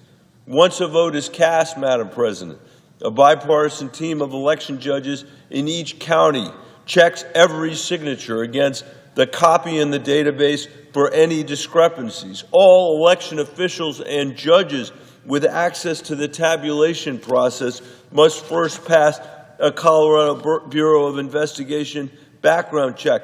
And Colorado has spent years implementing top-tier cybersecurity measures and audits to prevent hackers from interfering in our electoral process. We should be modeling our federal system off the gold standard framework we have in Colorado, a national leader in terms of voter access, election security, and might I say, voter turnout.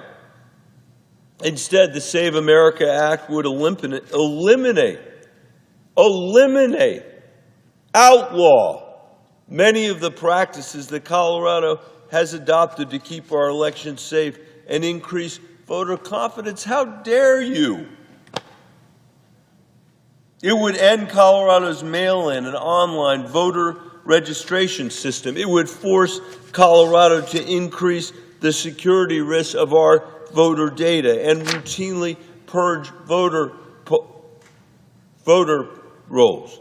It would push experienced county clerks and election workers out of the field. It would remove the possibility of using a number of state IDs when going to vote. It would create 2 tiers of voting for federal and state elections and possibly upend our mail-in ballot system itself by requiring that every Coloradan proactively request a ballot and resubmit proof of ID alongside their ballot request in every election. Colorado already has ID requirements when casting a ballot. We already have among the cleanest voter rolls in this country. We don't need Donald Trump to corrupt our process. Even the Heritage Foundation ranked us as second in the nation in 2020 for clean lists. The Heritage Foundation. We have one of the most secure election systems of any state in our country. And because Coloradans have trust in our elections, we have some of the highest voter turnout in the country. But the Save America Act, the so-called Save America Act, does not bring our system anywhere close to what we enjoy in Colorado. Instead, it turns it to a dark but familiar pattern in American history. And I'm sorry to say, Madam President, but this bill before us is just another in a long line of legislative efforts to limit the franchise in this country, to add new restrictions and additional obstacles. Nobody wants voter fraud. I do not want voter fraud. I come from a state where there is no voter fraud. We set the gold standard in part because of the work my colleague John Hickenlooper did when he was governor of Colorado. This is a pretext. This is a pretext to invade our elections.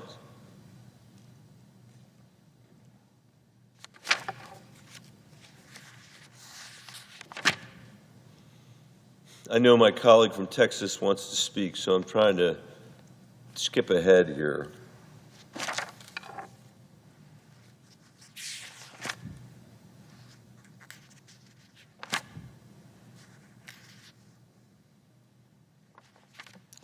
We have had a fight over many, many, many years in this nation to broaden the franchise from the very beginning. And that fight was won by men and women who marched to demand that their vote count equally in this country, no matter what color they were, no matter where they lived in our nation, no matter what education or religion their parents were, or whether their parents were immigrants to this country. in this modern era, when one of the real fundamental risks to our democracy is the American people's loss of confidence in our institutions, including our voting process and elections themselves, we now have a group of people who are trying to create political advantage for themselves by restricting the vote in the name of addressing a mythical voter fraud that does not exist. The American people will not be fooled by this. They will be angry about this, as they should. The American people have come to rely on vote by mail and registration by mail and early voting. They believe our system is fraud-free, and where it's not, the state should address it. Our citizens have come to rely on having the franchise extended through modern technology and modern practices. Nobody I know in Colorado, Madam President, has said they doubt the validity or veracity of our voting system, no matter what party they're in, or whether they live in rural Colorado or urban Colorado, or the importance of the ability to register online, or for students and others to have the benefit of same-day registration. I wish everybody in this country had the benefit of that. Those are ways of encouraging participation in our democracy. None of us want fraud. None of us want fraud. And there is no fraud. The good news is there's certainly no evidence in Colorado or across the country that that fraud exists. And this is the most sweeping effort, make no mistake, by Donald Trump, by the Republicans here in the Senate, to, quote, nationalize our elections, to undermine voter confidence and inject new chaos into a system he is terrified will turn against him, to make life harder for Americans that he thinks voted against him, and probably will make it harder for the people who voted for him. Since the president's return to office, he has focused relentlessly on false narratives of voter fraud. He has issued executive orders that are unenforceable. He has sued states that have refused to comply and threatened to take control of the electoral process in states he views as political enemies.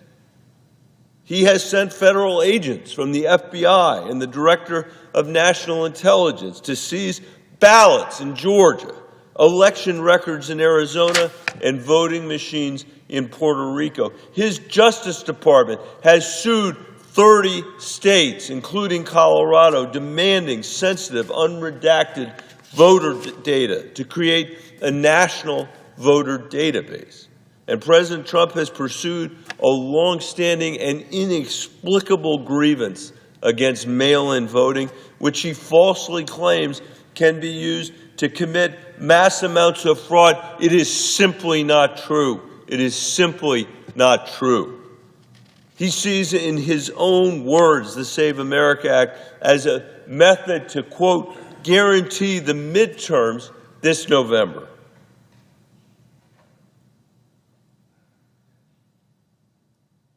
He sees in his own words the Save America Act as a method to, quote, guarantee the midterms this November. And that is why they put this on this floor now? I hope not. I really hope not. This is an election bill that distorts our shared understanding of what free and fair elections should look like. And Coloradans want no part of it. This legislation, by the way, Madam President, is wildly unpopular in America. We have received thousands of calls and letters in opposition to the Save America Act. We received over 7,000 last month alone. Madam President, I'd offer some constituent letters into the record if there's no objection. Thank you, Madam President. The founders understood the gravity of the debate before them about who could and who could not claim the franchise. The authors of Federalist number 52 explained that the, quote, definition of the right of suffrage, the definition of the right of suffrage is very justly regarded as a fundamental article of Republican government. They wrestled with this question. They wrestled with this question. They debated it. And ultimately, they excluded the great number of subjects who were newly made Americans. But nevertheless were denied, as those at Seneca Falls wrote, quote, the first right of a citizen. This was the founding generation's great mistake. This and the enslavement of Americans. And we have spent centuries working to rectify it. Centuries working to rectify it. Should the Save America Act pass, we will fall further away from realizing this country's promise and retread the familiar errors of the past. We should reject that vision of our democracy. We should reject that return to a history that we have fought so far to free ourselves from. Coloradans and all Americans deserve better than this. And with that, Madam President, I yield the floor and I look forward to hearing my colleague from Texas. Madam President. Senator from Texas. Madam President, it's been 34 days since Democrats chose to shut down the funding of the Department of Homeland Security, jeopardizing America's safety and well-being.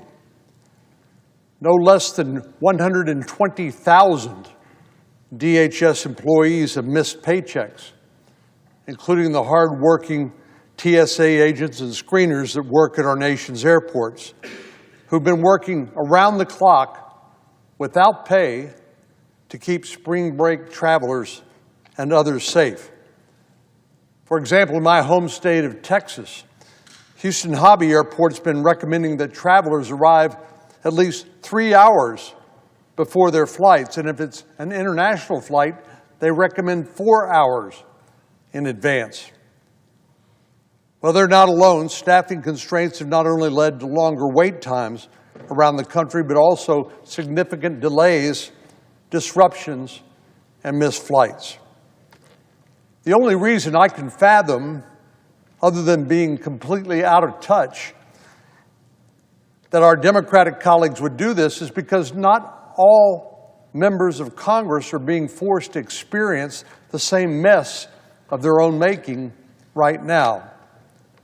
As many Americans probably don't know, but most of us in Washington do know, airports around the country allow members of Congress to bypass the usual TSA security screening process at airports nationwide.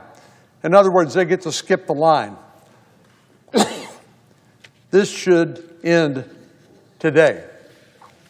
Instead of enduring the same travel tribulations and security requirements that everyone else has to meet, members of Congress are getting an unfair perk, while TSA officers have to work without pay. That's why I come to the floor today to pass my legislation called the End Special Treatment for Congress at Airports Act to stop the practice of expedited TSA screening processes for members of Congress at our nation's airports. This legislation would ensure that no federal funds or resources will be used by TSA moving forward to provide members of Congress with these special privileges. In other words, Congress is going to have to live with the laws that everybody else has to live with. Ending these courtesy escorts for members of Congress at our nation's airports during a DHS funding shutdown is the right thing to do. So, Madam President, I would ask unanimous consent that the Committee on Commerce, Science, and Transportation be discharged to further consideration of S-4123, and that the Senate proceed to its immediate consideration. The clerk will report. S-4123, a bill to prohibit preferential screening for members of Congress at airports and for other purposes. Is there objection to proceeding to the amendment? Without objection, the committee is discharged, and the Senate will proceed to the measure. Madam President, I now ask unanimous consent that the Cornyn Amendment at the desk be considered and agreed to, the bill as amended be considered and read a third time and passed, and that the motions to reconsider be considered made and laid upon the table. Without objection. Madam President, I'm glad the Senate has agreed with this common sense bill to prevent those of us who pass the laws, or in this case refuse to pass the laws funding DHS appropriations, to prevent us from receiving special privileges. Maybe, just maybe, if Congress has to live under the same laws that everybody else does, it will motivate us to get our work done. In other words, to fund the Department of Homeland Security so no American, so no air traveler will have to suffer the disruption and the tribulations that many, many travelers are having to experience now. It's not too much to expect that Congress will be subject to the same rules as everyone else. We know trust in Congress is at an all-time low, but today, thank goodness, the Senate has taken an important step towards restoring the trust of the people we are here to represent. Thank you, Madam President. I yield the floor.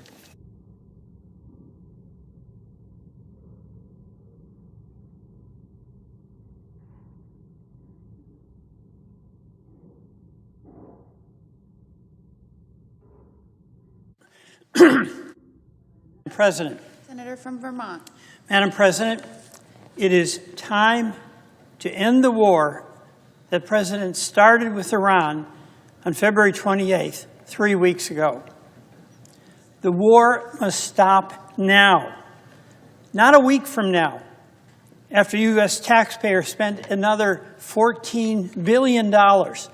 Another 1,000 innocent civilians are lost. Another 500,000 are displaced from their homes, and more economic punishment here at home. Not a month from now, after U.S. taxpayers spend another $60 billion, another 4,000 innocent civilians are lost. Another 2 million are displaced from their homes, and even more dire economic consequences here at home. And certainly not 3 months from now, after U.S. taxpayers spend another $200 billion, another 12,000 innocent civilians are lost, and the creation of a global refugee crisis affecting millions, and the possibility of a global economic recession. The time to end the war is now, right now.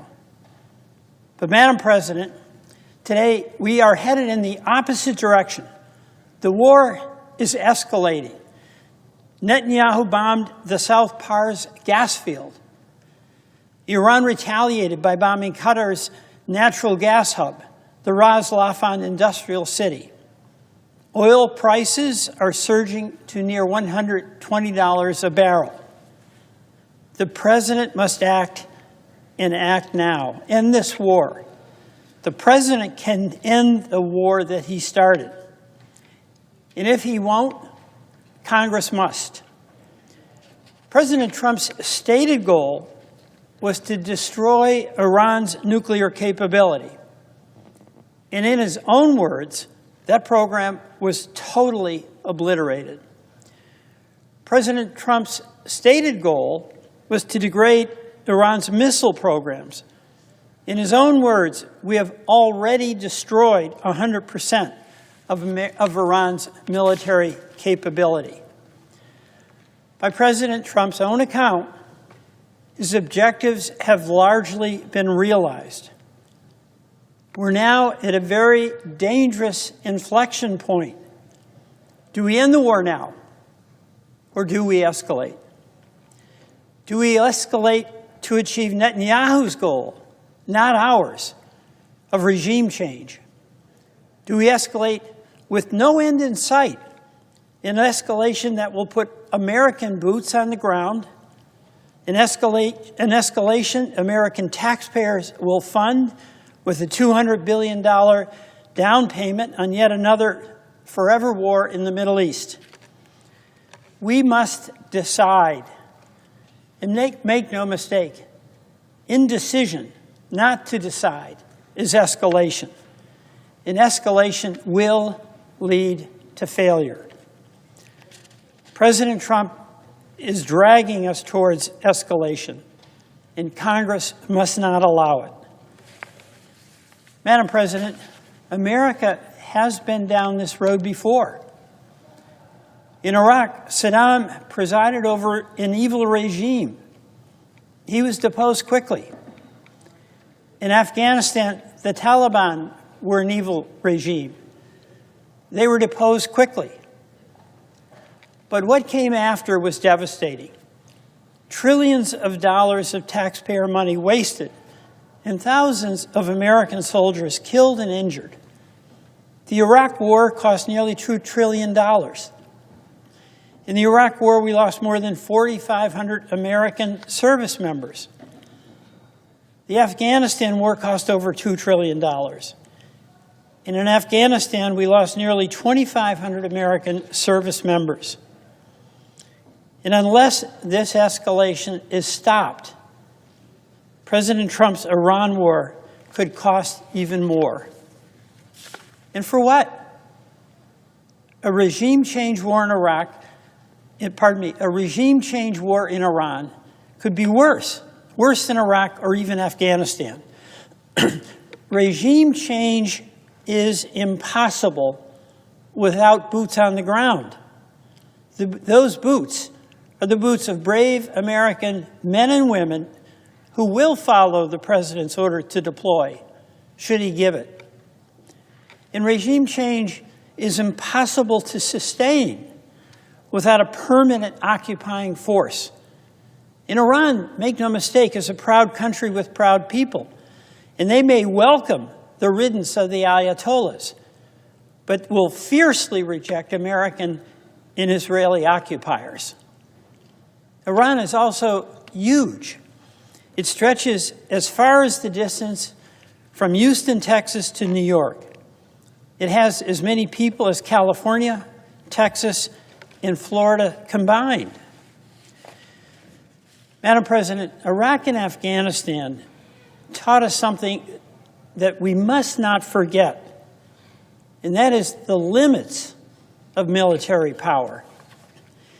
In the early phases of both of those wars, as in Iran now, the extraordinary skills and capabilities of our military won impressive victories. But, Madam President, what followed those early victories in Iraq and Afghanistan is already upon us in Iran. And that's the asymmetric response, the one where the United States, with all its military might, is at a disadvantage. Iran's drone attacks have closed the Straits of Hormuz, something that the Secretary of Energy dismissed as something that couldn't happen. Nearly 1/3 of the global oil, fertilizer, and helium supplies that we need, that the world needs, flow through the Strait of Hormuz. You know, in 1973, we had a big oil disruption that involved only 7% of oil supplies, but it created a global economic shock that reverberated for 10 years. This one could even be worse. And Iran can keep the strait closed as long as they have access to just enough drones or enough small boats loaded with explosives that keep international shippers, fearful of losing cargo and crew, from risking passage.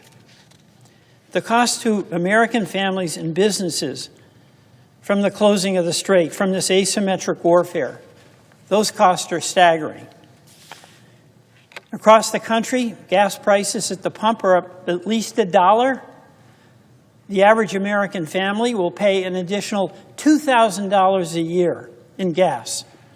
And as a country, we are paying an additional $2 billion every day, $2 billion, as the war premium that we have to pay at the pump. And in Vermont and across the country, our farmers are paying up to 35 to 40% more for fertilizer.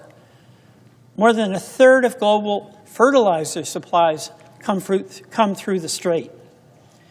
And just ahead of spring planting, farms are facing additional tens of thousands of dollars to do business. And Vermont families are also paying a war premium to heat their homes. Heating prices for heating oil are surging from around just a little over $3 a gallon to over $4.70 a gallon. And an average family is going to be facing an $1,000 additional expense to maintain heat in their home. And Madam President, as you know, the Pentagon costs are absolutely staggering. The war is costing at least $2 billion a day. The Pentagon has told Congress that the first 6 days cost $11.3 billion, not including many other undisclosed things. The Pentagon, we're told, is going to be requesting a $200 billion supplemental. That, by the way, is triple the cost of all U.S. weapons sent to Ukraine. We're spending $15 million apiece for THAAD interceptors to shoot down Iranian missiles. We're spending $4 million apiece for Patriot interceptors that are shooting down Shahed drones that cost $25,000. More than 1,300 civilians have already been killed, including over 100 girls, by a U.S. strike that went wrong. And more than 1,000 have been killed in Lebanon, where Israel, under Netanyahu, is inflicting a relentless attack. That includes more than 100 children. Madam President, we've had losses too in the United States from brave service members who respond to the call of duty. And I want to acknowledge their service and their loss. Major Jeffrey O'Brien, Captain Cody Cork,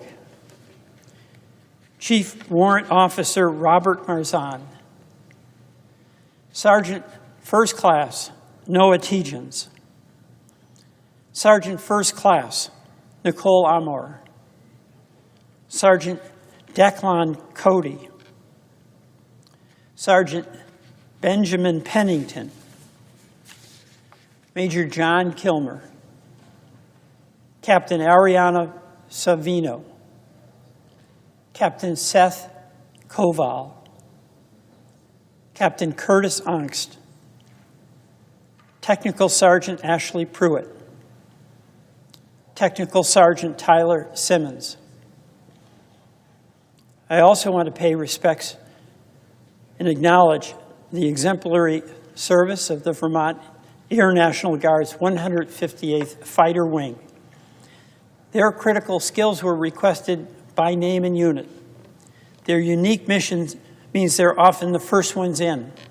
And Vermonters are very proud of the Green Mountain Boys, and we pray for the safe return home. Madam President, one of the great accomplishments of this American democracy for the past 250 years, a legacy you and I are both proud of,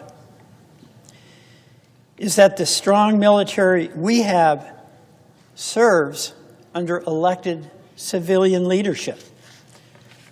Citizens volunteer to serve, accepting that they will be deployed at the will of the Commander-in-Chief, that they will bravely face all the perils required to defend our freedom. Madam President, the citizens who serve in the military have accepted their responsibility. The United States Senate should do the same, accept our responsibility. Under the Constitution, it's the elected leadership, including the United States Senate, that has the responsibility to carefully consider when and whether to commit our citizens to the obligations of war. Our country is now very deep into this war, the biggest in a generation. And yet, the United States Senate has not held a single hearing, has not had a single debate, has not demanded a full account from the executive as to the war in Iran. And now we understand the administration is preparing a $200 billion supplemental funding request for a war that has not even been explained, much less authorized. I will oppose this funding. I will oppose sleepwalking into a forever war. I will oppose funding a war where the president has presented no stated objectives or a coherent plan to achieve them. I will oppose funding a war where the president has proposed no way to pay for it other than to pile up more debt for our children and grandchildren. The question before us: does the U.S. end this war, or do we escalate? I oppose a war and funding a war that will make our country less safe and our citizens economically more vulnerable.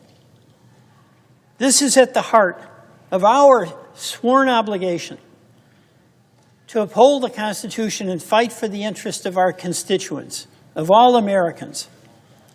This war makes us less safe, less prosperous. This war must end. I yield the floor.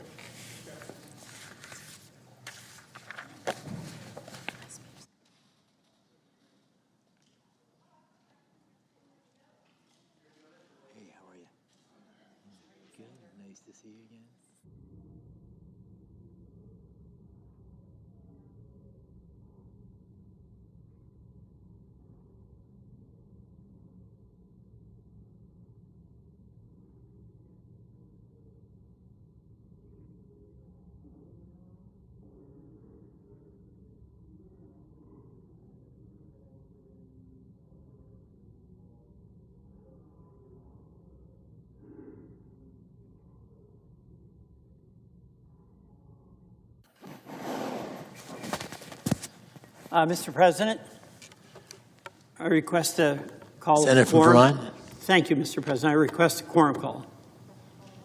Clerk will call the roll. Ms. Alston-Brooks.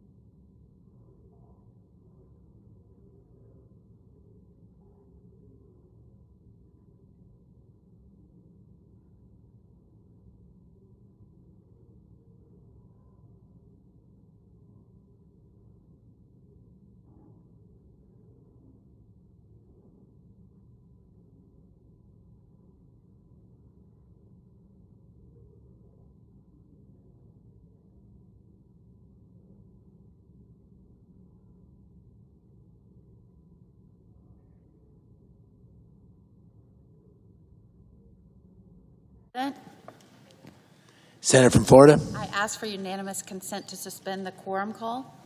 without objection. I ask unanimous consent that the Senate now proceed to the en bloc consideration of the following resolutions, which are at the desk: S-Res 652 and S-Res 653. Is there objection to proceeding with the measures en bloc? Without objection, the Senate will proceed en bloc. I now ask unanimous consent that the resolutions be agreed to, the preambles be agreed to, and that the motions to reconsider be considered made and laid upon the table, all en bloc. Without objection, I ask unanimous consent that when the Senate completes its business today, it stand adjourned until 12 noon on Friday, March 20th, that following the prayer and pledge, the Journal of Proceedings be approved to date, the morning hour be deemed expired, the time for the two leaders be reserved for their use later in the day, morning business be closed, and the Senate resume the House message with respect to S1383. without objection, For the information of my colleagues, we expect to vote on reconsideration of cloture on the motion to proceed to DHS appropriations at approximately 1 p.m. tomorrow. If there is no further business to come before the Senate, I ask that it stand adjourned on the previous order following the remarks of Senators Lee, Baldwin, and Kemp. without objection. I should have explained that.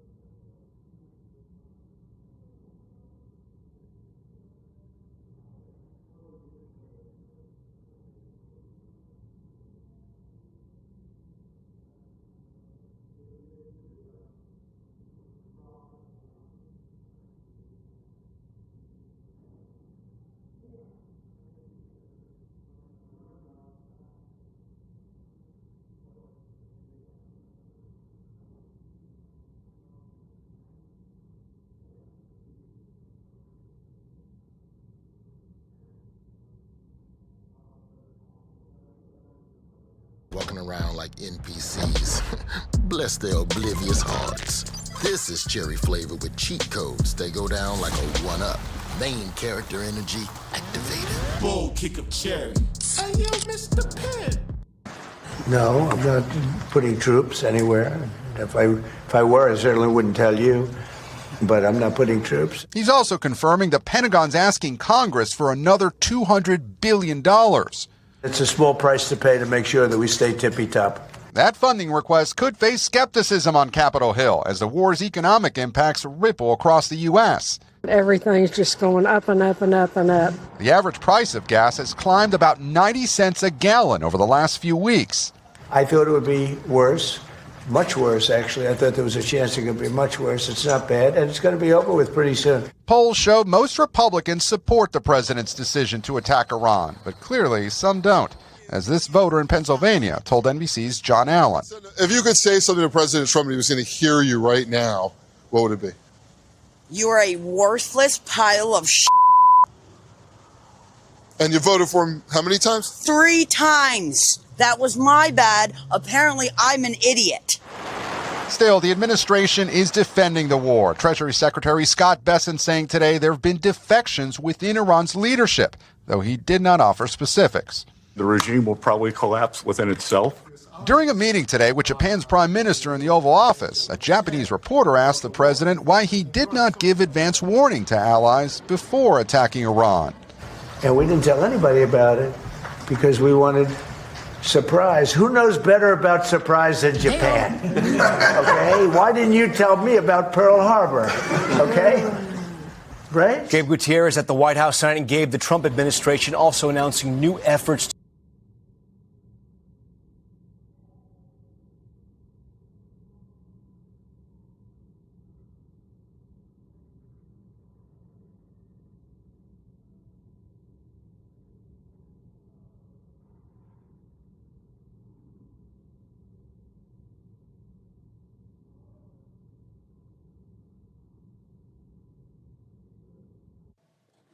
The senator from Utah. Mr. President, we've now begun, will be our 3rd day debating the Save America Act, just over 48 hours ago. We voted to proceed to this bill. And so we've been debating it for a couple of days, now entering our 3rd 24-hour period of debates. I want to make a few observations of some of the arguments that I've made and respond to some of them. In particular, respond to some of the arguments that I've heard made just in the last couple of hours. We've heard a number of arguments, nearly all of them that come from the other side of the aisle, deal with something that's either easily addressed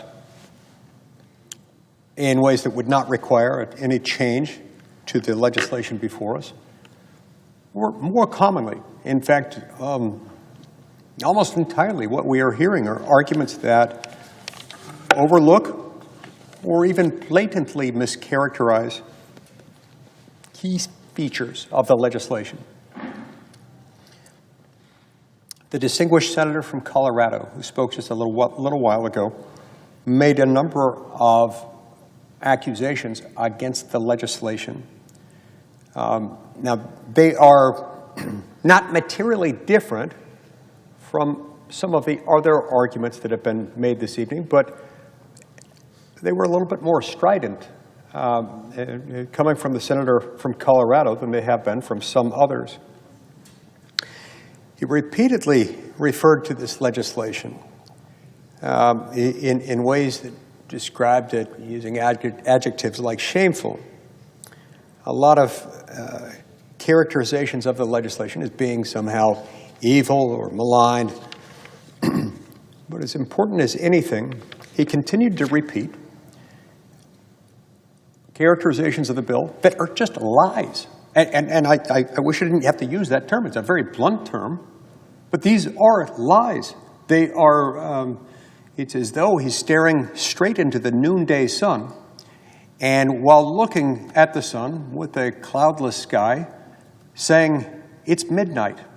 There is no sun visible.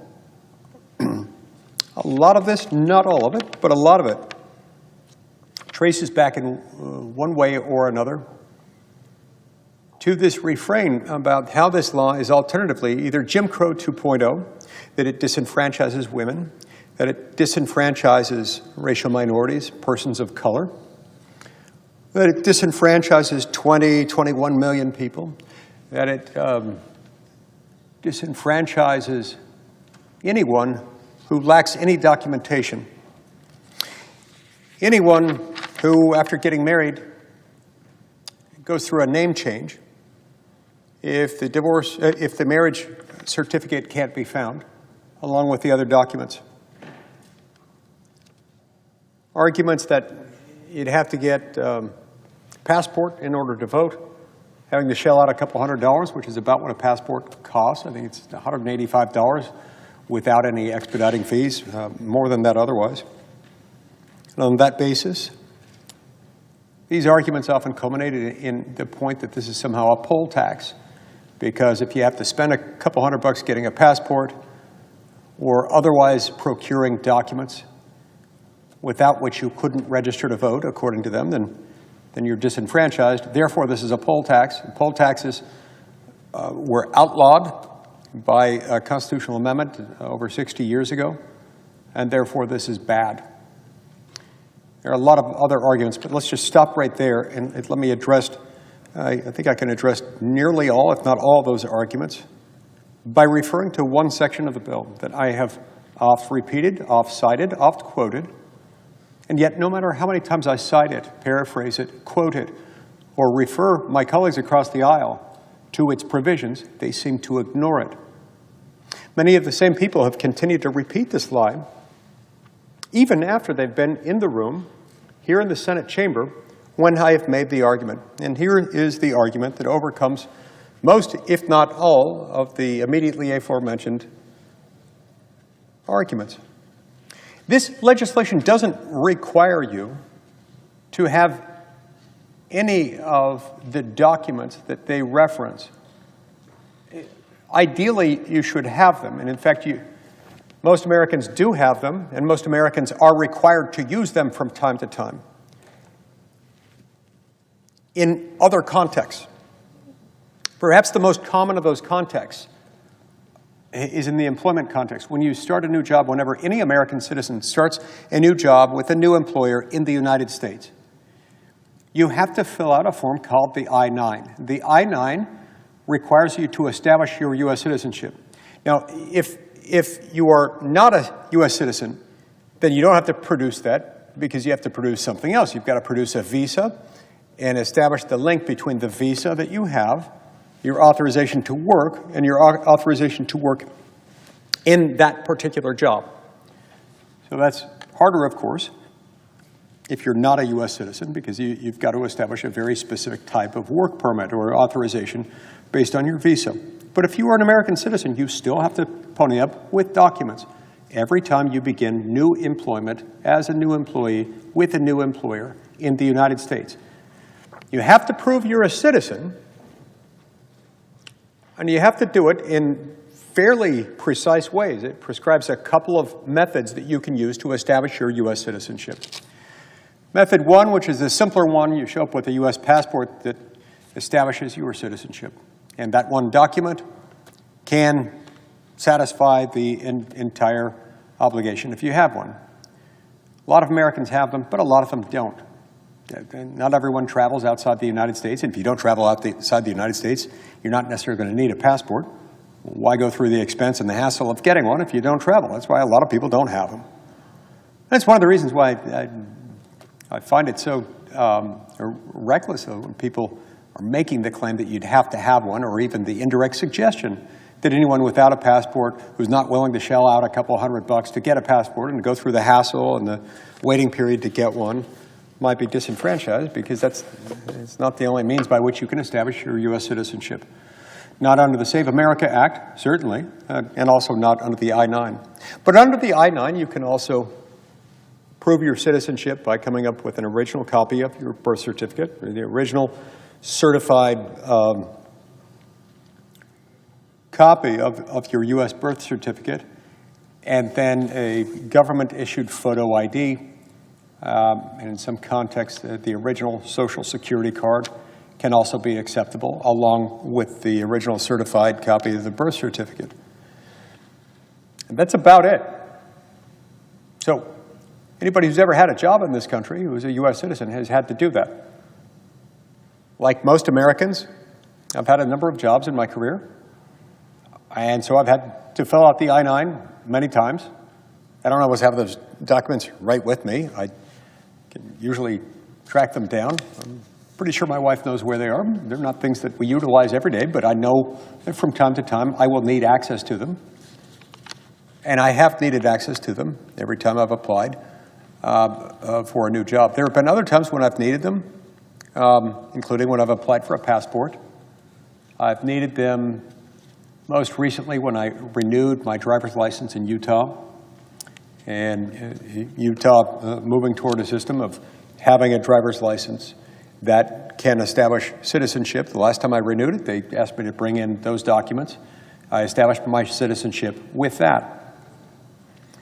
If you don't have those, you can't start a new job. So most Americans, if they don't have those documents, at the moment they start a new job, they have to find them.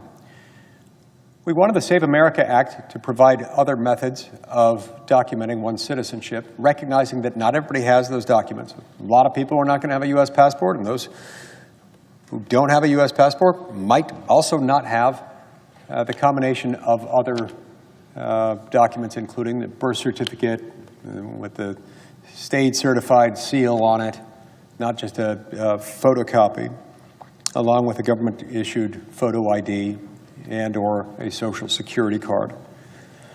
And so we added a bunch of other things to it. There's a subset of the Real ID driver's license. Not all Real ID driver's licenses prove citizenship. Some of them do. It's typically evident on the face of a Real ID driver's license whether or not that particular driver's license establishes citizenship. That would suffice under this legislation. It would also suffice in some circumstances. Certain forms of tribal ID could be used insofar as they establish citizenship. But we wanted to go even further than that, recognizing that some people might not have any of these forms.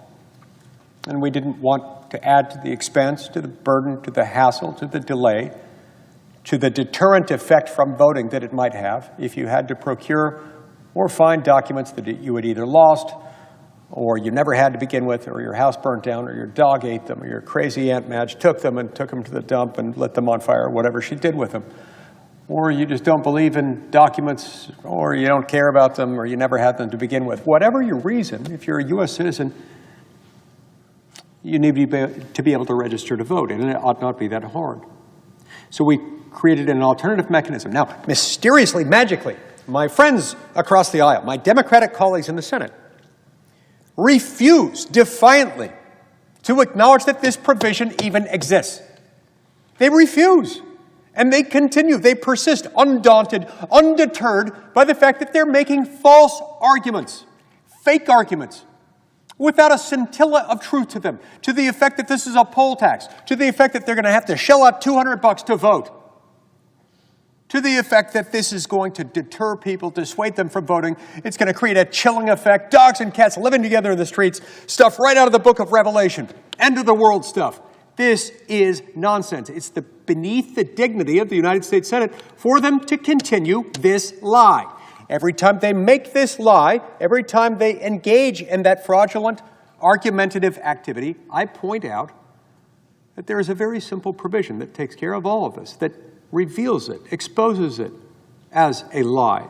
And it can be found in the text beginning at page 12, line 22 of the legislation that we've been considering over the last 48 hours. It makes very clear, even if you do not have a single shred of documentation as to your citizenship, you can't find it, it burned down, whatever it is, all you have to do is swear out an affidavit. Now, the context of the affidavit, the contents of the affidavit might vary a little bit depending on whether you are a natural-born citizen or a naturalized citizen. Let me explain what those terms mean in case anyone wonders. A natural-born citizen is a citizen who is a citizen immediately upon his or her birth by virtue of the circumstances surrounding that person's birth. Typically meaning that if you're born in the United States, or if you're not born in the United States, but you're born to U.S. citizen parents abroad, such that you are entitled to U.S. citizenship under U.S. law as of the moment of your birth. By virtue of the circumstances surrounding your birth, you are a citizen. So if you're a natural-born citizen, you can write out the affidavit that way. My name is such and such. I was born in this or that location on or about my birthday. And whatever other facts might be relevant to that that could guide the state election officials in verifying, in enabling them to confirm or refute, as the case may be, the legitimacy or the falsity of the matter as to which they are attesting in the sworn affidavit made under penalty of perjury. At this moment, once somebody fills that out under the Save America Act, the burden shifts. The burden no longer belongs to the registering voter. That burden is lifted off the shoulders of the registering voter and placed onto the state. States, you see, have access to all kinds of documents, original documents in many cases, and large databases of documents in other cases. The state is in a very good position to track down the details of the affidavit and easily confirm or refute what the person says. They can go in then and say, oh yeah, it looks like this person by this name was born on this date to the parents by these names, and yeah, they're a citizen. Alternatively, if they're not natural-born citizens, meaning they weren't citizens automatically as of the moment of their birth by virtue of the circumstances surrounding their birth, but they later became citizens, we call those naturalized citizens. An affidavit for a naturalized citizen would be a little bit different. I was born in Yemen or Greece or Hungary or wherever it was. Probably want to name the city, the birth date, names of your parents, their nationalities. And at some point, you would want to mention the date I became a U.S. citizen on or about such and such a date. I took the oath of citizenship on or about such and such a date, was sworn in by this or that judge or whoever it was who did it. The basic facts surrounding how and when and under what circumstances you became a citizen. And there again, the burden shifts to the state. If you are not lying, the state will quickly figure that out. And if you are lying, the state will quickly figure that out too.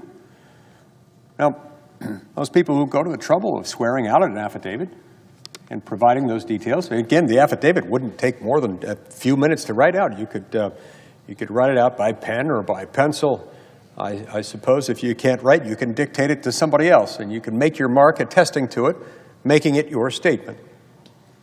I suppose because the states will have some flexibility in deciding exactly how each procedure will work within that state. Maybe some states will allow them to do it through smoke signals, skywriting, sign language, whatever form of communication might be in order in the moment. But the point is they can make a sworn statement shifting the burden to the state.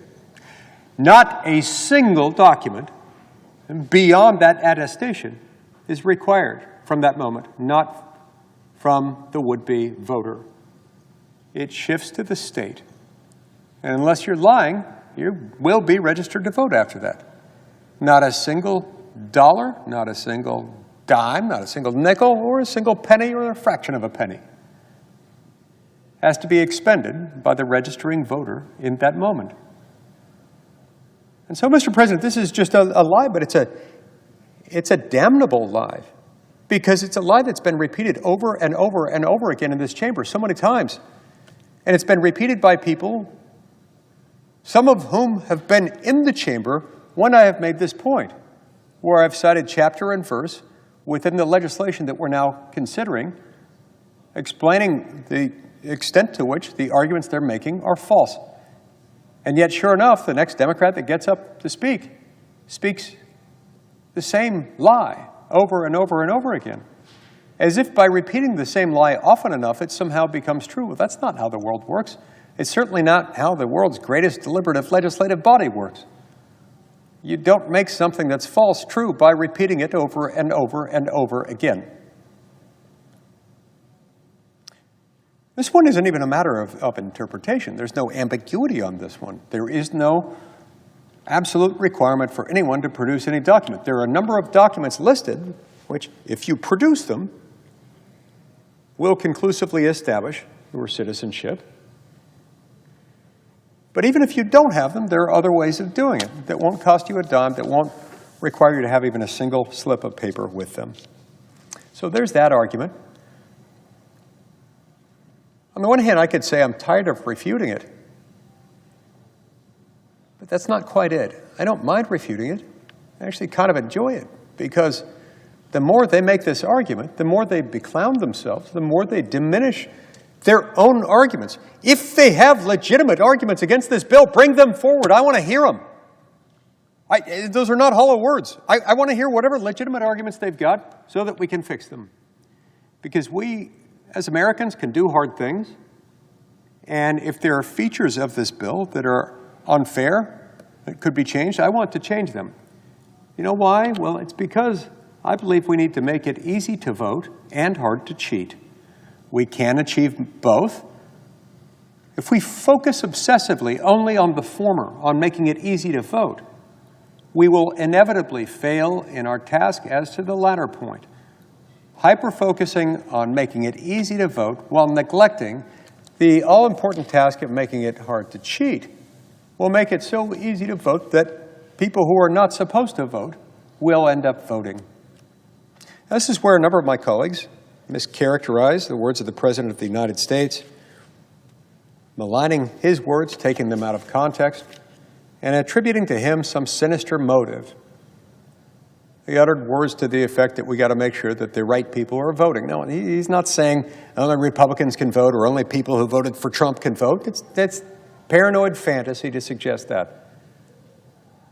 In context, it's clear that what he's saying is the right people to vote, meaning the people who are actually eligible to vote, the people who are not prohibited from voting in U.S. elections by U.S. law under penalty of felony prosecution. That's what he's talking about there. And yet, in their delusional desire to malign and mischaracterize not only the President of the United States, but this legislation, which he supports, they're attributing to him things that he did not say. Here's another bad argument. I don't know whether this one falls into the same category as that series of lies that I just refuted. I don't know that I would call this next one a lie, but it is a really, really bad argument. It is demonstrably a failing argument.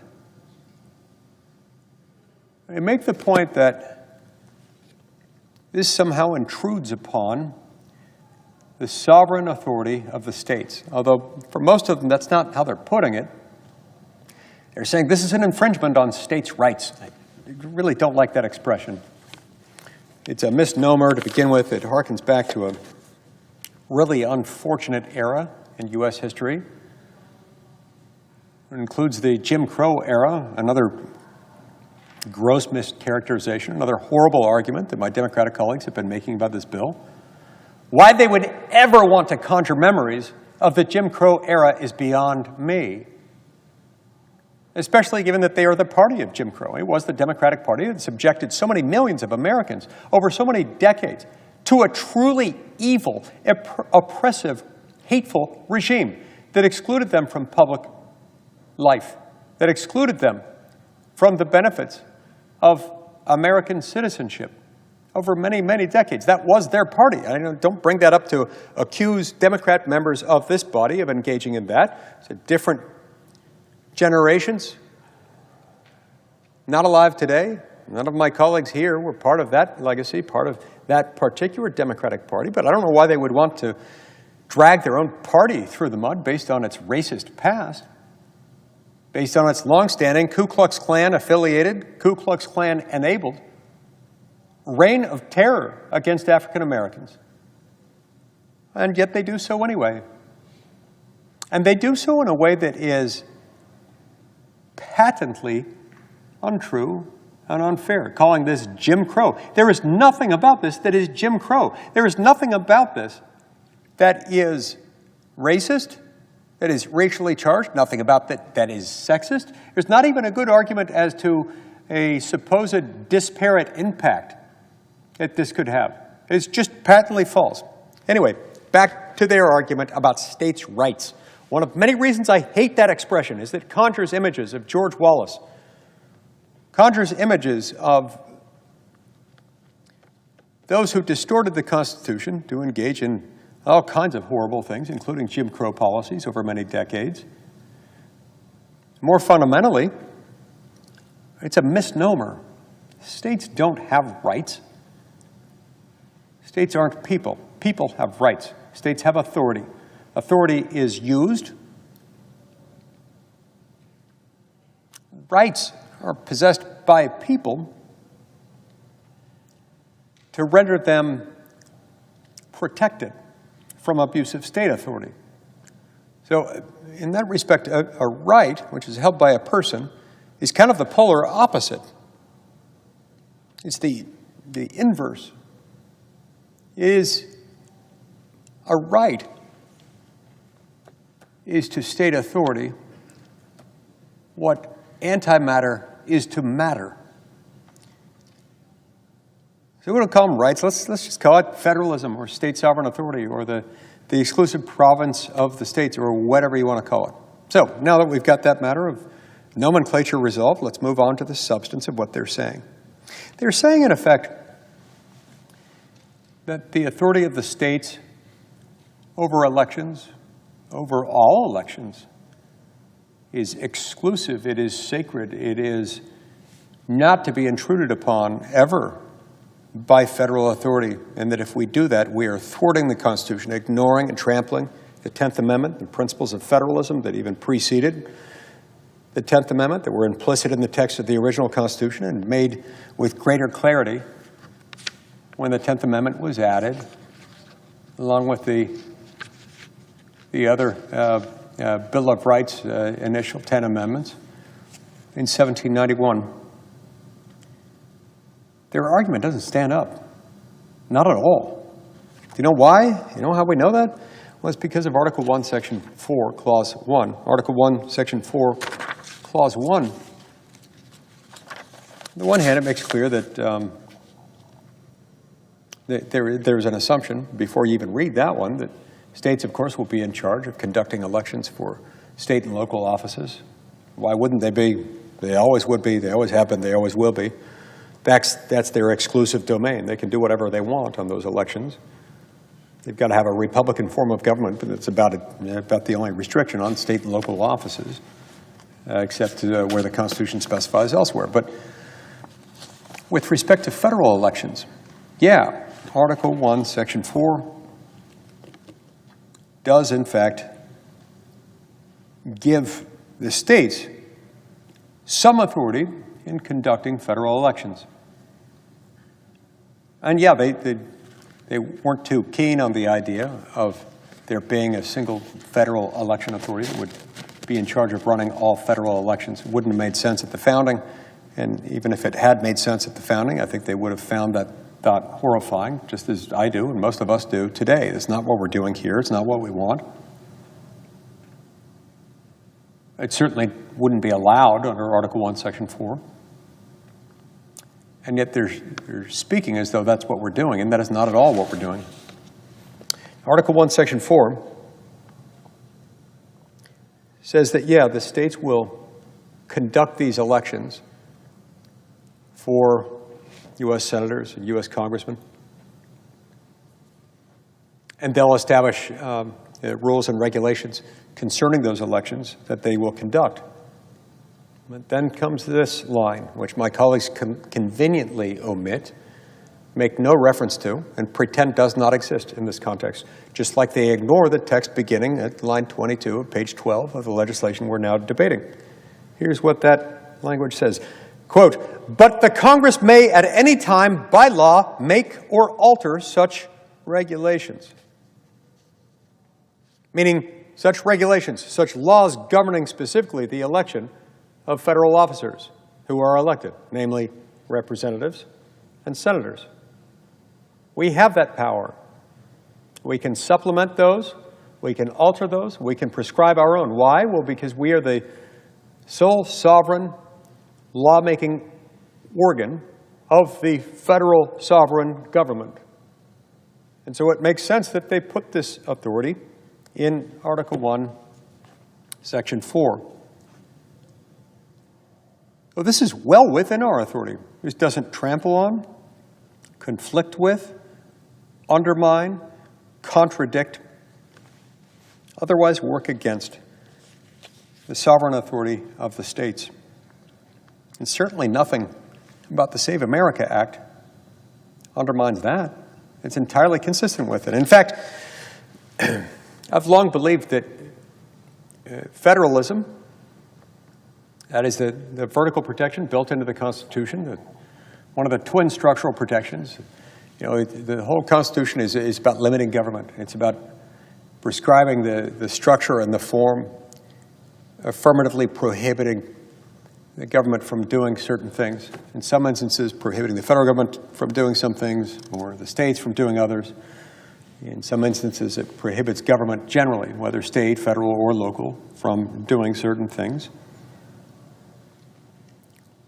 But separate and apart from that, you've got these core structural protections. One operates vertically, on a vertical axis, if you will, and we call that federalism. That's the relationship between the federal government on the one hand and the states on the other. The federal government is depicted, when we depict this graphically, as above, on top of the states, because where the federal government has authority, it is above the states and localities.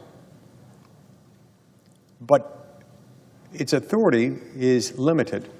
James Madison described this relationship in Federalist 45 when he said the powers of the federal government are few and defined, and those reserved to the states are numerous and indefinite.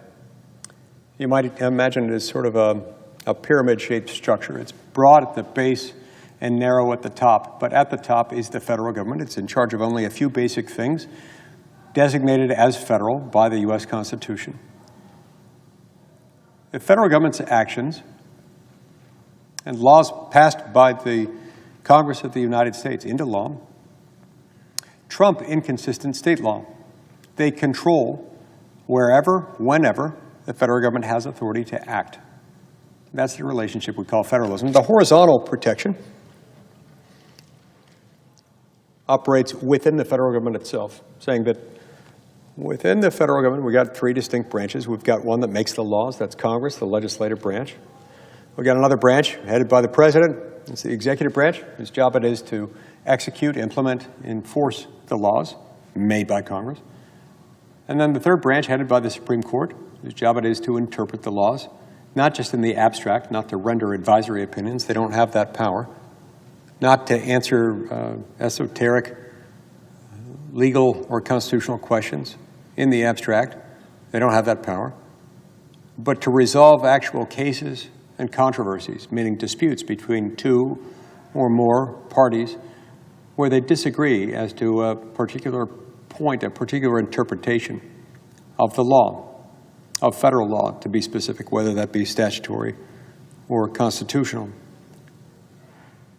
Anyway, back to federalism. The point is, to understand federalism appropriately, you can't assume that either the federal government may always dominate the states, nor that the states may always dominate the federal. Each has to operate within its own sphere.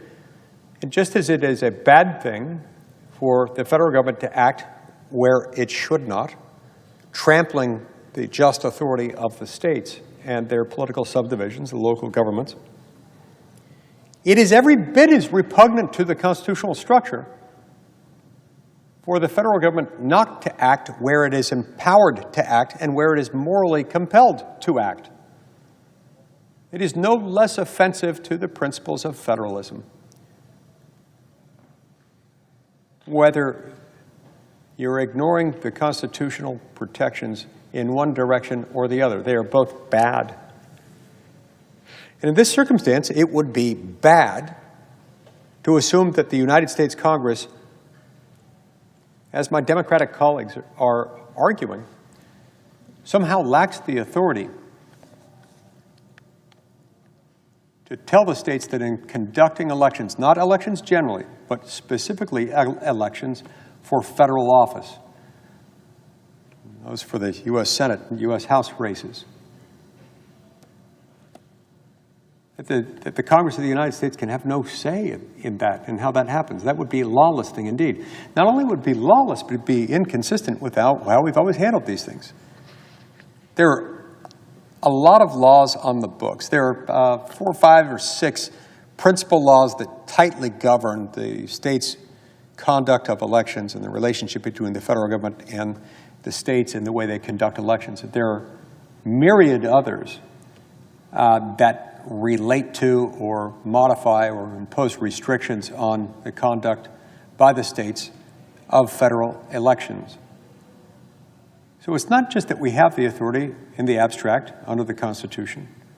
It is also that the Congress has repeatedly exercised that authority in a number of laws, including the federal criminal prohibition imposing a felony offense for anyone who is not a citizen of the United States who casts a vote in a federal election. That is a felony criminal offense. So if that is lawful, and no one here has questioned the constitutionality of that law, and given that no one has questioned the constitutionality of that law, I find it puzzling indeed that they challenge the constitutionality of a law that is designed to make sure that that law is not rendered dead letter, that it's not rendered vestigial, irrelevant, moot, unenforceable, undetectable, or otherwise non-operative. That's exactly what's happening here. That particular provision of law, prohibiting and criminalizing non-citizen voting in U.S. elections, is in fact largely vestigial and inoperative and unenforceable because it's undetectable unless we pass the Save America Act or something akin to it, something that would do something similar to it.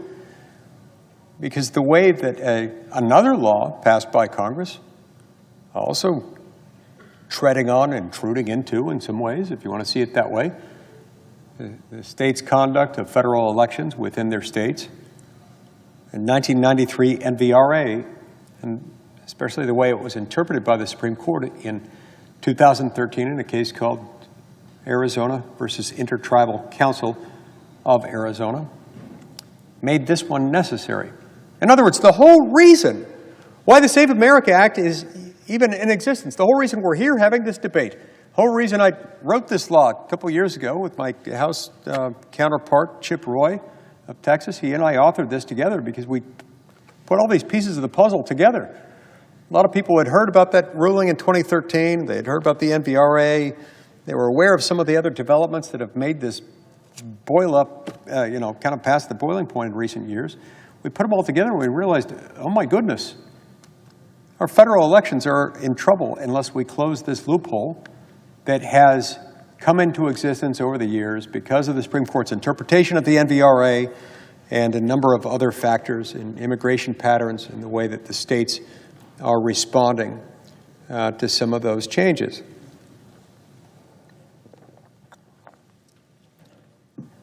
So isn't that ironic? Not one of them has argued that the NVRA is unconstitutional. Not one. Not one of them has argued that the federal criminal ban on non-citizen voting in federal elections is unconstitutional, constitutionally problematic, and consistent with principles of federalism. Not one of them. Not one of them has argued that the Help America Vote Act of 2005, or whenever that one was elected, no, that wasn't 2005, that was earlier. Not one of them has argued that that's unconstitutional. I don't think I've heard them refer to the Voting Rights Act as unconstitutional, or any other federal statute governing the conduct of federal elections. Not one of them has been characterized as unconstitutional. Why is that? And why do they characterize this as unconstitutional or as problematic under principles of federalism? That's curious, isn't it? Makes you wonder. Maybe this isn't really about federalism, just as it's not really about Jim Crow. just as it's not really about misogyny, just as it's not really about Jim Crow 2.0, racism, or people who live in rural communities, or people who have a strange aversion to carrying documents around with them, whatever it is. No, it's not about any of those things. They'll have to tell us what the real reason is. But it makes you wonder, who benefits? Who benefits from a system that makes it really, really easy to vote and really, really easy to cheat?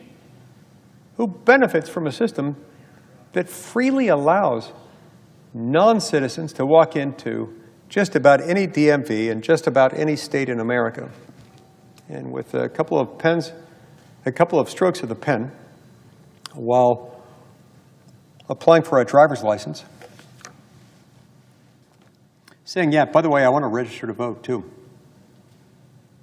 All you have to do while applying for a driver's license is check a box saying, I want to register to vote, and sign your name at the bottom. It says, yeah, it's okay for me to vote. I'm a citizen and otherwise able to vote. Who benefits from that? Could that be the real reason? There's got to be a real reason, or maybe it's a category of real reasons. Because it sure as hell isn't about federalism. And it sure as hell isn't about racism or misogyny or Jim Crow or any of these bullcrap arguments, Mr. President. I hate to say that word in this chamber, but it's true. These are contrivances. These are pretextual arguments.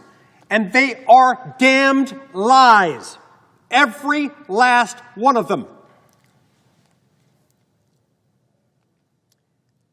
This is appropriate for federal authority. It just is. There are no ifs, ands, and buts about it. And the real stunning thing about this is that the same people in this very chamber who have the audacity to argue that this is somehow incompatible with federalism, these are the same people who between 2021 and 2023 supported a bill in that Congress commonly known as H.R. 1. Do you want to know what H.R. 1 did?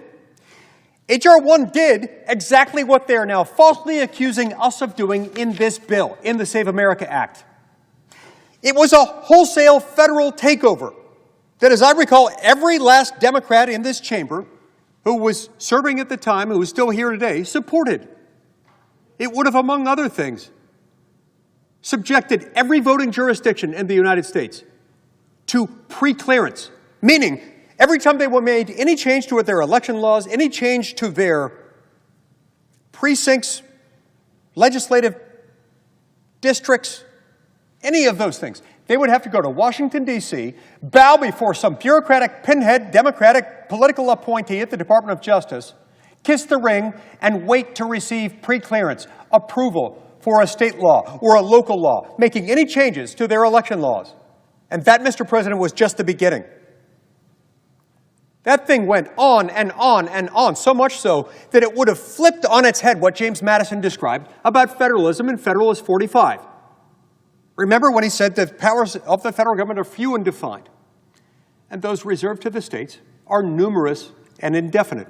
This would have turned that completely upside down in the field of elections and said that the powers of the federal government are numerous and indefinite, and those reserved to the states are few and defined, and, by the way, exercised only at will, only at the sufferance of the benevolent federal sovereign. Mr. President, this is wrong. They should be ashamed of themselves for making this argument, and it's cover for something else. It's cover for the fact that they don't have a legitimate argument, so they have to make up stuff that isn't true, and I'm sick of it. Now, not sick of it in the sense that I'm going to stop for even a second calling them out on it. I'm just getting started. I'm having fun. Fun in the sense that I'm peeling back the layers of the onion, revealing their arguments to be disingenuous, false, and utterly indefensible.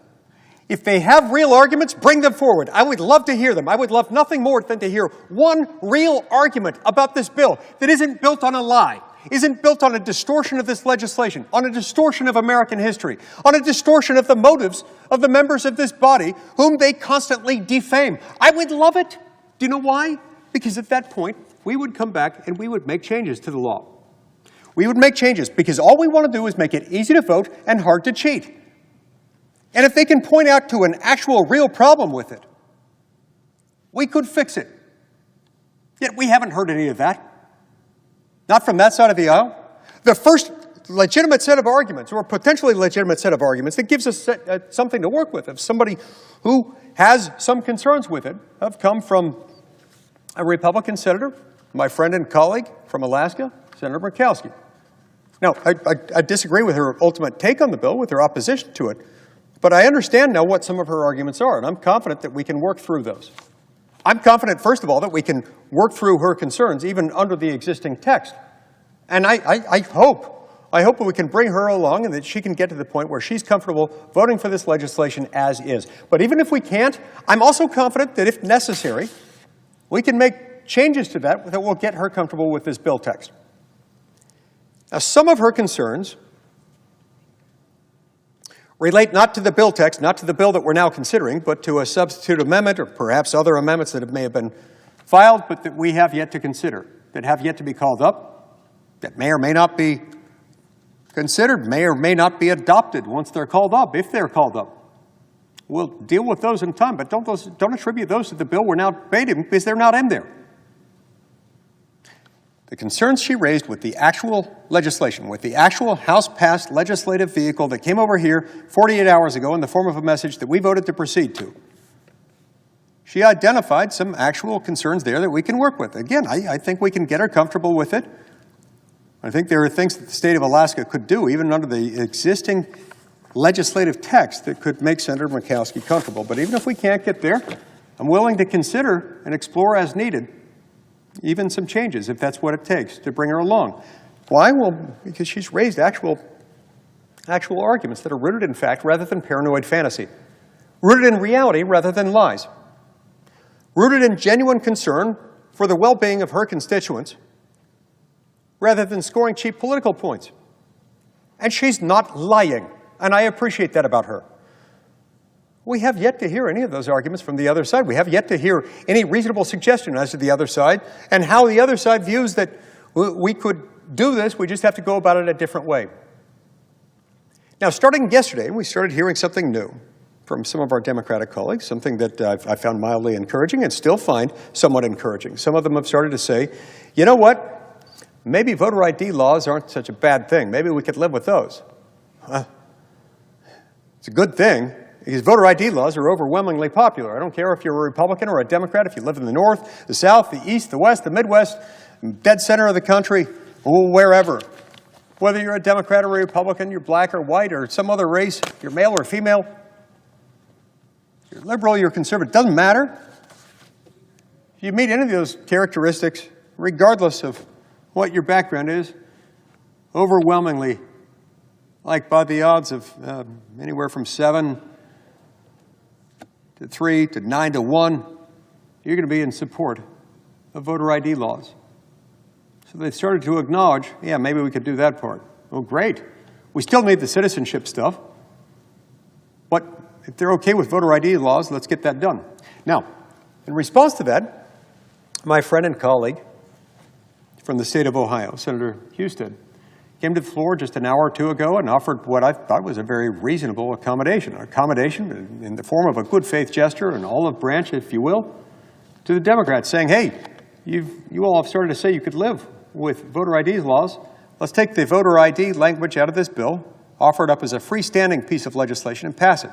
I'm not always a fan of doing that in every case. Sometimes you need everything to pass as one piece. For various reasons, it needs to happen together. This isn't one of those. We can pass that alone. I'd do it right now. Shoot, if my colleagues will agree to it, we can pass it right now. That's what John Husted tried to do just a couple of hours ago. John Husted, he's a smart guy. John Husted knows more about elections and how to run them, and probably not just any member of the Senate here today, but probably any senator who's ever served in our, 239-year history as an institution. And he came and he said, let's try to pass this. We had a chance an hour or two ago to do that. Well, it drew an objection from the Democrats. Why? They've all been saying, hey, we're okay with voter ID laws. It's that citizenship stuff we don't want to deal with. The question of why is another matter. We'll get back to that in a minute. So we said, let's do it. Let's go. Let's freaking go. Let's get this thing passed right now. And then we can move on to the other stuff. I'm not going to give up on the other stuff because we need that too. Open a negotiation if people have got ways of making it better, but let's get this done right now. He offered it up. It drew an objection from the Democrats. What did they say about it?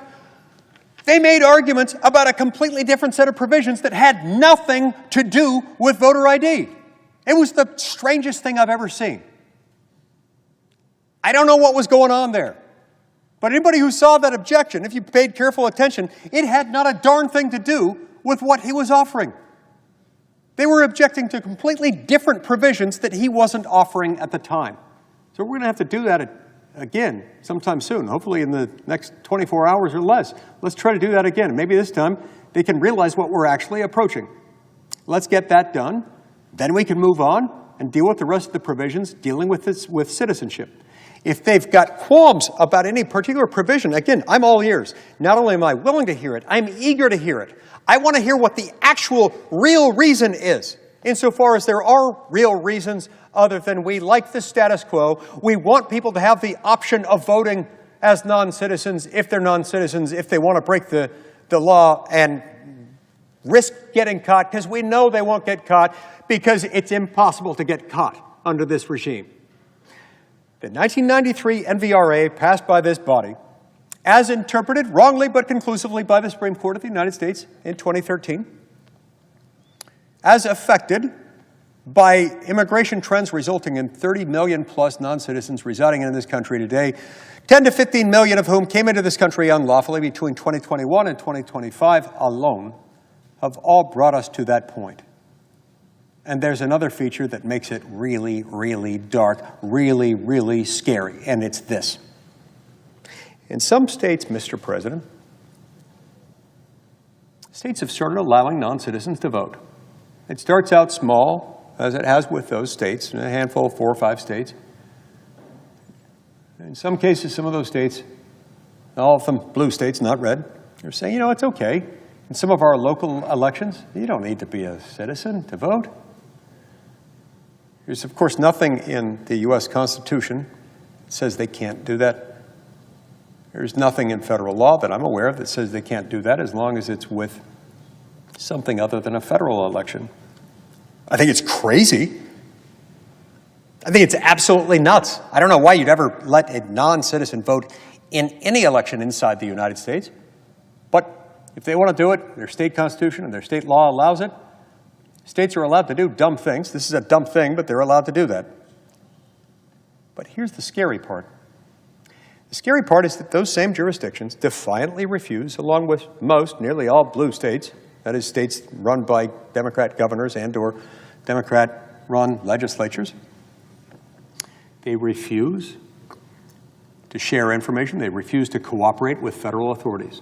The same federal authorities who have been directed under existing law to maintain databases, like the SAVE database, is designed to keep track of who's a citizen and who's not, and voter registration, things like that. These jurisdictions, these blue state jurisdictions, including and especially those that allow non-citizens to vote in their local elections, are defiantly refusing to share their information pursuant to a memorandum of understanding or otherwise with federal authorities whose job it is to keep track of these things.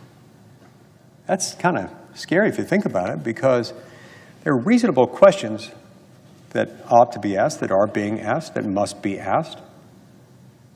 But the fact that, okay, if you're registering non-citizens to vote in those local elections where non-citizens in those jurisdictions are allowed to vote, however misguidedly, it must mean that they're registered. Once they're registered, how exactly is it that you separate out those who are registered to vote as non-citizens in local elections? And how do you prevent those same registered voters from then gaining access to a ballot in a federal election? They've gone mum. They've become mute. They refuse to cooperate. They have stonewalled. They've shut out the federal authorities. They won't tell them their methodology. They don't tell them what they do. They won't show them their voter rolls. That's kind of scary. That shows a level of awareness of their known risk, but perhaps, just maybe, to some of these people, it's not a risk. To some of them, maybe, it's not a bug. It's a feature. what if it's part of their strategy for winning elections? Might that explain why almost no blue state is willing to give them the time of day? Now, sure, they can wrap themselves in the flag. I don't know which flag it is. It's not the American flag. And some sort of flag, and say, we don't want to share information because privacy, because America, because data security. What does that even mean? I mean, first of all, you've got this brooding omnipresence of a government, which I'll be the first to admit has way too much information about all of us all the time. It's spooky. These guys can track down stuff your mother did in second grade. They've got information already on every economic transaction that you've ever engaged in, from the tax data, the banking transaction information, to all the information that the federal government collects through any agency. If you've traveled, they know where and when you've entered and exited the United States. All kinds of data. This is before we even get into what happens under FISA Section 702 with the so-called incidental collection, where you happen to be talking to somebody who, unbeknownst to you, is an agent of a foreign power, and all of a sudden what you thought were private communications are being swept up and loaded onto federal databases that can be searched by your name, knowing that you're a U.S. citizen, knowing that a particular phone number is yours. So yeah, the federal government's got a lot of data. It's spooky. I don't like it. But why all of a sudden are they wrapping themselves in the flag and saying, yeah, no, we're not going to, we don't want the federal government having any ability to review data on our voter files? Why? Why are they all of a sudden concerned about that? Have we ever had a lapse in the SAVE database of something that resulted in the release of personally identifying information? Not to my knowledge. If there were, we'd find ways to find it. And if there were, it would pale in comparison to other data breaches we've had through all kinds of federal agencies. And we're talking about voter registration files that they're wanting to examine and have access to for one purpose and one purpose alone. It's not to track down voters and ask them relentlessly who they're going to vote for. And you have not even heard a nefarious purpose, even one that can be speculated on. It is the supposed motivation for this thing. I don't even know, well, what is they're freaking out on. But more to the point, is a very legitimate reason why they need this information. Why? Well, because we have federal laws, and those federal laws prohibit non-citizens from voting in U.S. elections. And we now have a system in place that allows any non-citizen, any of the 30 million or so, at least a subset of the 30 million or so non-citizens residing in this country,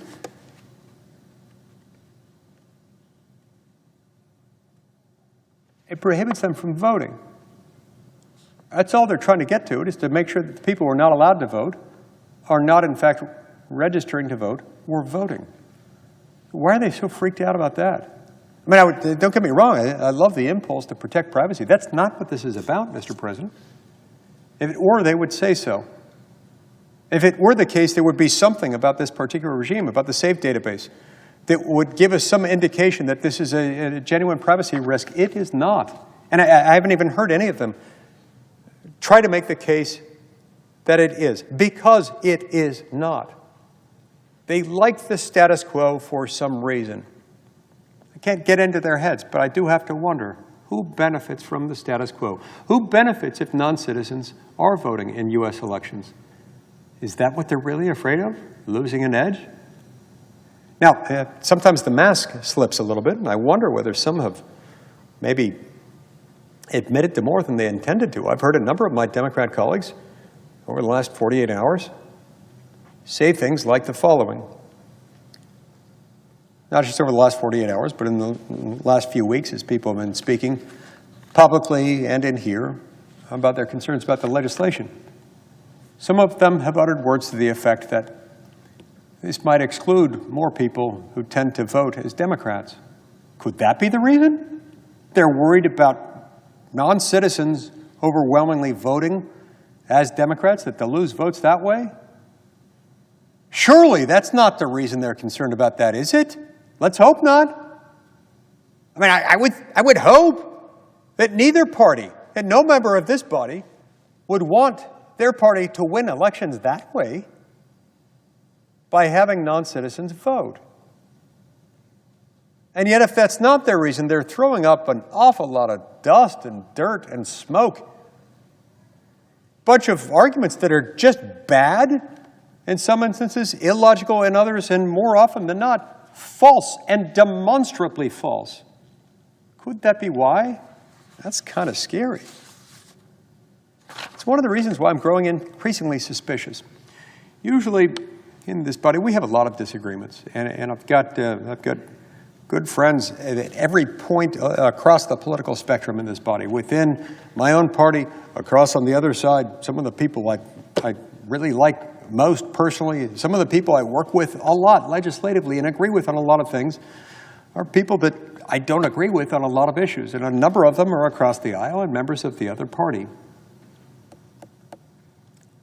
And most of the time, even when we're debating on issues where I know there is genuinely deep-seated, honest disagreement on matters of policy, even if I don't agree with them, and even if they cut more or less along party lines, I can nearly always at least understand their argument, and I can see what the countervailing point is. I can usually articulate, even if I don't share their ultimate conclusion, what their concerns are. Mr. President, I can't do that here, because I have yet to hear a single compelling or even credible argument from the other side on this. The only person I've heard today or in the last 48 hours speak on this floor who is currently opposed to this bill came from the senior senator from Alaska, who raised some observations that, while I don't share her conclusion, I understand where she's going, and I am earnestly desirous to engage in further conversation with her to see if we can close that gap. I think there are ways that this could be implemented, even with the current text, that could satisfy her concerns, which are legitimate. And if we can't do that with the current text to her satisfaction, I would love to be able to, and I think we could accommodate her concerns through some modest legislative changes to the existing text. We'll see where that goes, and I'm optimistic about that. But with the exception of the arguments she's raised, I have yet to hear any credible argument about this bill. What I have heard are arguments made over and over and over again that bear no resemblance to existing federal law, that are indefensible when compared to the actual legislative text that we're considering, to the legislative and historical backdrop against which we are evaluating that legislative text. And so that does make me wonder, why? You know, years ago, maybe 20 years ago or so, as on many occasions, I was planning on watching a Supreme Court argument, and as I sometimes do, I read the briefs before the argument. I was not a litigant in the case, but I was interested in the case. I read the briefs. I came to a pretty firm conclusion, as sometimes happens, as to who was more likely to win the case at the end of the day. When I attended the oral argument the next day, the oral argument didn't go quite as I expected. I had a pretty, I was quite convinced before the argument, based on the briefs. I believe it was the petitioner, and the petitioner is the party who is trying to get the lower court ruling reversed before the Supreme Court. I believe it was the petitioner who I decided was almost certainly going to lose. The lawyer representing the petitioner was one of the more venerated members of the Supreme Court bar, a seasoned practitioner who had argued many, many times before the High Court, one of the best lawyers in America, certainly in the realm of appellate and Supreme Court litigation. His argument surprised me, as did the outcome of the case. The reason the argument surprised me is that unlike every other argument I'd ever seen of or heard about that lawyer arguing, this one strayed pretty far from the arguments raised in the brief. Usually you can't get away with this. I was surprised when he did get away with it, but he got up there, and I don't know how else to describe it other than to say that it reminded me of sort of a who's on first, what's on second routine. He threw out arguments that, to me at least, appeared to be designed only to confuse the members of the court, which is hard to do because now, as was the case then, these are not just 9 people wearing robes, but they're 9 of the smartest legal minds in the entire country. And they're bright. They're not easily distracted. But this lawyer was so good, he got up there and with 30 minutes of who's on first, what's on second, got them so confused that somehow he managed to win the case.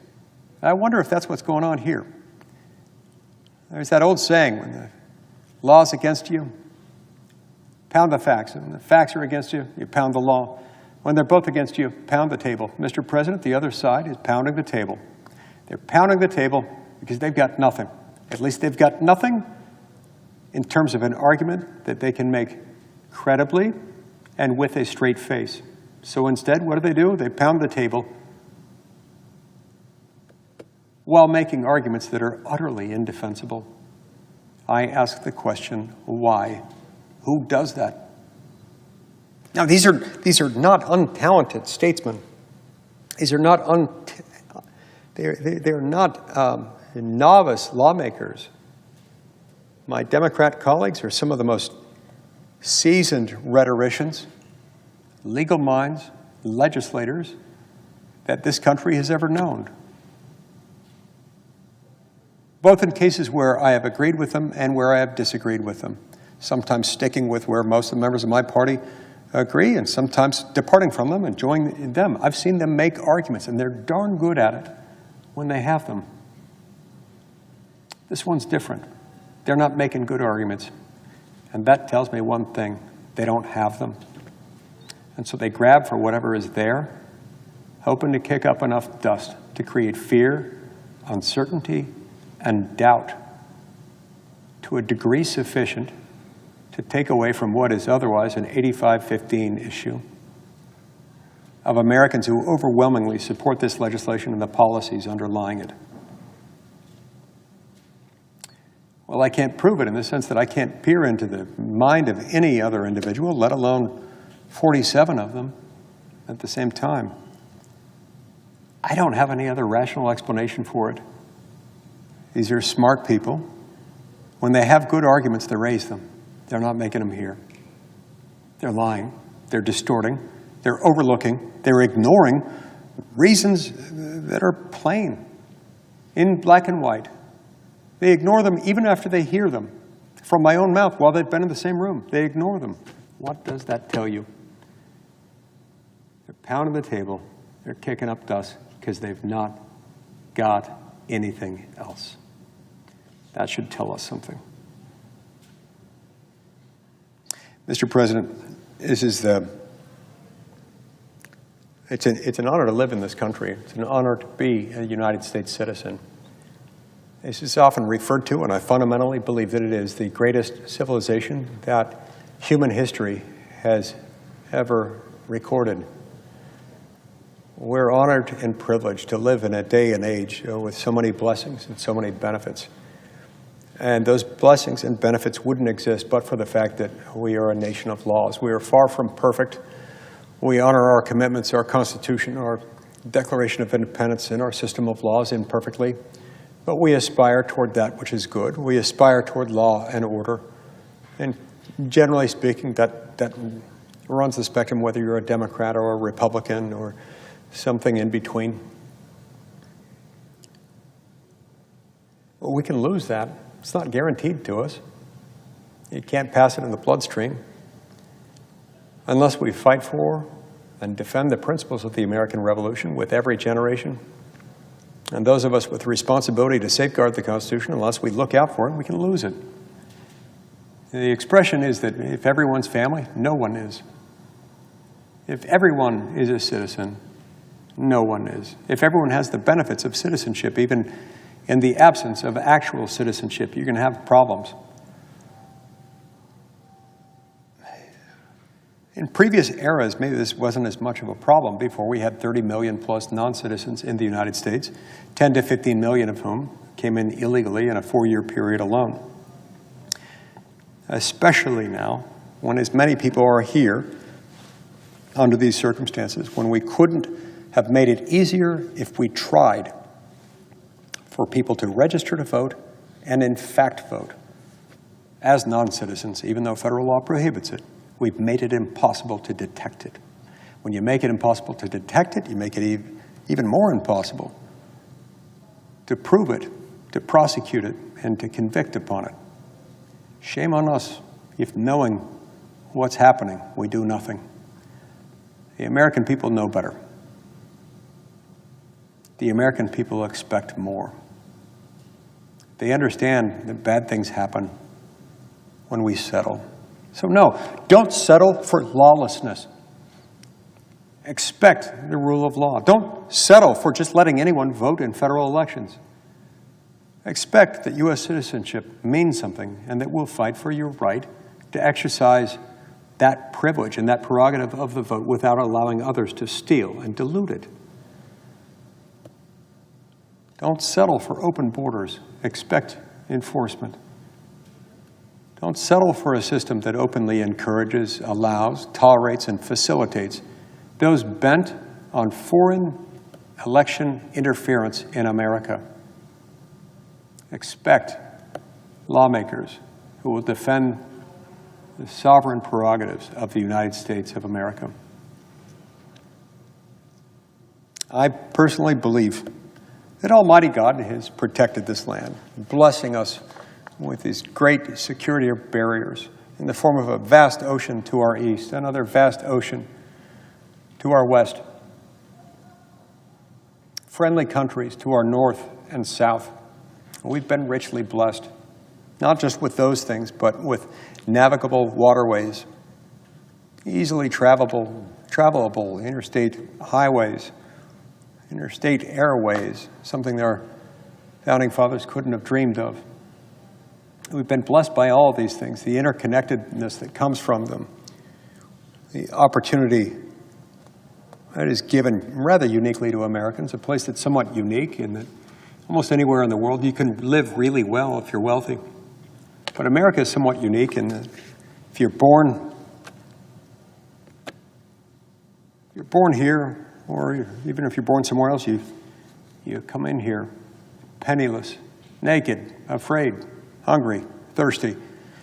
You have the reasonable hope and expectation that if you're reasonably capable, you work hard, and you play by the rules, one day you can retire comfortably, in some cases wealthy. That's something special, and that something depends upon the rule of law, and it depends upon our willingness to look out for those who are citizens of the United States. We don't do this out of malice for those who are not citizens. We do this out of love for those who are. You see, it matters when you're a citizen. It matters that much that we're willing to undertake this fight. I'm willing to continue this fight as long as it takes. I will keep coming back to the Senate floor day after day, week after week, month after month, if it takes that long, and yes, I intend to do that. We will stay on this bill as long as it takes to get it passed. Mr. President, I have promises to keep and miles to go before I sleep. I will stop at nothing until this is done. Thank you, Mr. President.